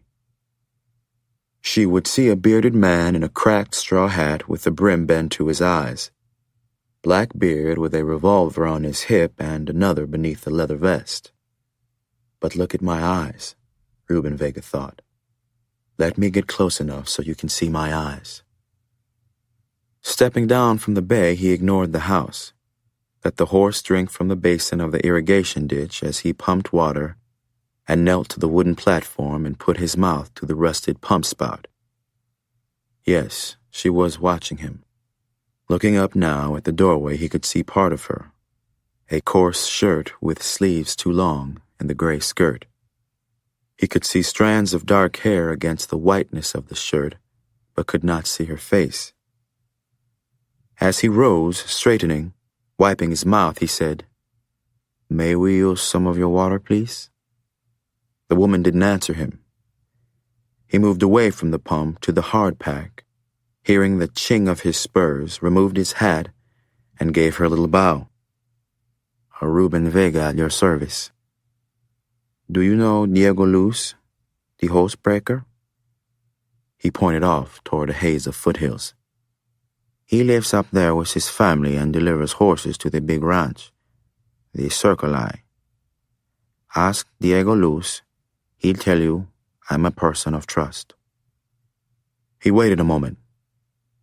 "May I ask how you're called?" Again he waited. "You watched me," the woman said.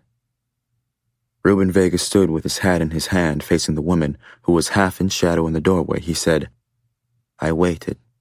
I didn't want to frighten you." "You watched me," she said again. "No, I respect your privacy." She said, "The others look. They come and watch." He wasn't sure who she meant, maybe anyone passing by. He said, "You see them watching?" She said, "What difference does it make?" She said then, You come from Mexico, don't you? Yes, I was there. I'm here and there working as a drover. Reuben Vega shrugged. What else is there to do, eh? Showing her he was resigned to his station in life. You'd better leave, the woman said. When he didn't move, the woman came out of the doorway into light, and he saw her face clearly for the first time. He felt a shock within him and tried to think of something to say, but could only stare at the blue lines tattooed on her face. 3 straight lines on each cheek that extended from her cheekbones to her jaw, markings that seemed familiar, though he could not in this moment identify them. He was conscious of himself standing in the open with nothing to say, the woman staring at him with curiosity, as though wondering if he would hold her gaze and look at her, like there was nothing unusual about her countenance, like it was common to see a woman with her face tattooed, and you might be expected to comment if you said anything at all. Oh, that's a nice design you have there. Where did you have it done? That would be one way if you couldn't say something interesting about the weather or about the price of cows in Benson. Reuben Vega, his mind empty of pleasantries, certain he would never see the woman again, said, Who did that to you? She cocked her head in an easy manner, studying him as he studied her, and said, Do you know you're the first person who's come right out and asked? Mojave, Reuben Vega said. But there's something different. Mojave tattoo the chins only, I believe. And looked like they were eating berries, the woman said. I told them if you're going to do it all the way, not like a blue dribble. It was in her eyes and in the tone of her voice, a glimpse of the rage she must have felt. No trace of fear in the memory, only cold anger. He could hear her telling the Indians, this skinny woman, probably a girl then, until they did it her way and marked her good for all time, imprisoned her behind the blue marks on her face. How old were you? You've seen me and had your water, the woman said. Now leave. It was the same type of adobe house as the woman's, but with a great difference. There was life here, the warmth of family, children sleeping now, Diego Luz's wife and her mother cleaning up after the meal as the 2 men sat outside in horsehide chairs and smoked and looked at the night. At one time, they had both worked for a man named Sundin and packed running irons to vent the brands on the cattle they stole. Reuben Vega was still an outlaw in his fashion, while Diego Luz broke green horses and sold them to cattle companies. They sat at the edge of the ramada, an awning made of mesquite, and stared at pinpoints of light in the universe. Reuben Vega asked about the extent of graze this season, where the large herds were that belonged to the Maricopa and Circuli. He had been thinking of cutting out maybe 100, he wasn't greedy, and driving them south to sell to the mine companies. He had been scouting the Circuli range, he said, when he came to the strange woman. The Tonto woman, Diego Luz said. Everyone called her that now. Yes, she had been living there, married a few years, when she went to visit her family who lived on the Gila above Painted Rock. Well, some Yavapai came looking for food. They clubbed her parents and 2 small brothers to death and took the girl north with them. The Yavapai traded her to the Mojave as a slave. And they marked her, Reuben Vega said. Yes, so when she died, the spirits would know she was Mojave and not drag her soul down into a rat hole, Diego Luz said. Better to go to heaven with your face tattooed, Reuben Vega said, than not at all. Maybe so. During a drought, the Mojave traded her to a band of Tonto Apaches for 2 mules and a bag of salt, and one day she appeared at Bowie with the Tontos that were brought in to be sent to Oklahoma. Among the desert Indians 12 years and returned home last spring. It put age on her, Reuben Vega said. But what about her husband?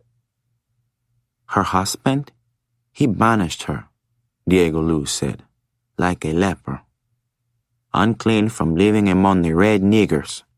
No one speaks of her to him. It isn't allowed. Reuben Vega frowned. There was something he didn't understand. He said, Wait a minute. And Diego Luz said, Don't you know who her husband is? Mr. Isham himself, man, of the Circle I. She comes home to find her husband a rich man. He don't live in that hut no more, no. He owns 100 miles of graze and a house it took them 2 years to build. The glass and bricks brought in by the Southern Pacific, sure. The railroad come and he's a rich cattleman in only a few years. He makes her live there alone? She's his wife. He provides for her. But that's all. Once a month, his segundo named Bonnet rides out there with supplies and has someone shoe her horse and look at the animals. But to live in the desert, Reuben Vega said, still frowning, thoughtful, with a rusty pump. Look at her, Diego Luz said. What choice does she have? It was hot down in this scrub pasture, a place to wither and die. Reuben Vega loosened the new willow root straw that did not yet conform to his head, though he had shaped the brim to curve down on one side and rise slightly on the other so that the brim slanted across the vision of his left eye. He held on his lap a nearly flat cardboard box that bore the name Weiss Mercantile Store. The woman gazed up at him, shading her eyes with one hand. Finally she said, You look different. The beard began to itch, Reuben Vega said, making no mention of the patches of gray he had studied in the hotel room mirror. So I shaved it off. He rubbed a hand over his jaw and smoothed down the tips of his mustache that was still full and seemed to cover his mouth. When he stepped down from the bay and approached the woman standing by the stick-fence corral, she looked off into the distance and back again. She said, You shouldn't be here. Reuben Vega said, Your husband doesn't want nobody to look at you. Is that it? He held the store box, waiting for her to answer. He has a big house with trees and the San Pedro River in his yard. Why doesn't he hide you there? She looked off again and said, If they find you here, they'll shoot you. They? Reuben Vega said. The ones who watch you bathe? Work for your husband and keep more than a close eye on you, and you like to hit them with something, wipe the grins from their faces? You better leave, the woman said. The blue lines on her face were like claw marks, though not as wide as fingers, indelible lines of dye etched into her flesh with a cactus needle, the color worn and faded but still vivid against her skin, the blue matching her eyes. He stepped close to her, raised his hand to her face and touched the markings gently with the tips of his fingers, feeling nothing. He raised his eyes to her. She was staring at him. He said, You're in there, aren't you? Behind these little bars? They don't seem like much, not enough to hold you. She said nothing but seemed to be waiting. He said to her, You should brush your hair. Brush it every day. Why? The woman said. To feel good. You need to wear a dress, a little parasol to match. I'm asking you to leave, the woman said, but didn't move from his hand with its yellow-stained nails that was like a fist made of old leather. I'll tell you something if I can, Reuben Vega said. I know women all my life, all kinds of women in the way they look and dress, the way they adorn themselves according to custom. Women are always a wonder to me. When I'm not with a woman, I think of them as all the same because I am thinking of one thing. You understand? Put a sack over their head, the woman said. Well, I'm not thinking of what she looks like then, when I'm out in the mountains or somewhere, Reuben Vega said. That part of her doesn't matter. But when I'm with the woman, then I realize how they are all different. You say, of course, this isn't a revelation to you. but maybe it is when you think about it some more. The woman's eyes changed, turned cold. You want to go to bed with me? Is that what you're saying? Why you bring a gift? He looked at her with disappointment, an expression of weariness. But then he dropped the store box and took her to him gently, placing his hands on her shoulders, feeling her small bones in his grasp as he brought her in against him and his arms went around her. He said, "You're gonna die here. Dry up and blow away." She said, "Please." Her voice hushed against him. "They wanted only to mark your chin," Reuben Vega said, "in the custom of those people. But you wanted your own marks, didn't you? Your marks. Not like anyone else. Well, you got them." After a moment, he said to her very quietly, "Tell me what you want." The hushed voice close to him said, "I don't know." He said, "Think about it and remember something. There is no one else in the world like you." He reined the bay to move out and saw the dust trail rising out of the old pasture, 3 riders coming, and heard the woman say, "I told you. Now it's too late." A man on a clay bank and 2 young riders, eating his dust, finally separating to come in abreast, reined to a walk as they reached the pump and the irrigation ditch. The woman, walking from the corral to the house, said to them, "What do you want?" "I don't need anything, Mr. Bonnet." So this would be the Circle I foreman on the clay bank. The man ignored her, his gaze holding on Reuben Vega with a solemn expression, showing he was going to be dead serious. A chew formed a lump in his jaw. He wore armor suspenders and sleeve garters, his shirt buttoned up at the neck. As old as you are, Reuben Vega thought, a man who likes a tight feel of security and is serious about his business. Bonnet said to him finally, "You made a mistake." "I don't know the rules," Reuben Vega said. "She told you to leave her be. That's the only rule there is. But you bought yourself a dandy new hat and come back here." "That's some hat," one of the young riders said. This one held a single-shot Springfield across his pommel. The foreman, Bonnet, turned in his saddle and said something to the other rider, who unhitched his rope and began shaking out a loop, hanging it nearly to the ground. It's a show, Reuben Vega thought. He said to Bonnet, "I was leaving." Bonnet said, "Yes, indeed you are, on the off end of a rope. We're going to drag you so you'll know the ground and never cross this land again." The rider with the Springfield said, "Give me your hat, mister, so's you don't get it dirty." At this point, Reuben Vega nudged his bay and began moving in on the foreman, who straightened, looking over at the roper, and said, "We'll tie on to him."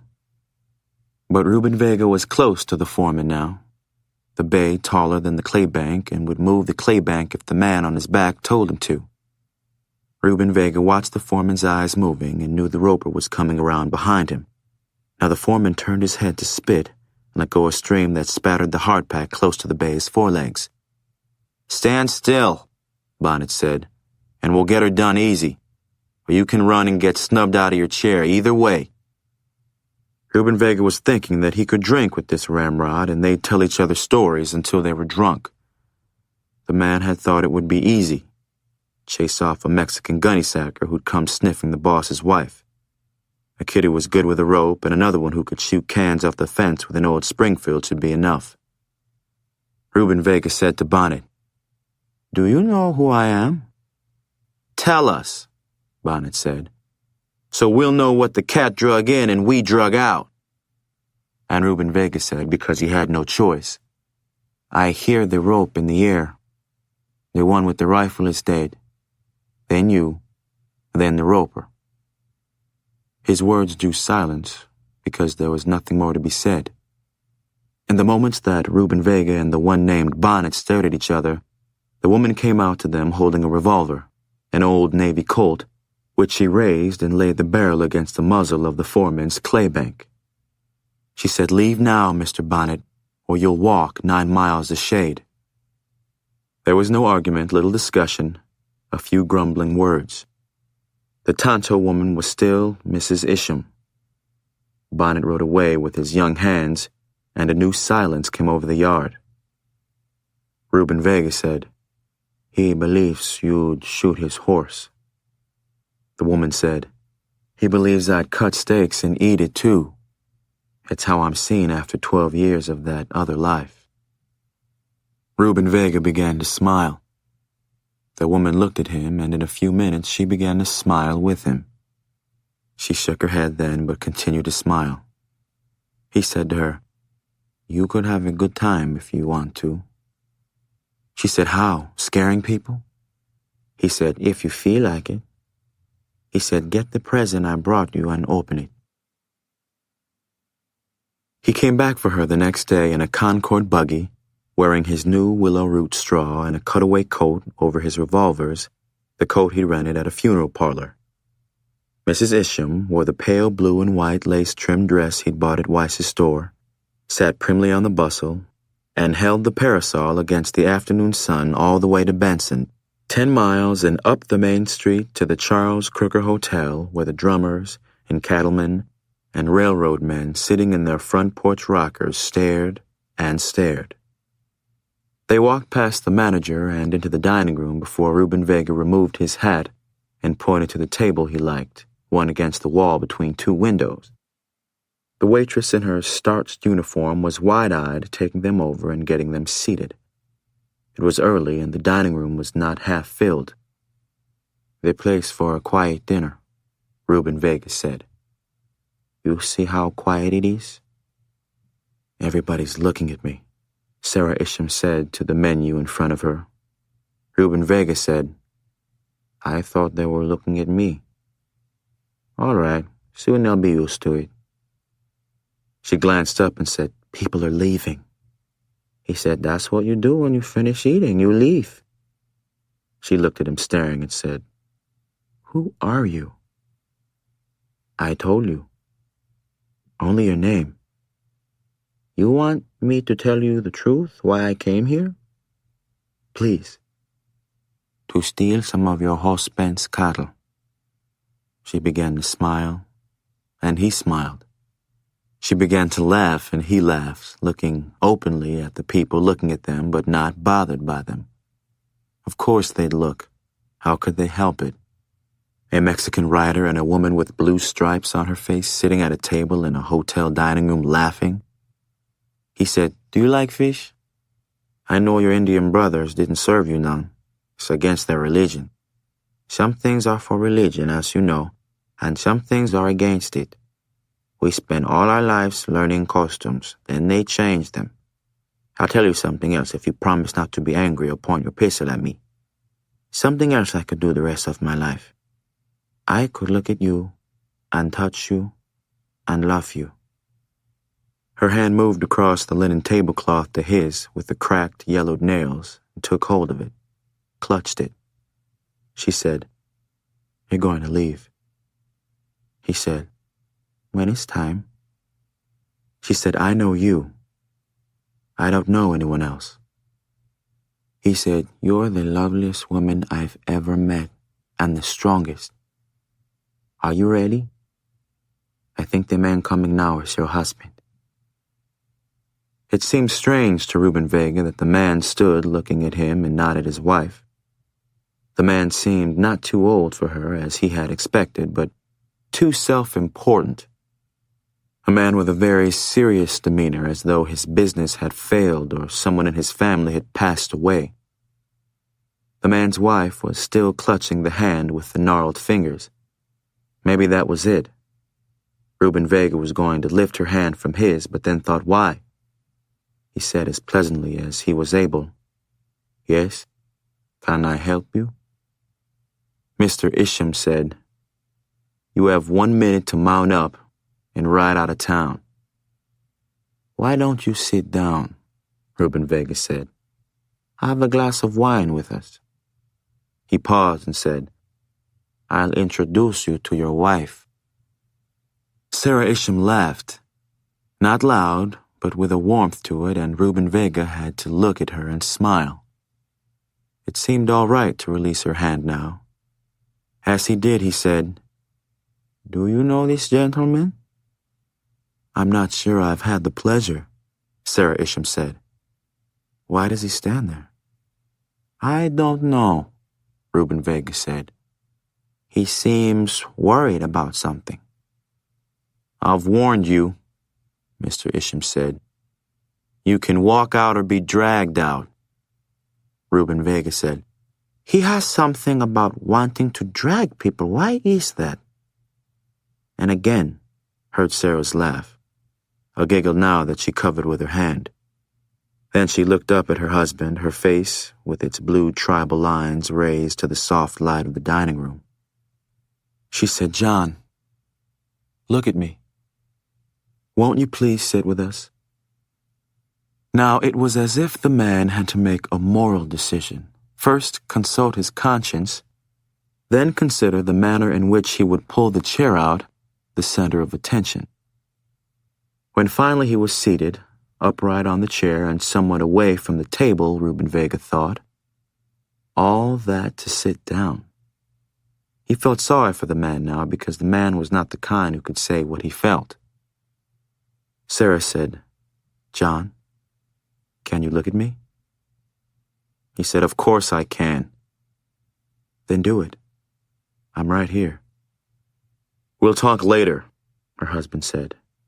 She said, "When? Is there a visitor's day?" "You'll be coming to the house soon." "You mean to see it?" "To live there." She looked at Reuben Vega with just the trace of a smile, a sad one, then said to her husband, "I don't know if I want to. I don't know you, so I don't know if I want to be married to you. Can you understand that?" Reuben Vega was nodding as she spoke. He could understand it. He heard the man say, "But we're married. I have an obligation to you and I respect it. Don't I provide for you?" Sarah said, "Oh my God," and looked at Reuben Vega. "Did you hear that? He provides for me." She smiled again, not able to hide it, while her husband began to frown, confused. "He's a generous man," Reuben Vega said, pushing up from the table.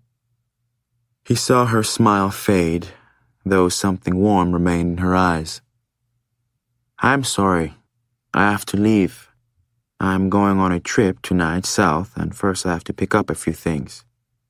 He moved around the table to take one of her hands in his, not caring what the husband thought. He said, "You'll do all right, whatever you decide. Just keep in mind, there's no one else in the world like you." She said, "I can always charge admission. Do you think 10 cents a look is too high?" "Oh, at least that," Reuben Vega said. "But you'll think of something better." He left her there in the dining room of the Charles Crooker Hotel in Benson, Arizona. Maybe to see her again sometime, maybe not, and went out with a good conscience to take some of her husband's cattle. 10 Killer. At Kim's funeral, people coming up to Ben with their solemn faces, he couldn't help thinking of what his granddad Carl had said to him 15 years ago, that he hoped Ben would have better luck with women. "We seem to have 'em around for a year or so," the old man said, "and they take off or die on us." It was on Ben's mind today, along with a feeling of expectation he couldn't help. Here he was standing 10 feet from the open casket, Kim in there with her blonde hair sprayed for maybe the first time, her lips sealed, a girl he lived with and loved, and he was anxious to take off. Go home as a different person. Maybe look up a girl named Denise he used to know, if she was still around. Get away from the movie business for a while. He could have taken 40, a clear shot across the entire Southwest from L.A. to Okmulgee, Oklahoma, 1,400 miles, but took 10 instead. drove 400 miles out of his way to look in on the Professional Bull Riders Bud Light World Challenge in Austin. Getting away was the main thing. There was no hurry to get home. He thought he might see some of his old buddies hanging around the chutes. Not a one Ben's age still riding. Get up in your 30s and have any brains, you were through with bulls. Ben entered the working end of the arena to the smell of livestock, got as far as the pens shaking hands, and was taken up to the broadcast booth. An old guy he remembered as Owen, still calling the rides. Owen said, "Folks," taking the mic from its stand as he got up, "we have a surprise visitor showed up. Former world champion bull rider Ben Webster out of Okmulgee, Oklahoma." He said, "Ben, I like to not recognize you without your hat on. Man, all that hair, you gone Hollywood on us or what?" Owen straight-faced, having fun with him. Ben slipped his sunglasses off, saying, yeah, well, he'd been working out there the past 10 years, getting by. "Your name still comes up," Owen said. "I see a young rider show some style. I wonder, could he be another Ben Webster? I won't say you made it look easy, but you sure sat a bull and didn't appear to get off till you felt like it. Listen, I want to hear what you've been doing in Hollywood, but right now, folks, we got Stubby Dobbs, 135 pounds of cowboy astride a 2,000-pound Brahma named Nitro." Owen turned to the TV monitor. "You see Stubby wrapping his bull robe good and tight. Ben, you don't want your hand to slip out of there during a ride." "You're gone if it does," Ben said. He had taken Kim to a rodeo in Las Vegas, explained how you had to stay on the bull 8 seconds holding on with one hand, and you can't touch the bull with your other hand, and she said, 8 seconds, that's all? Hell. He told her she might last a second or two being athletic. Kim said, "Bring it on," waving both hands toward her body. "I'll ride him." He'd missed the way things he said to her could become fighting words. "All right," Owen was saying. "I believe Stubby's ready." Tugging his hat down, "And here we go, folks. Stubby Dobbs out of Polson, Montana on Nitro. Ride 'em, Stubby." Ben watched the butternut bull come humping out of the gate like he had a cow's butt under him, humping and bucking, wanting the spoor off his back in a hurry. The bull throwing his hindquarters in the air now with the hard twist, Nitro humping and twisting in a circle, Stubby's free hand reaching out for balance, the bull humping and twisting his caboose, Owen called it, right up to the buzzer, and Stubby let go to be flung in the air, whipped from the bull to land hard in the arena dirt. "Well, you can hear the crowd like that ride," Owen said. "It was a good one. But it looks like Stubby's favoring his shoulder." Stubby holding one arm tight to his body and looking back as he scurried to safety, the rodeo clowns heading Nitro for the exit gate, Ben thinking, "Don't look back. You're a bull rider, boy. Get some strut in your gait. Check the rodeo bunnies in the first row and tip your hat." "You can ride to the buzzer," Owen was telling the crowd, "and still get in trouble on your dismount. Ben, I imagine you had your share of injuries." The usual, separated shoulders, busted collarbone. That padded vest is good for sponsor decals, but that's about all. "You think riders will ever have to wear helmets?" Ben said, "Owen, the day they won't let you wear your cowboy hat, there won't be anybody riding bulls." "I know what you mean," Owen said. "Well, I thought Stubby rode that train to score a good 90 points or better. How'd you see he did, Ben?" They were waiting for the number to show on the monitor. "I think the judges will give Stubby his ride," Ben said, "but won't think as much of that bull. He hasn't learned all the dirty tricks yet. Kept humping in the same direction. I'd have to score it an 85. And there it was on the monitor, 85. Owen saying, "Well, Ben Webster still knows his bulls." Owen was looking toward the stalls now, saying that while the next rider was getting ready, they'd take a commercial break. Owen turned off his mic and said to Ben, "Come on, sit down. I want to hear some of the movies you were in." "I was in Dances with Wolves, my first picture." "What were you in? I don't recall seeing you." "I was Lakota Sioux. I got shot off my horse by a Yankee soldier. I was in Braveheart, took an arrow in the chest, and went off the horse's rump. Die Hard with a Vengeance, I wrecked cars. I got shot in Air Force One. Run through with a sword in The Mask of Zorro. I got stepped on in Godzilla in a car. Let's see, I was in Independence Day. Yeah? Last Action Hero, Rising Sun, Black Rain, Terminal Velocity, others I can't think of offhand. I missed some of them, Owen said. I was wondering, all those movies, you have a big part in any of them? I'm a stuntman, Owen. They learn you rode bulls, you're hired. A kid from Brazil named Adriana rode a couple of bulls that hated him and were mature and had all the moves. One of them called Dillinger, last year's Bull of the Year, and the kid hung on to take the $75,000 purse. $75,000 for sitting on bulls for 16 seconds. Ben picked up 3 cases of Bud, a cold 6-pack, and a bag of ice for his cooler at the drive-through party barn, and aimed his black Mercedes SUV north toward Dallas, 200 miles. He'd cross Oklahoma line and head for McAllister, home of the state prison he used to visit with his granddad, Carl, and then on up to Okmulgee. The whole trip close to 450. Get home at 3 a.m. No, he'd better stop at a motel the other side of Dallas, take his time in the morning and get there about noon.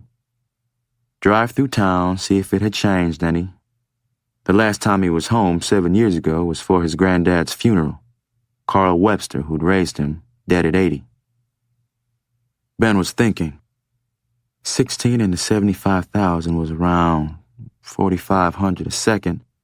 About what you got for smashing up a car.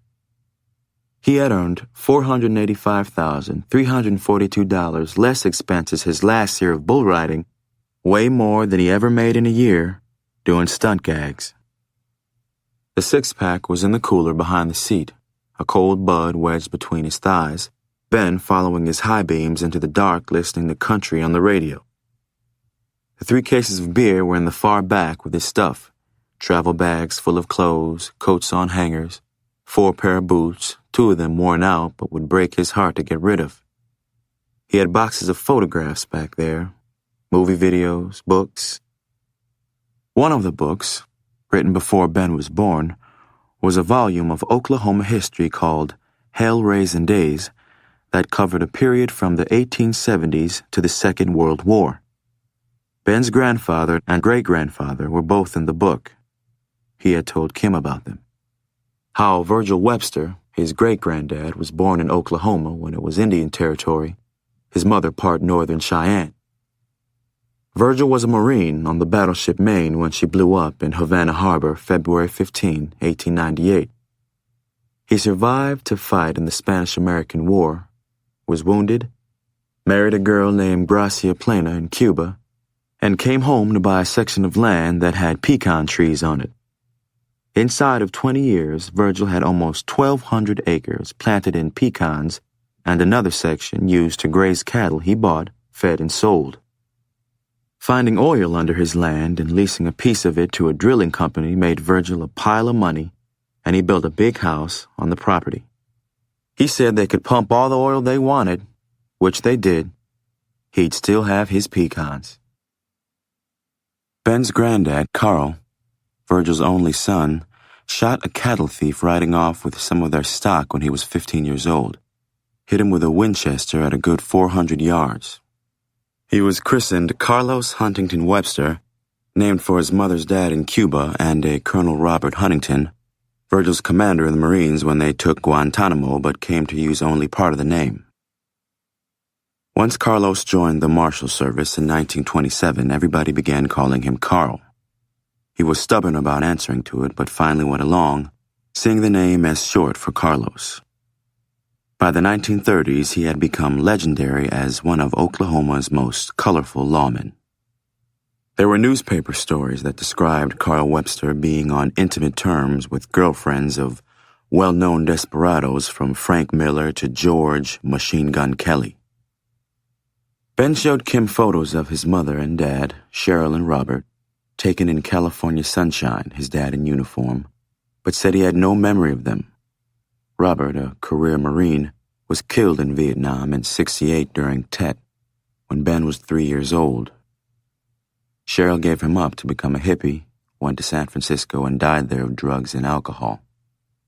It was how Carl, 62 at the time and retired from the Marshals, came to raise him. Kim would ask about Cheryl, wanting to know how a mother could give up her little boy, but Ben didn't have the answer. He said Carl would tell him about his dad, how Robert was a tough kid, hard-headed and liked to fight, joined the Marines on account of Virgil telling him stories when he was a kid, and was a DI at Pendleton before going to Vietnam. But he'd never say much about my mother other than she was sick all the time. I guess she took up serious drugs, and that was that. Actually, Ben said, Carl didn't talk much about any of the women in the family. Not until I dropped out of Tulsa after a couple of years to get my rodeo ticket and we sat down with a fifth Jim Beam. He told Kim some of what he remembered of the conversation. Carl, close to 80 at the time, saying the men in the family never had much luck with women. Even Virgil came back from Cuba and never saw his mother again. She'd gone off to live on the Northern Cheyenne Reservation out in Lame Deer, Montana. Carl said he came out of his own mother, Ben's great-grandma Grace, bless her heart, and she was already dying from birthing him. Carl said that time, "Now, your grandma Kitty, I can barely remember her face even though I'm still married to the woman. If she died, I doubt she's in heaven. Boy, Kitty was hot stuff. Wore those real skimpy dresses. She'd read about me in the paper and pretend to shiver in a cute way." It sounded to Ben like Carl's idea was to take Kitty out of the honky-tonks and show her a happy home life. Only Kitty found herself living with a couple of guys who dipped Copenhagen, drank a lot, argued and took turns telling stories about fighting the Dons in Cuba and chasing after outlaws in Oklahoma. "Kitty saw me as a geezer before my time," Carl said. "She had Robert and took off, and I never went looking for her." This was the occasion Carl said to Ben, "I hope you have better luck with women. We seem to have them around for a year or so, and then they take off and die on us." Kim said, "What's that supposed to mean? A curse?" She said, "Luck has nothing to do with it," starting to show some temper. "You know what your granddad's problem was? He saw himself as a ladies' man without knowing a goddamn thing about women. It was all guy stuff with Carl, and you ate it up. My Lord, raised by an old man with guns and livestock out in the middle of nowhere. Having a jarhead drill instructor for a dad wouldn't have helped either, even if you never met him. To tell you the truth," she said, "I'm surprised you're considerate and know how to please a woman." They'd argue over dumb things like how to make chili, and Kim would say, "I'm from where they invented it, for Christ's sake, hon. We do certain things my way, or I'm out of here. Like Kitty or whatever her name was, your grandma." This Kim Hunter from Del Rio, Texas, down on the border, had come to Hollywood hoping to be a movie star and was told she'd have to change her name, as there already was a Kim Hunter. This Kim Hunter said, "Have the other one change hers," like she'd never seen her in Streetcar playing Marlon Brando's wife. She was a physical fitness nut and got into stunt work, falling off horses, getting pushed out of moving cars, jumping off the Titanic, stepping in to get beat up in the same dress the star was wearing. He said, "You think you'll ever leave me?" She said, "I doubt it." Their arguments played like scenes they could turn on and off. Their home in Studio City was aluminum siding with a flagstone patio, a lot of old shrubbery in the backyard, and bats that would come in the house through the chimney. 3 weeks ago, they'd spent Sunday on the beach at Point Doom, where Charlton Heston kisses the real Kim Hunter, playing a monkey chick in Planet of the Apes. And she doesn't want to kiss him because, being a human, he's so ugly, right before he takes off and comes to the head of the Statue of Liberty sticking out of the sand. "You never catch me playing an ape," Kim said. That day, they walked along the edge of the Pacific Ocean, talking about getting married and spending the rest of their lives together. "You sure you want to?" Ben said, "Yeah, I'm sure. If we're going to have any children, I know, I want kids. Really. They had fallen in love falling off a ladder in a movie, 5 takes, and were still in love almost 2 years later. She was slim and liked to wear hiking boots with print dresses.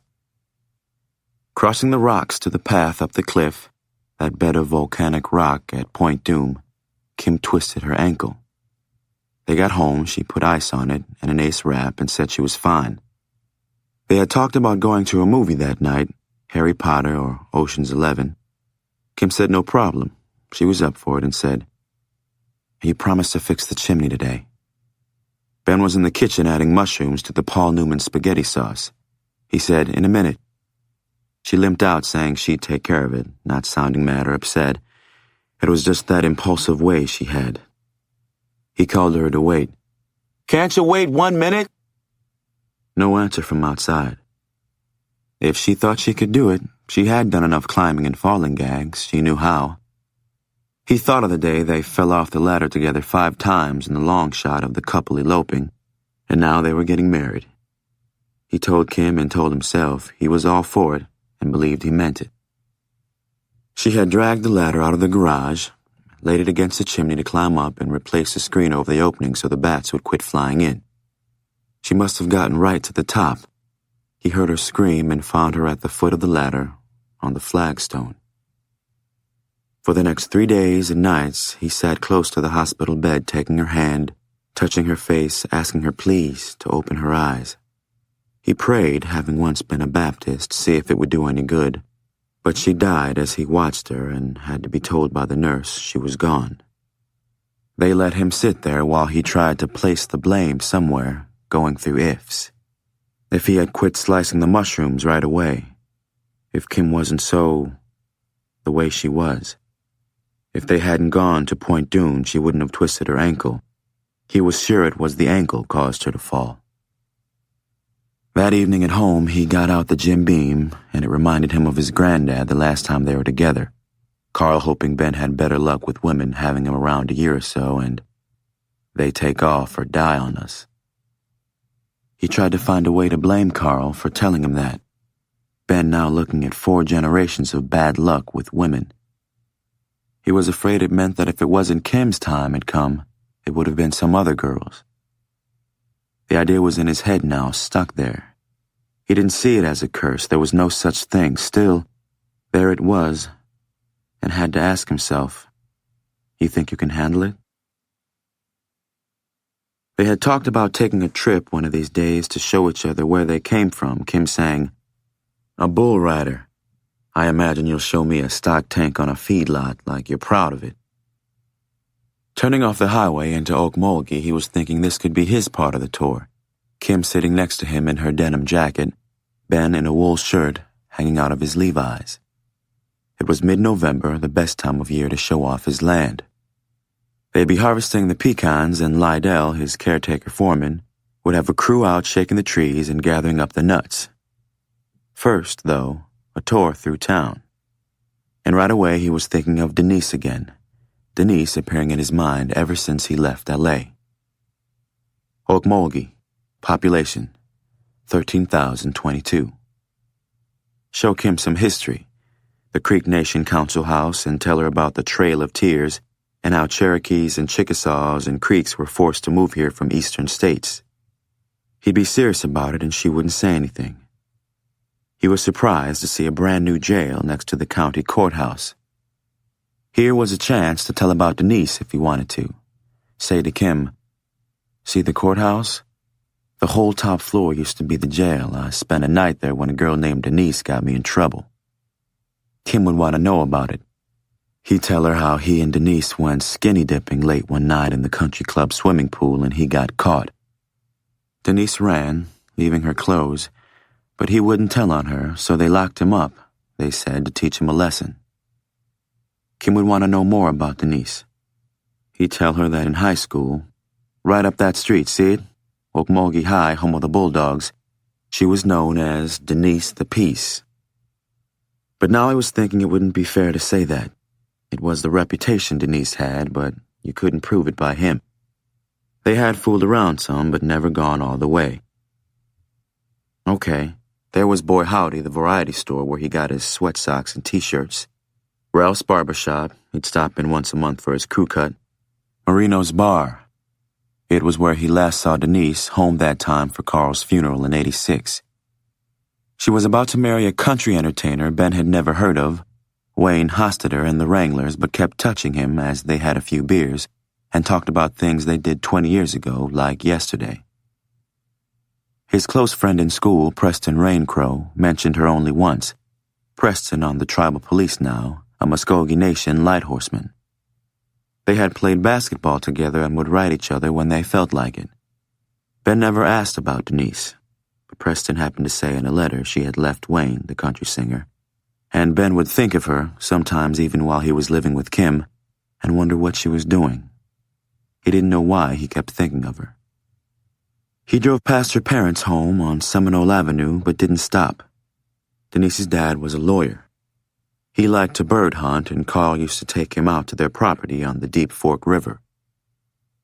The Orpheum was showing Harry Potter and Monsters, Inc. That Sunday they went to Point Dume. They were going to see Ocean's 11 after Kim talked him out of Harry Potter. And if she were sitting next to him right now, they might or might not see Harry Potter, Kim calling it another kid flick. Ben took 56 out of town, west, up and around Okmulgee Lake to the bottomland of the Deep Fork, the river that ran through its property to water the groves and keep out the pecan weevils. They still had to spray all summer for fungus and case sparrow larvae. You had to have the right kind of weather for pecans. Carl used to pray for a spring flood. If it got too dry, the trees would start throwing off pecans before they were ready to harvest. Lydell, his caretaker foreman, had worked here all his life, first for Carl and now looked after the property for Ben, who'd transfer money to the bank in Okmulgee, and Lydell would draw from it with power of attorney to run the pecan business, pay taxes, hire the spraying done in the work crews, keep production records, make deals with brokers to sell the harvest to a sheller in Texas. Lydell, now in his 70s, would send handwritten reports to Ben. That tornado came through, took out 4,000 trees. Don't look like we'll make our nut this year. Was he being funny? It was hard to tell. If they sorted and bagged 1,000 pounds an acre, they'd load 8 to 10 semis and make money. With last year's freeze, they'd loaded 3 trucks.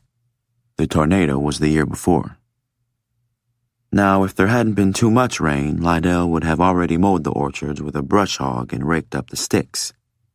Ben hoped to see a crew using the shaker today on the trees, mechanical arms gripping the trunk, giving each tree a good shake for half a minute or so, then bringing in the nut hustler to gather the pecans from the ground. Ben turned onto the road that edged along his property, and pretty soon they were off to the left.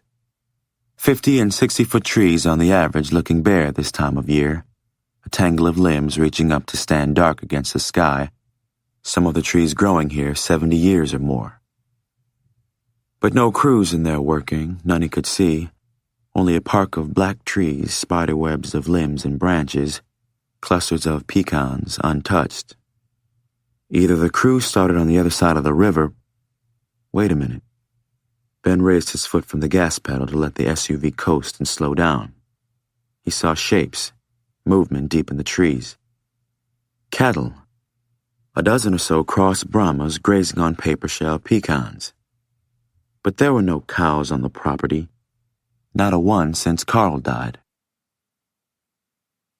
His great-granddad's original house stood on this road where Virgil lived till he made his oil money and built a new one in the 1920s, a big California bungalow that was back in the property, the house where Lydell was now living. Except Lydell was sitting on the porch of the original house, now weathered gray, its porch roof sagging to one side. Ben turned in past a sign that said no trespassing, one he'd never seen before, and stopped in the yard next to Lydell's pickup, Lydell watching him, the old man's expression taking time to change, and now he seemed to be smiling as Ben approached. "Well, Carl, I'll be goddamn. When'd you get in?" Ben stepped up on the porch. "Tell me you're being funny." The old man looked puzzled now. How long had it been since they'd spoken on the phone? Jesus, last Christmas, almost a year. Lydell, how come you're not up at the other house? Oh, what for? This is where I live. You used to, Ben said. Carl died. I said go on live in the new house. The new house is old as some of the oldest pecan trees. Lydell looked puzzled again. Ben said, Lydell, I'm Ben. And saw the old man's face begin to change again, light coming into his eyes, and Ben heard himself say, oh shit. Yeah, hell, you're Ben. But you sure look like your daddy. Ben let that one go. How you feeling? Well, I don't know. I seen the doctor. He said I'm as good as can be expected. Why'd you go see him? I get dizzy at times and have to sit down. I think from the chemicals that's spraying every year as long as I can remember. I know a boy that did that spraying had to have all his blood drained out, new blood pumped in, and he was fine. Went up to Tulsa to work as a gardener. But why are you living in this house again? There's only one of me and there's 3 of them. 4 when they have a woman there with them. They said they ought to have the house and wrote it into the deal, the lease. Lydell, these people leased my house? They leased the property. I must have told you of it in my report. Carl, you can't hire the labor you used to. These fellas come along, offer to work shares on the pecans and their cattle both. Their cows are in the orchard. Again? God damn it, I keep telling them about that. And nobody's working. Ben stepped off the porch to the ruts in the drive to look toward a closed-up barn, a shaker power hooked to a tractor with a covered cab, and a nut hustler sitting outside in the weeds and brush. The house where Lydell should be living was a quarter of a mile up this farm road that cut through a grove of pecan trees, the house not in sight from here. Lydell, they haven't touched the equipment. I'll get on 'em, Carl. Don't worry. The one they call brother, he'll go into town and bring me back my supper if I ask him nice. Get it from the Sirloin Stockade or a TV dinner from Get and Go. Lydell, they walk up and say they want to lease the place? Their name's Grooms. A daddy named Avery and the 2 boys. Hazen about your age and the younger one they call brother. Carl, it's so goddamn hard to get labor. Hazen says they'll work the pecans. I won't have to lift a hand. And they stick you in this shack. Hell, it was my home for years and years. How come they picked this place? We's related, what they tell me, on my mama's side. They stopped by and we's talking. I believe they come from Texarkana. Lydell, you have a copy of the lease? The old man touched his shirt pocket. Yeah, it's somewheres. I have to remember now where I put it. How long they been here? They come by the first time, Lydell said. I believe was towards the end of spring with a real estate woman. Then they come back again and moved in. They've been here most of the year, Ben said. And you never told me? I thought I did, Carl.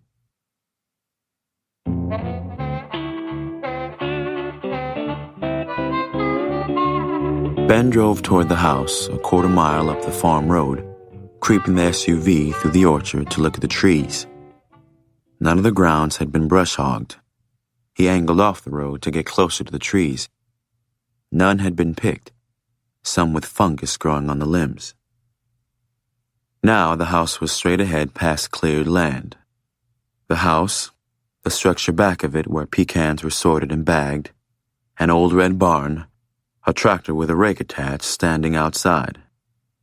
The road continued on to a gate that closed off pasture, where a few cows that weren't supposed to be here were grazing. A pickup truck and a Cadillac with a good 10 years on it stood at the side of the house, stucco with green trim that needed paint.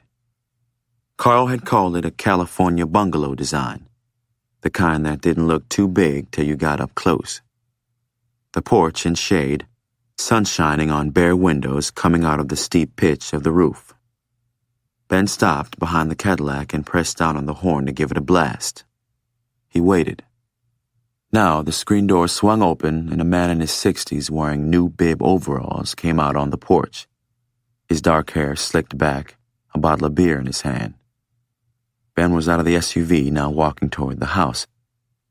The screen swung open again and a 40-year-old version of the first one appeared.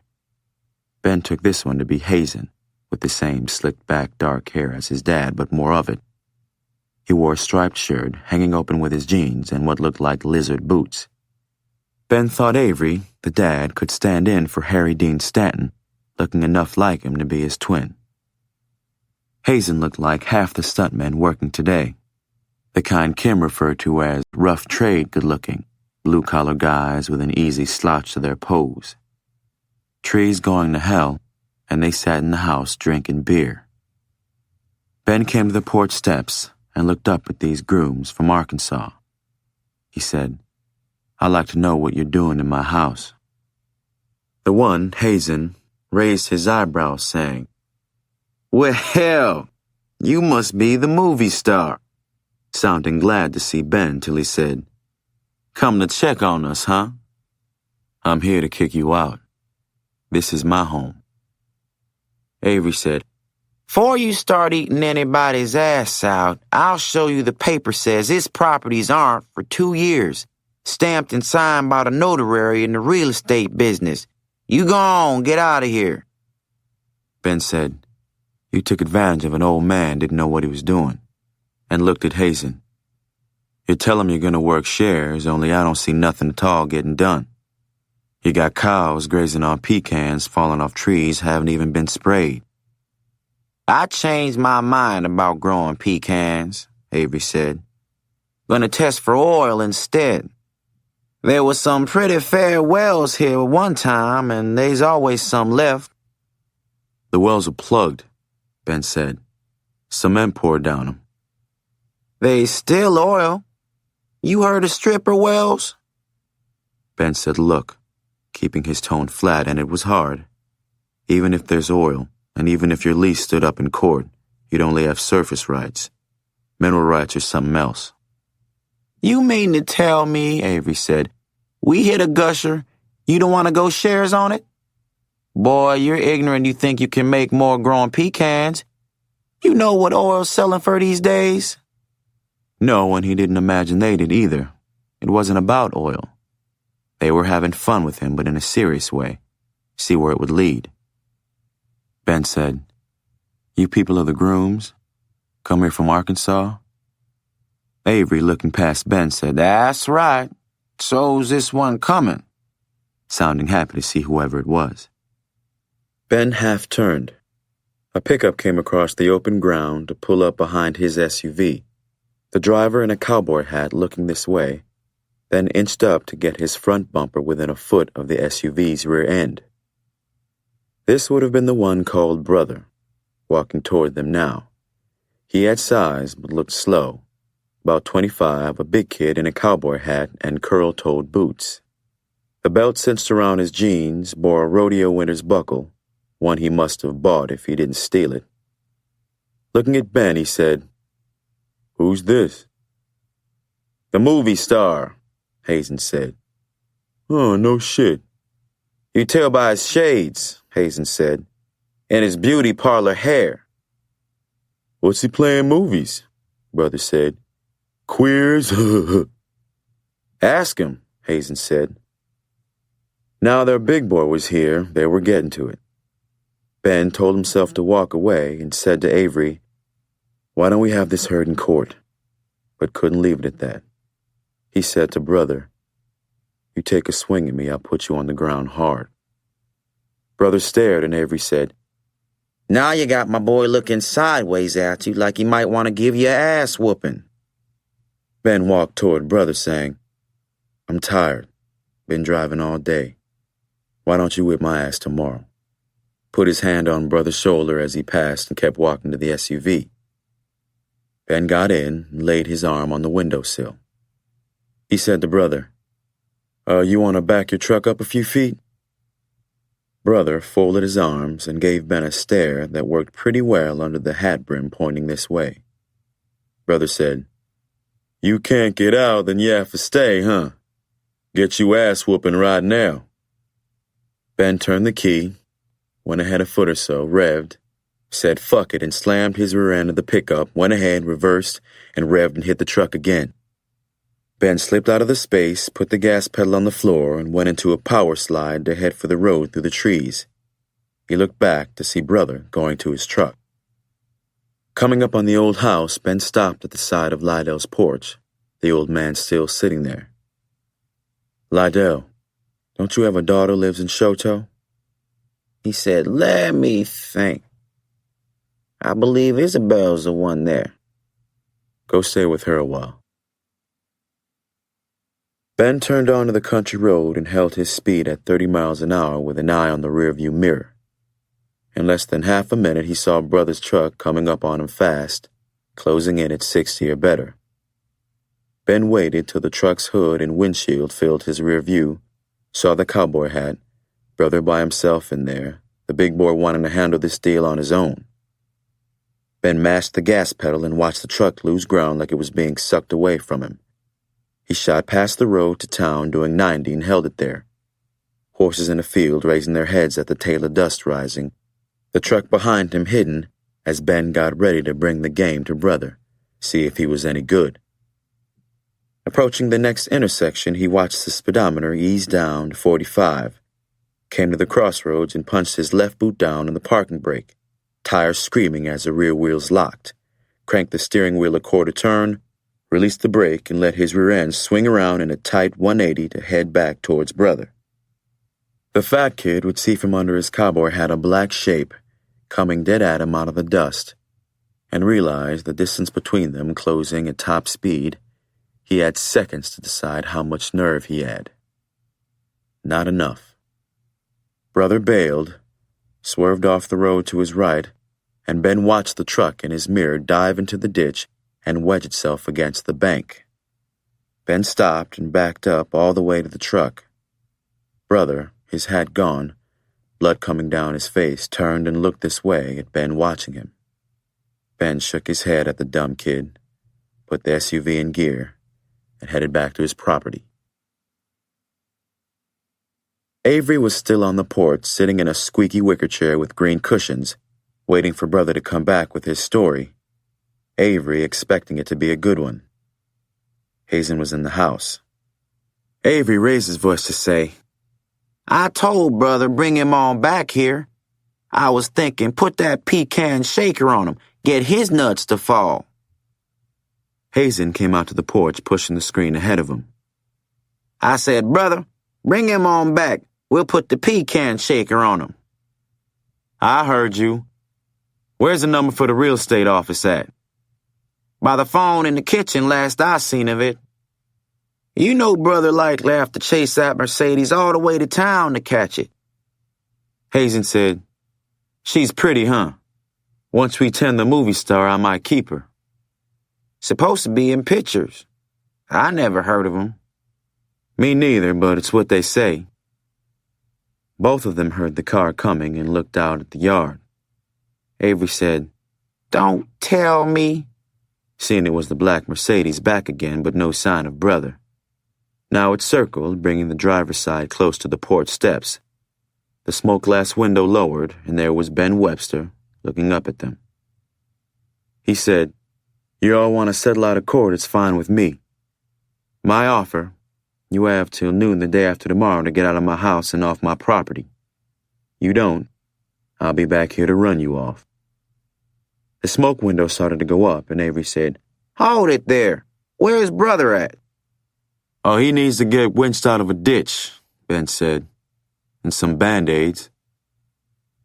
Avery watched the window slide up all the way and the sporty black SUV circle out of the yard and into the trees, gone. It got Avery frowning, saying to Hazen, "The hell's he talking about? Brother's in a ditch." "Like he put him there," Hazen said. "Brother was chasing him." "Brother ain't the issue," Hazen said. "You heard him. He's gonna raise the law on us if we don't leave. Have troopers out here looking around. You want to stay or not? We ain't gonna move nothing in no 2 days. Course I want to stay. All right, then what do you want done with the movie star? What do you think? Take him off somewheres and shoot him. Hell, brother'd kill you to do it. Yeah, you just take him off somewheres. I saw it coming, Hazen said, but wanted to make sure. He went inside, walked through the musty smell of the living room to the kitchen, picked up the business card from the counter, and dialed the number on it. Within moments, a voice came on saying, "Okay, Realty. This is Denise. How may I help you?" Hazen said, "You know who this is?" There was a pause before she said, "I have a pretty good idea." Hazen said, "Guess who just come by here?" Ben coasted toward Brother standing at the side of the road by his truck and stopped close to him. "Man, you're a mess." Bloody from his face to his t-shirt, Brother said, "I busted my goddamn nose," and touched it barely. "I see that. Listen, I told your daddy. He ought to be along pretty soon." Ben raised the window, nothing more to say, and continued on toward town. Doing the 180 brought him to life again and got him thinking of Carl, what Carl would say to him. "There you go. You don't take abuse from those people. You can tell looking at them they dirty. What you said's fine. Get off my property or I'll fucking run you off." They looked serious enough to come after him, and he couldn't help thinking this situation could be in a movie. The only thing different, he'd be the good guy for a change. And it was real life. Preston Raincrow could trace his people back more than 160 years, some of them from a Cherokee clan, the Kitoa, and some from slaves owned by the Creeks, black slaves brought all the way here from Georgia or Alabama during the Trail of Tears. His great-grandma, Narcissa Raincrow, lost a child when she was 16, not having any business being with child, and Virgil Webster hired her as a wet nurse when Gracia Plana died giving birth to Carl. Narcissa stayed on as Virgil's housekeeper.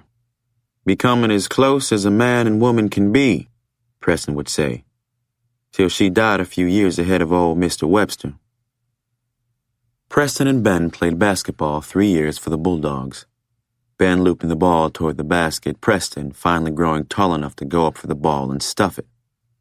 After high school, Preston went to work for Ben's granddad Carl in the orchards and rode bulls every year in the Okmulgee Invitational, the all-black rodeo they held out at the Creek Nation Arena, $14,000 in prize money. Ben told him he was too lanky for bulls, and Preston switched to saddle broncs. It was fun, but didn't offer a living.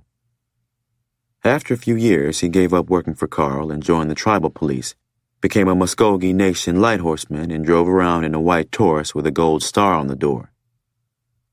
Ben called the light horseman headquarters from the motel and was told Preston was no longer with them, now working for Russell Exterminating, killing bugs. Ben said, "You're kidding. Preston?" But didn't get a reason or any more information. He called the exterminators to learn Preston was out on his route. Ben left his name and the Shawnee Inn phone number. 5:30, Preston Raincrow hadn't called. Ben was about to try him at home, say hi to Ophelia, and find out where he might be. That was when Preston knocked on the door and came in the room in his dark green exterminator uniform. The first word he said was, "10 Killer. Man, it does me good to see you," and wrapped his long arms around Ben. "How'd you find that out?" "What? Calling yourself 10 Killer?" Now he stepped back to look Ben over. "I'd catch a glimpse of you in a movie falling off something or getting beat up by the good guy, but I wouldn't see your name there at the end. I don't know why I never wrote and asked. So one time I kept stopping the tape to look good. I see Ben 10 Killer there with the stuntman, and I know it's you." "I used it," Ben said, "to get the job on Dances with Wolves. Told him I was Indian. But then once I was known in the business as 10 Killer, I was stuck with it." "You name yourself after the lake?"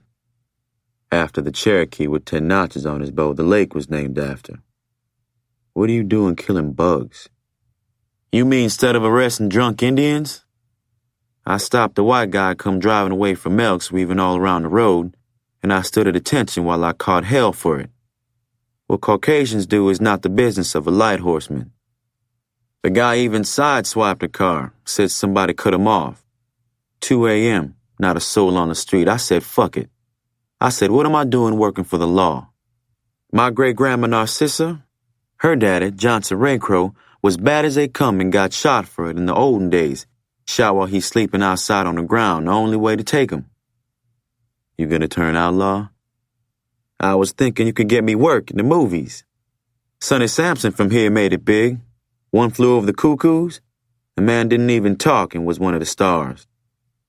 You want a beer? I don't need any for a change, but yeah, give me a cold one. Preston looked around the room of dark wood, the king-size bed, walked over to the balcony and looked out from the second floor. Man, you could almost die from here in the swimming pool, but don't try it. You hit your head on the concrete. It's too cold anyway doing his swimming. Ben got a couple of buds from the cooler, asking Preston how his family was doing. Preston said Ophelia took the kids to her mama's when he quit the cops and stayed drunk for a while. He said, it ain't hard to act stupid if you put your mind to it, but 2 weeks of missing them was all I could take. He asked how Ben was doing, and Ben told how Kim was killed falling off a ladder while he's slicing mushrooms. And Preston said, did it turn you stupid? Getting you thinking you're to blame? Ben said he was handling it. He didn't mention the feeling of expectation, ready for something new in his life, or ask about Denise if Preston had seen her lately. He told about going out to the house and finding these people living there, the grooms, Avery, Hazen, and brother, and what they'd pulled on Lydell getting him to lease the property. Bring Lydell to court with you, Preston said. The judge will let you tear the lease up.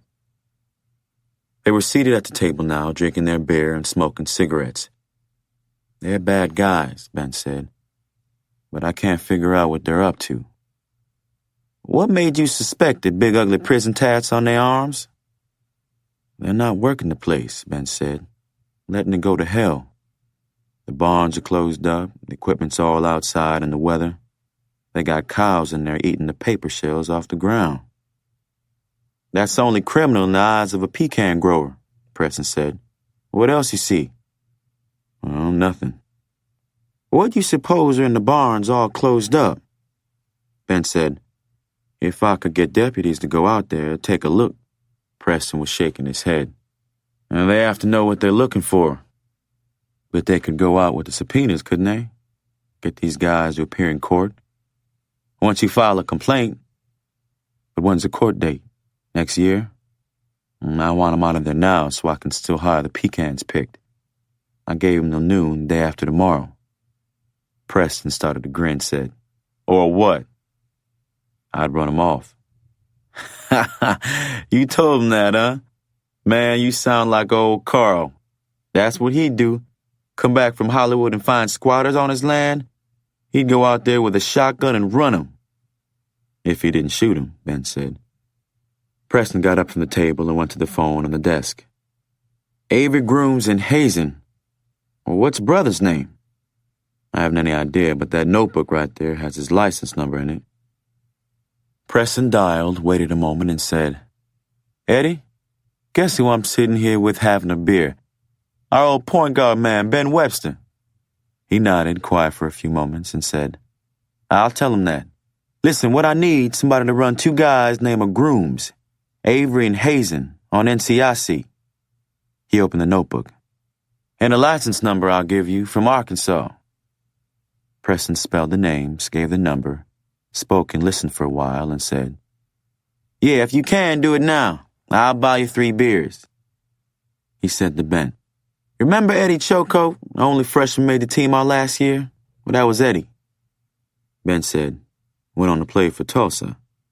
That's right, and he said you were the quickest guard he ever went down the floor with, and that's counting college ball. But you rather ride bulls. It paid, Ben said. Else I'd have to sold the farm. Why keep it, other than you grew up there? Ben said, I have to think about it. Eddie Choco came on again, and Preston talked to him for a few minutes, taking notes, then came over to sit at a table, saying, Did Hazen have dog bite scars on his left arm? He didn't show me any. Preston looked at his sheet of notes. Hazen Richard Grooms, May 12, 1967, served 132 months in the Cummins unit over there, Arkansas Department of Corrections. You want to guess what for? Tell me. Theft of property and aggravated robbery. Hazen hijacked a highway hauler and they caught him with the tractor. That was, 12 years ago. What about the old man? Avery Lewis Grooms, wears dentures, has Lucky Dog tattooed on his left arm. DOB August 5th, 1940. Went down for theft by receiving and was given 90 months in the North Central Unit, same time Hazen was in Cummins. There's a detainer on him for parole violation. All you do is tell the sheriff, and Avery's gone. Ben said, I don't know if that would settle it. Maybe not, Preston said, but it would spray their hive, get them active. He looked at his notes again. Next piece of business, the Ford pickups registered to Jared Lord Grooms, so Eddie ran him on the crime computer. Date of birth, April 10th, 1975. He's 6'4" and weighs 240. That sound like brother? Those are his dimensions. What'd he do? Went down for third-degree battery on a list of assault indictments, but all he got was a year in the Lanoke County Jail. Preston Rencrow laid his notes on the table. He said, Ben, these people are into hijacking trucks. We know Hazen tried it, Ben said. I see it as a criminal enterprise. I bet they keep those barns closed tight and locked. I never got close enough to tell, Ben said. Preston took his time. He said, Maybe I could look into it. Go out there, tell him I'm checking on Lyme disease for the county. Ben said, or mad cow. It got Preston nodding his head. Yeah, I like mad cow. Say I need to check the feed and the cow shit. You think they'll believe you? I'll wear my exterminator uniform and bring Eddie Chokehold along with his sidearm. Tell him this mad cow business could be a terrorist plot like anthrax. Eddie's cool, he'll go along. We find stolen property, we tell the sheriff. We find a meth lab working, speed's big around here, we call the DEA. They'll go out there with Marshals. But if we don't get to peek in the barns... Preston shrugged. You ever in a movie had this kind of situation? Guys you think are bad won't come out of the house? I was one of the guys, Ben said. I made a run for it and got shot. You were good at dying. We played guns enough when we were kids. Get shot and go, I'm hit, and fall in the river. Ben thought of what he'd say next, hesitated, and then said it. I almost got shot for real one time, taking a midnight dip in the country club pool. And they put you in jail, I remember that. You were with some girl we went to school with. Denise Patterson, Ben said. That's right. She's Denise Allen now, married twice. The first time some country singer came through with a show and Denise ran after him. The second time to a guy in Tulsa with oil money left over in the 80s. They got divorced and she come back home. Her folks moved to Hawaii, let her have the big house in Seminole Avenue she grew up in. That's where she's at now. Yeah, Denise Allen, in the real estate business. Sells farms, sells lake property. How do you know all that? Oh, Ophelia does the cleaning.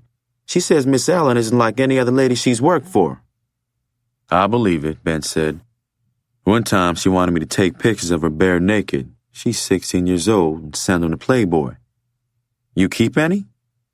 I never took the pictures. I was hard-shell Baptist at the time, Ben said. A Count of Carl had found Jesus. I was reading scripture so I wouldn't go to hell. I'd go skinny dipping with Denise and leave my underwear on. I remember in school, Preston said, some guys called her Denise the Peace. They said she'd let you screw as long as you were Caucasian. You still Baptist? Ben said, more Unitarian if anything, thinking of Kim. Thinking of her for the first time in hours. Preston said, yeah, Ophelia told her me and you write each other and she's always asking what you're doing. Denise? Who we talking about? I was you, man. I'd give her a call. The way Denise met Hazen grooms. One night in that dark, smoky bar at the Best Western months ago, he asked her to have a drink with him. He was scruffy, but there was something about his pose she liked. His cool, sleepy eyes, and shrugged, why not, and said she'd have a margarita. He told her he was a cattleman. Denise said, "You mean you shovel cow shit?" Hazen said he speculated on cattle, oil, and land development, looking like he might have $5 in his jeans. He asked her with his sleepy Jack Nicholson look, "What's a hot number like you doing in Okmulgee?" Denise kept a straight face and laid her OK Realty card on the bar. If this cowboy was into land development, he could put up or shut up. Hazen said, studying the card. He said he had run into a relative of his, operated a pecan farm, and was talking to him about working shares. He asked Denise if she could put together a lease agreement. When he told her it was the Webster property out of the Deep Fork Bottom, Denise almost came off her bar stool. "Oh, really?" Since high school, she had not stopped thinking of Ben Webster. Not every day, but a lot. In fact, more than ever while she was married to those two jerks. She was sure this lease deal would put her in touch with him again. They'd talk about it on the phone, and she'd say, "By the way, I'm coming out to the coast soon." Ben could even come here to look over his tenants, and she'd act grown up for a change, try to be more subtle than she was dreaming up ways to seduce him. Like the skinny dipping, like asking him to take nude pictures of her, like doing a Sharon Stone sitting with her knees apart in a miniskirt. Nothing worked. Finally, she put the question to him in a soft voice. "Ben, are you gay? It's okay if you are." It wasn't, but that's what she said. He looked surprised and told her no, of course not. She said, "Then why don't you want to do it?" He said, "'Cause it's a sin." It was that fucking Carl's born-again influence. She wondered if it was still a sin now that he lived in Hollywood and was in movies, an Indian in Dances with Wolves, but which one? She caught glimpses of him in other pictures once she learned which ones he was in. He looked great, even getting shot. She was dying to see him. He'd called, and he was coming to the house, and she wasn't sure what to wear, if she should go smart or hot. First Hazen calling with, "Guess who just came by?" Oh, no. "Guess who just come by here?" And knew right away who he meant, without knowing why she knew it, and felt a twitch in her stomach, or even lower.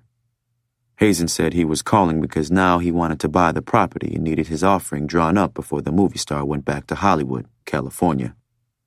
He always called Ben the movie star, getting it from Lydell, who hadn't seen a movie since Gone with the Wind and assumed any picture Ben said he was in, he must have been the star. "Since you and him are old school buddies," Hazen said, "I bet he'd want you to be in on it and get a nice commission, huh?" It sounded fishy. Where would he get the money for the down payment? Sell his repainted Cadillac? Hazen said, "I'll find out where he's staying and let you know. See, then you can invite him over. Say you got an offer for his property you want to talk to him about." Hazen said, "I can come by your house tonight with the figures. You gonna be home?" "Tomorrow at the office," Denise said, and wouldn't let him talk her out of it. She had never allowed him in the house. Several times they had drinks and dinner together because she had nothing to do and was curious about him, and would listen to Hazen tell how he'd once rustled cattle with a semi-trailer and had done some prison time in his wild youth, but never associated with the perverts or hogs inside and had kept himself clean, Hazen eating his dinner with his cowboy hat on. Hazen wanted her to know he'd had an outlaw streak in him, but was now a straight shooter looking for the girl of his dreams. If she ever told anybody, she'd add, "You have to hear him say it." Finally, the last time they went out together and he took her home, he started putting the moves on her in his car, the back seat full of engine parts and trash, Hazen kissing and feeling, the straight shooter smelling of cigarettes, tequila, and aqua velva, breathing hard through his nose till Denise shut him down with a quiet tone of voice. She said, "Hazen, please don't," and thought of telling him she was a lesbian, but couldn't bring herself to say the word, So she said, "I'm not used to a man like you. Twice I was talked into getting married, not giving myself time to realize what I was doing, and both times I made an awful mistake. You'll just have to be patient with me." She didn't have to tell him to get his hand off her tit. He grumbled something and withdrew it. So she didn't have to pull the Sig Sauer 380 she kept in her handbag and shove it under his nose. It was time to dress for Ben. The way it turned out, it didn't matter what she was wearing. Denise opened the door. Ben came in. They looked at each other, neither one saying a word. They went into each other's arms for a hug after all these years, kissing each other on the cheek, on the mouth hard, and ended up on the oriental that covered the living room floor, scrambling to get enough of their clothes off, Ben's windbreaker, his boots, God damn it, a pair of the newer ones, hard to pull off, his jeans, Denise her cotton sweater, no bra but the panties beneath the skirt, and love was made in a fever that lasted only a few minutes after 20 years of it never having happened. On the floor, side by side, looking at each other, both at peace, smiling a little, she said, "Well, how have you been?" He said, "You look better than ever." She said, "I like your hair like that." He said, "You're not married, are you? Would it matter?" "Not now." She touched his hair. "Where's your cowboy hat?" "Well, I'm not a cowboy anymore." "I still have a picture of you I cut out of the paper riding a bull." He said, "You want to know something?" "What?" He hesitated, but had to say it because it was the reason he was here. "I think about you all the time." She said, "Oh, Ben," in a soft way, touching his face, kissing him. Soon they were kissing each other without making a sound as they settled in. They got cans of beer from the kitchen and took them into the library where they used to kiss and fool around sometimes, but without ever getting too close to doing it. She said, "I guess it's not a sin anymore. You remember that?" I'd say, "Why don't we see what it's like?" You already knew. "Yeah, but not with you. And I had to find out. But I wasn't jumping in the sack with everybody. You know how many guys I did it with? 2. She paused. "Actually, 3 while we were in school, and I'm Denise the Peace." "You must have wanted to." "Sure I did." She said, "I was absolutely insane over you," and stopped for a moment, looking at him next to her on the cracked leather sofa, her dark hair and part of her face in lamplight. "You're not married, are you?" He said almost, once, and saw Kim on the beach at Point Doom, what seemed now years ago. "Why didn't you?" "I thought I wanted to, but you weren't sure." "I wasn't sure either," Denise said. "When I married Wayne Hostetter, the second biggest mistake in my life, but it was a chance to get out of town." Saving Ben from having to talk about Kim, what happened to her, and what he felt now about ever getting married or even serious with a woman, because they didn't have to be married to have something awful happen to whoever she might be.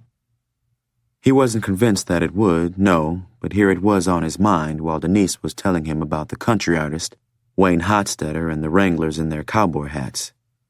"I called them Wayne and his Wanglers. He's the only guy I ever heard of puts lifts in his cowboy boots." "He was your second biggest mistake," Ben said. "What was your first?"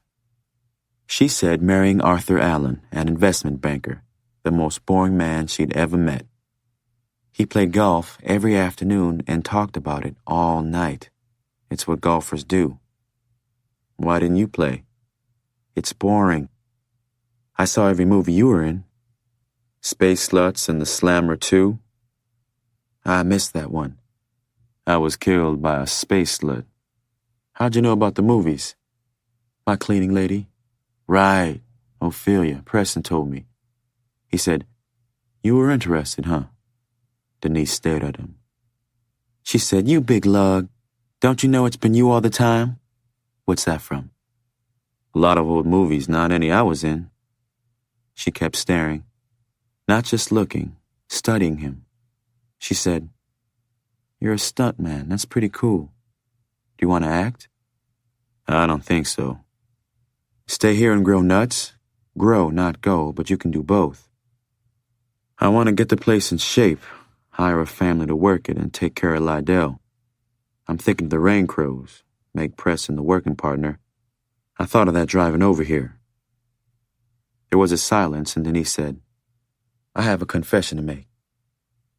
Ben had told her while they put their clothes back on and went out to the kitchen the situation with the grooms. 48 hours to get out, and he didn't think they'd budge. I know those people, then he said. I wrote the lease. That's your confession? If you hadn't, Ben said, I doubt we'd be sitting here. Look at it that way. But now Hazen says he wants to buy your place and he's using me to get you two together. You know he's a criminal, or was. I think still, Ben said, the whole family. Preston looked him up. Hazen wants to kill you, doesn't he? Her voice quiet as she said it. Any one of them, Ben said. And if they do and you know about it and can put him away for life. Ben watched her cross her legs as she thought about it and reached over to pick up her can of beer from the coffee table. Now she was looking at him again. I've been ready for Hazen since the first time I met him. He comes here with intentions of doing us harm, I'll shoot him. My dad gave me a gun a long time ago and I'm licensed to carry it. But you know what? You better move your car from the drive. Park it in town somewhere. It won't be here, Ben said. I'm meeting Preston later on. He's looking into the grooms, see if he can find out, as he says, what kind of criminal enterprise they're in. I always like talking to Preston. So you can stay a while? I'm not in any hurry. Tell me some Hollywood stuff. Jack Nicholson always carries an ashtray in his pocket. What about, like I heard some stars actually do it in their love scenes. I wouldn't be surprised, but I've never been needed on that kind of a set. What else you want to know? Ben, have you really been thinking about me?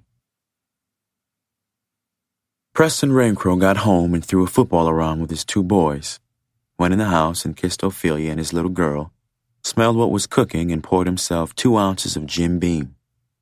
He sipped on the drink thinking of Avery Grooms and his 2 white trash boys, thinking if Avery was picked up on the detainer and held for Arkansas, it could cause his boys to act stupid and become nasty, and they could be picked up too. Preston had one more drink for the pleasure of it. He didn't need courage, and phoned the young sheriff of Okmulgee County, a reasonable enough Caucasian boy Preston had played football with this time, and told him about the detainer. Avery Grooms, done most of 90 months, come out, must have blew his parole, he said. You know the Webster place, that's where he's at. Preston suggested the young sheriff bring some backup along. The man had his 2 sons with him, and they weren't likely to sit still, watch their old dad taken away cuffed. He listened and said, Anytime. I'm always glad to help you out. The Raincrows were finishing their supper when the phone rang. Preston listened to the young sheriff say it was on for tonight and he could come if he wanted. Preston sat at the table again and ate the rest of his rice pudding before calling Eddie Chocoat. Hazen put aside the early part of the evening to check motels, see where a Ben Webster was registered, came to the Shawnee Inn and the desk clerk said, Yes, sir, he sure is. But wouldn't give up the room number till Hazen flashed a federal badge and ID he'd bought in Biloxi, Mississippi, and used from time to time, and was told, Room 220 overlooking the patio and the swimming pool. The clerk wanted to know if Mr. Webster was in some kind of trouble and was told, He sure is, partner. Hazen returned to his favorite bar, the dark, smoky one at the Best Western, and drank margaritas while he thought about what to do with Denise. If she'd have come across once or twice, he'd feel better about her. As cold sexually as the woman was, he believed he could set her afire and bring her to her, get her to come. Hazen thinking now that if Brother took care of the movie star, that'd be out of the way and he'd have had nothing to do with it. He could stay around and take his time with the real estate lady. If it ever came to putting a pistol on her, like a last resort, hell, he didn't even know where he'd aim. His cell phone made its noise. It was Brother trying to keep his voice low.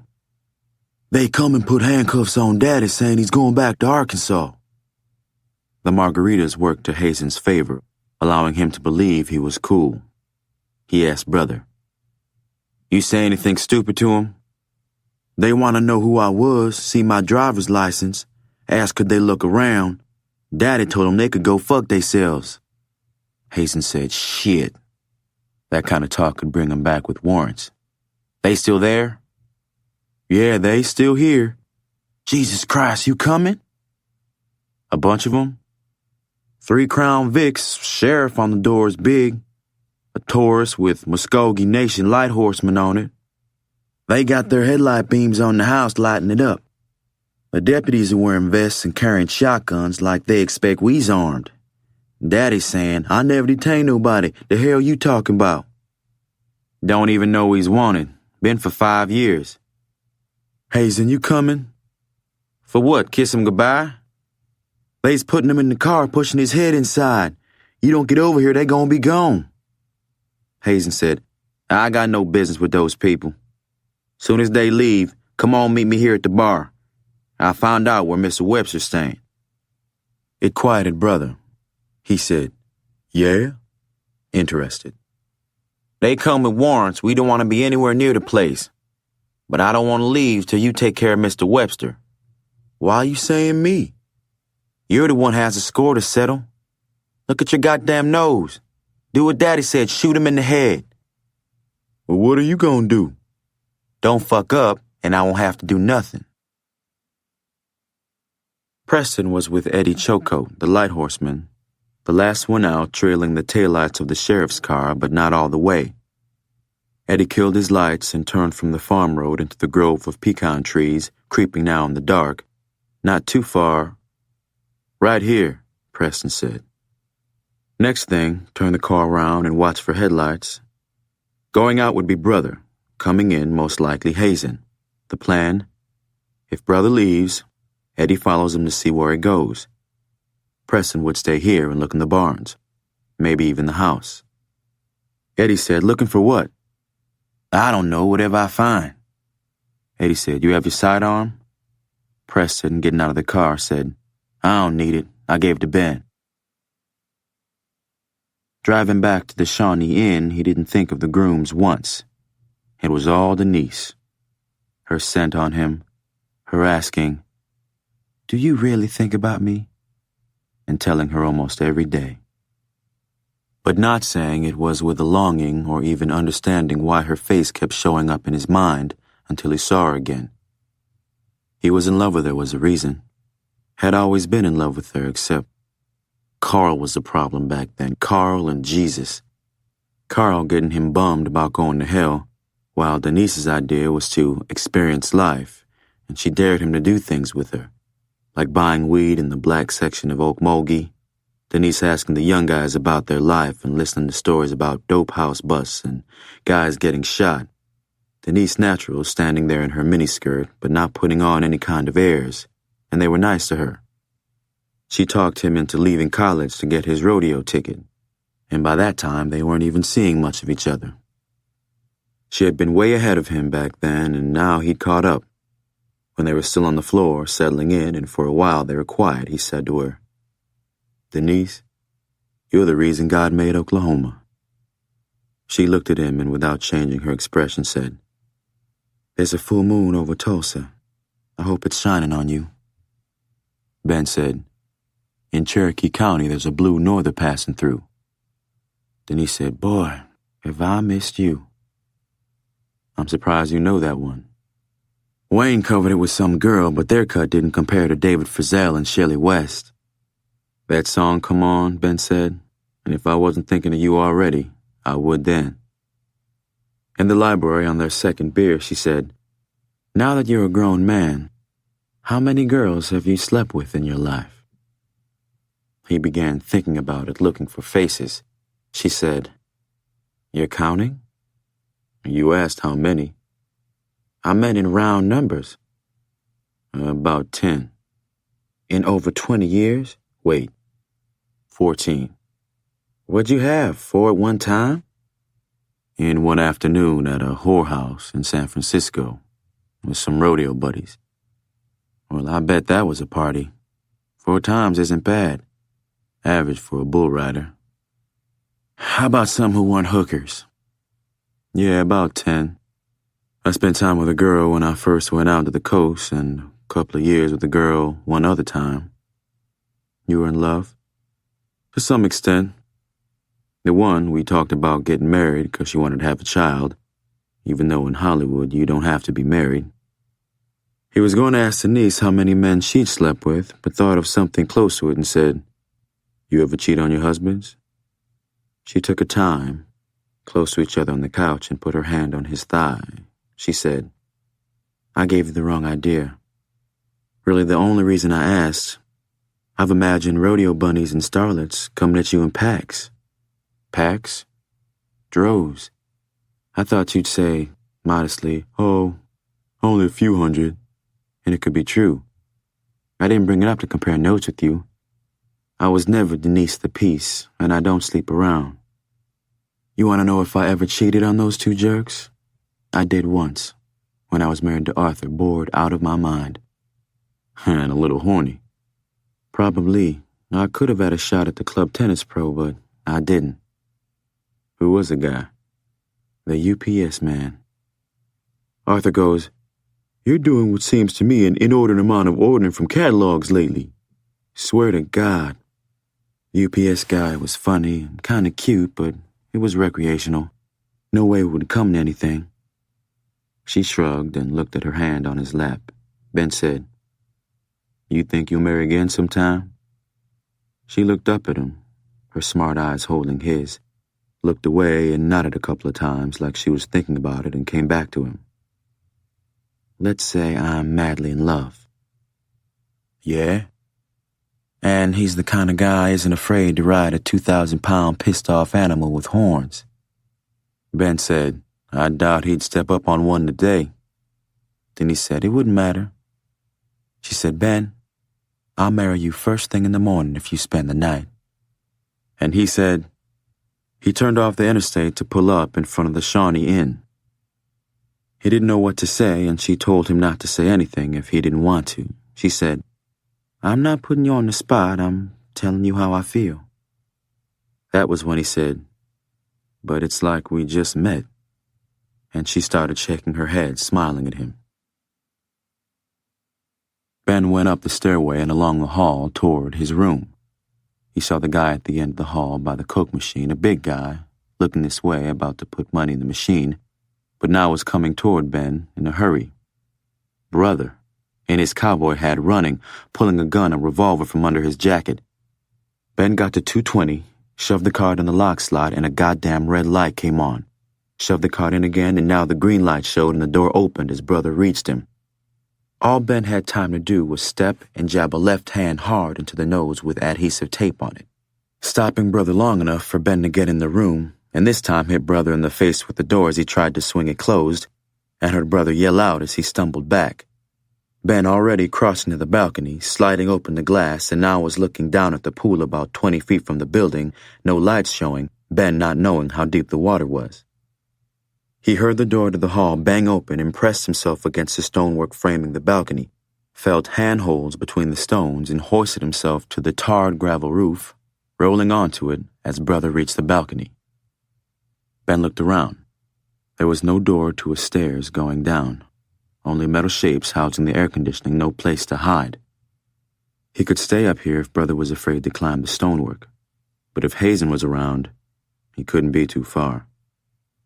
Ben got down flat on the roof, put his eyes over the edge, and there was Brother, with his gun raised, pointing straight up at Ben and firing in the night as Ben rolled away from the edge and crawled back a few yards before getting to his feet.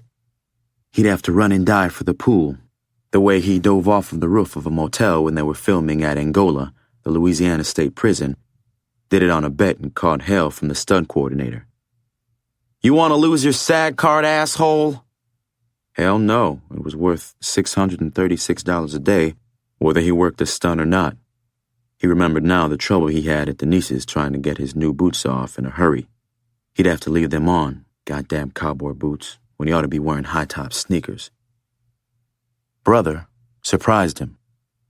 Ben started for the edge, 4 strides, and dive out as far as he could, and Brother's cowboy hat and shoulders appeared above the roof edge, arms clinging tight to the tarred gravel, Brother trying to raise the gun and hold on at the same time. The gun fired in the moment Ben reached Brother to kick him in the face. Brother going back, falling, Ben pressing to keep his balance, and then lunging out at the dark.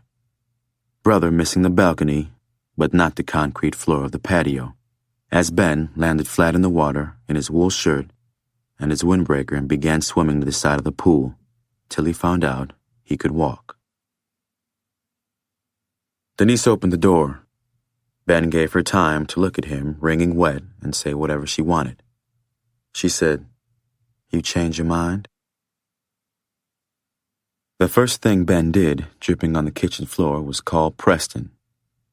Ophelia said, "Hey, Ben, love your movies." And they talked a while.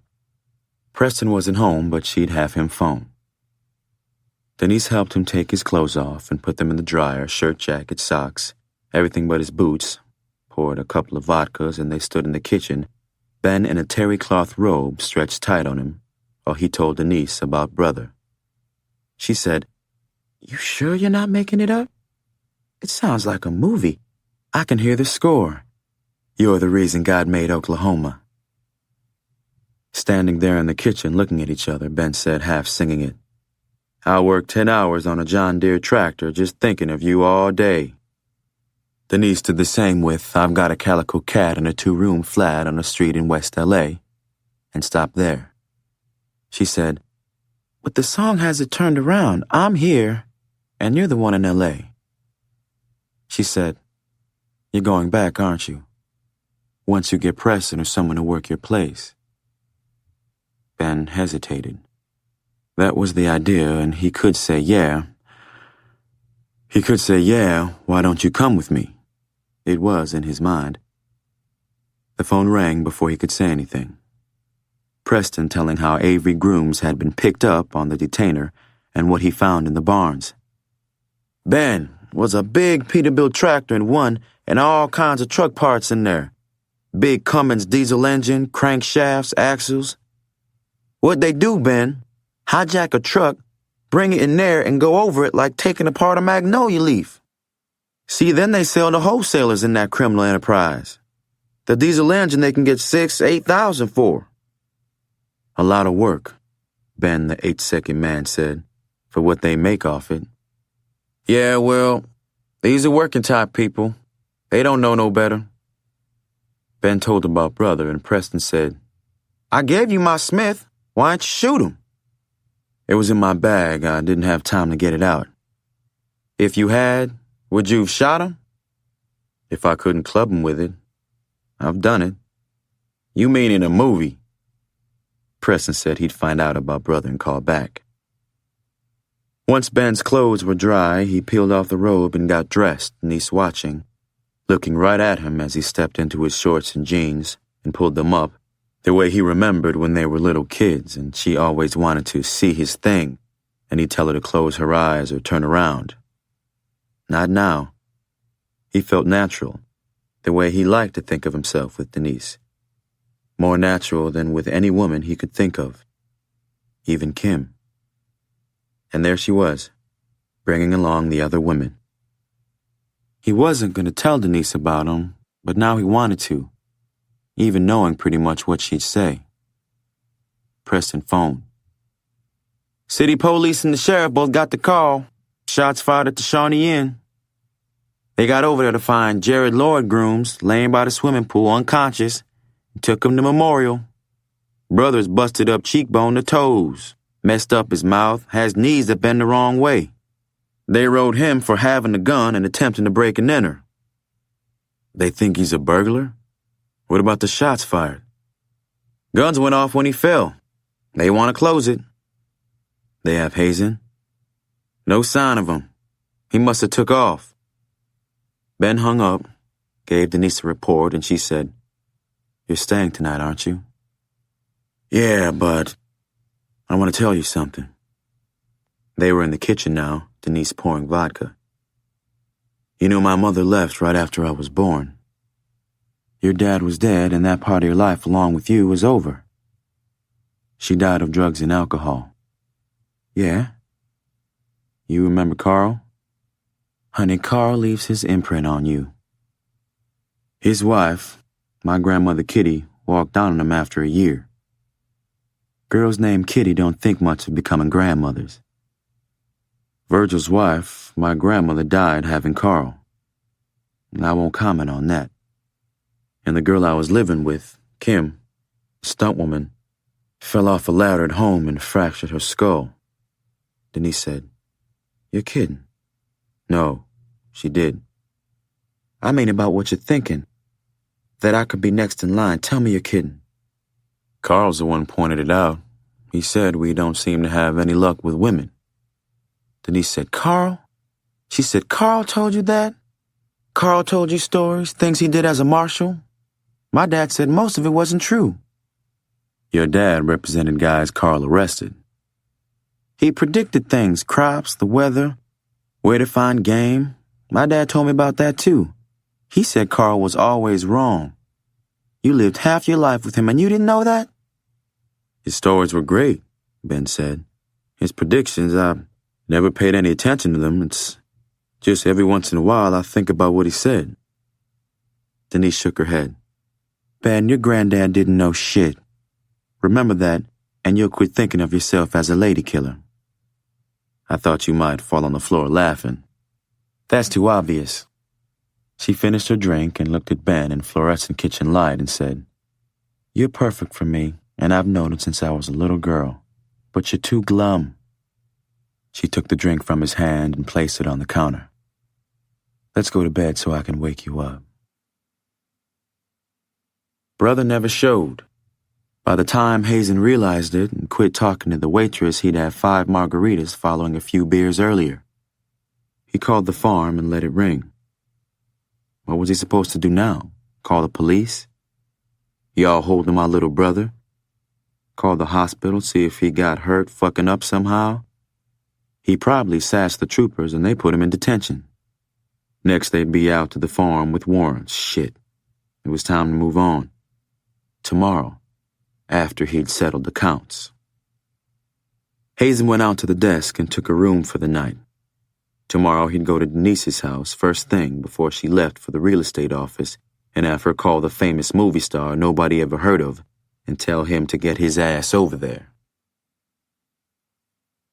They were still in Denise's double bed under the covers, putting off getting up. She said, "I imagine you'd snore, but you don't." "You do, a little." "Really? No one's ever told me." "I gave you a kick and you stopped." "I suppose you want breakfast, eggs, the whole thing?" "I like just a sandwich if you have any leftovers." "Leftover what? You think I cook dinner for myself?" "You know how?" "Is it important to you?" He said, "I haven't thought of Hazen once." She said, "Then why bring him up?" "Later on, I have to see a lawyer." She said, "Let's brush our teeth and go for another, okay?" "After you." He watched her get out of bed naked and go in the bathroom. He waited for the full frontal shot when she came out and heard the doorbell. He got out of bed and went over to the bathroom to tell Denise through the door someone was here. She came out wrapping herself in a pink kimono. "It's the paper boy. He comes to collect once a month." She said, "Don't get dressed. Put the robe on and we'll have a cup of coffee first, okay?" She picked up her handbag from the vanity and went downstairs barefoot. She was seriously thinking of selling the house but would hold on for a while, see what happens. It was way too big for one person, dark, sort of Victorian, frosted glass panels in the double doors of the entrance. She could see a figure waiting on the porch, a dark shape more than an actual person, opened the door and said to Hazen Grooms, "You're not the paper boy." "What I am," Hazen said, "is hungover. You get horny when you're like that? Man, I sure do." He stepped inside and took the lapel of her kimono between his fingers, feeling it, saying, "Honey, you're a sight for horny eyes. I bet you got nothing on under there, have you?" He looked past her, saying, "What I need more than anything right now is a cold beer. Get the spiders out of my head." He started across the floor, saying, "I bet there's some in the fridge," and went on through the hall that passed beneath the staircase landing to the big kitchen in the back of the house. Denise followed, handbag hanging from her shoulder, not saying a word. She opened the refrigerator, brought out a can of Bud, and placed it on the table in front of Hazen. He said, "We not talking this morning? Still sleepy-eyed? We could go back to bed, you won't." He popped open the can, and Denise watched him pour the beer down his throat, his Adam's apple bouncing as he swallowed, watched him lower the can, his eyes shining wet, and say, "Jesus, whew, I've come back to life." She brought a glass ashtray from the sink and placed it with her handbag on the other side of the table from Hazen. Now she took a pack of Winston and a big lighter from the bag, lit a cigarette, and dropped the pack and lighter back inside. "Got to have that first smoke, huh?" Hazen said. "What I want you to do for me is call Mr. Ben Webster. Get him to come over here." "Why?" Denise said. "Settle our business." "I thought you changed your mind, your dad going back to prison and all." It got him to hesitate. "Where'd you hear that?" My cleaning lady." "You're a cleaning lady." Hazen squinting at her now. "How'd she know?" "What difference does it make?" Denise said and blew smoke at him. "You're leaving, aren't you?" Now he changed again, using his sly Jack Nicholson eyes. "If I am," Hazen said, "we got one last chance to go upstairs and fall in love." She saw Ben in the terry cloth robe too small for him appear in the doorway behind Hazen and said, "I don't think 10 Killer would like it." Hazen said, "Who?" Now Ben came in past Hazen to Denise's end of the table, looking around to say, "I wouldn't waste any time. I think you ought to get out of here fast as you can." Hazen put his beer on the table and stared at Ben in the fluffy skin-tight robe, the sleeves short of his wrists. "Jesus Christ," Hazen said. "You go around in women's things. You're actually queer, aren't you? One of those fellas likes to take it in the butt. You hear the one, the Indian goes in the whorehouse with a bushel of corn?" "Front hole, money hole," Denise said. "Back hole, cornhole. I told it to Ben in the 8th grade." Ben remembered it and turned his head to Denise. Hazen said, "Look at me, goddammit!" And they saw him holding a black semi-automatic pistol on them, but mainly on Ben. A big one Denise believed was a Colt 45, like one her dad used to have. Hazen sang now, "I'm through talking," raised the gun to eye level and put it dead center on Ben. Ben said, "You're gonna shoot me? For what? It won't get you my land." Hazen sighted down the barrel. "I'm not talking to you no more." Denise's hand went into the bag close in front of her. Ben said, "How's brother?" It stopped Hazen because Denise saw it. He didn't know and had to ask, "What happened to him?" Her hand came out of the bag and laid the pack of Winston on the table. "He fell off a roof," Ben said. "He won't die, but has to be put back together." "God damn it," Hazen said. "What'd you do, push him off?" Denise's hand went back into the bag. "I'm trying to get away from him," Ben said, "and he's shooting at me up there, and he lost his balance." "You care so much," Denise said. "Why don't you go to the hospital and see him?" She waited a moment and said, "You shoot Ben, you'll have to shoot me too, won't you?" Threw that in and got Hazen to look at her and saw his eyes lose their fire, his eyes turning heavy so she'd think he was cool. "You know your brother," Ben said. "He likes to fight but doesn't know how. He's too quick on the trigger." "He's a moron," Denise said to Hazen. "That's why you never let him hang around with you. I really think you ought to take off while you have the chance."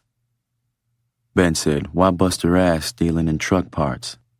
If I was a hard case like yourself, shit, I'd rob banks. My granddad, a famous deputy U.S. Marshal in his day, used to tell me robbing banks took nerve, but it was the quickest way to get your hands on real money. Even if you get caught and put away, you're looked up to in prison." Denise said, "Really? Is that true?" Ben said, "Yeah. Bank robbers are among the elite," and looked at Hazen. "You've done time, isn't that right?" "Hijackers," Hazen said, "don't take any back seats to nobody." "It's a lot of work, though, huh?" Heavy work, Ben said. You want another beer? No, Denise said. He's running out of time. Let him go. Hazen put his sleepy eyes on her, looking more tired than cool, and she softened her tone, saying to him, Go on, Hazen. Get out of here while you can.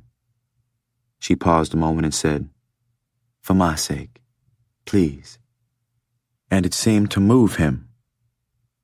Hazen said, Sometimes it works, shaking his head, and sometimes it don't. He looked at Denise again to say, This one wasn't my trip, and walked out with his big Colt 45. Neither one of them moved until they heard the front door slam. What did you mean? Ben said. You told him leave for your sake. Denise's hand came out of the bag holding her Sig Sauer and laid it on the table. So I wouldn't have to shoot him. You think you would have? If it looked like you and I were through before we even got started? I'm not a victim type, she said. That man is really stupid, isn't he? Carl said 9 out of 10 criminals have the brain of a chicken. Your old granddad, known for his wisdom. He could tell a story, Ben said. We hope you have enjoyed this unabridged production of Fire in the Hole, Stories by Elmore Leonard, presented by Mariner Books and Harper Audio. This program was produced by Tim Bader Audio, LLC, previously published as When the Women Come Out to Dance, Stories. Text copyright 2002 by Elmore Leonard, Inc. Production copyright 2025 by HarperCollins Publishers. All rights reserved. Without limiting the exclusive rights of any author, contributor, or the publisher of this publication, any unauthorized use of this publication to train generative artificial intelligence, AI technologies, is expressly prohibited. HarperCollins also exercise their rights under Article 4.3 of the Digital Single Market Directive, 2019/790, and expressly reserve this publication from the text and data mining exception. Thank you for listening.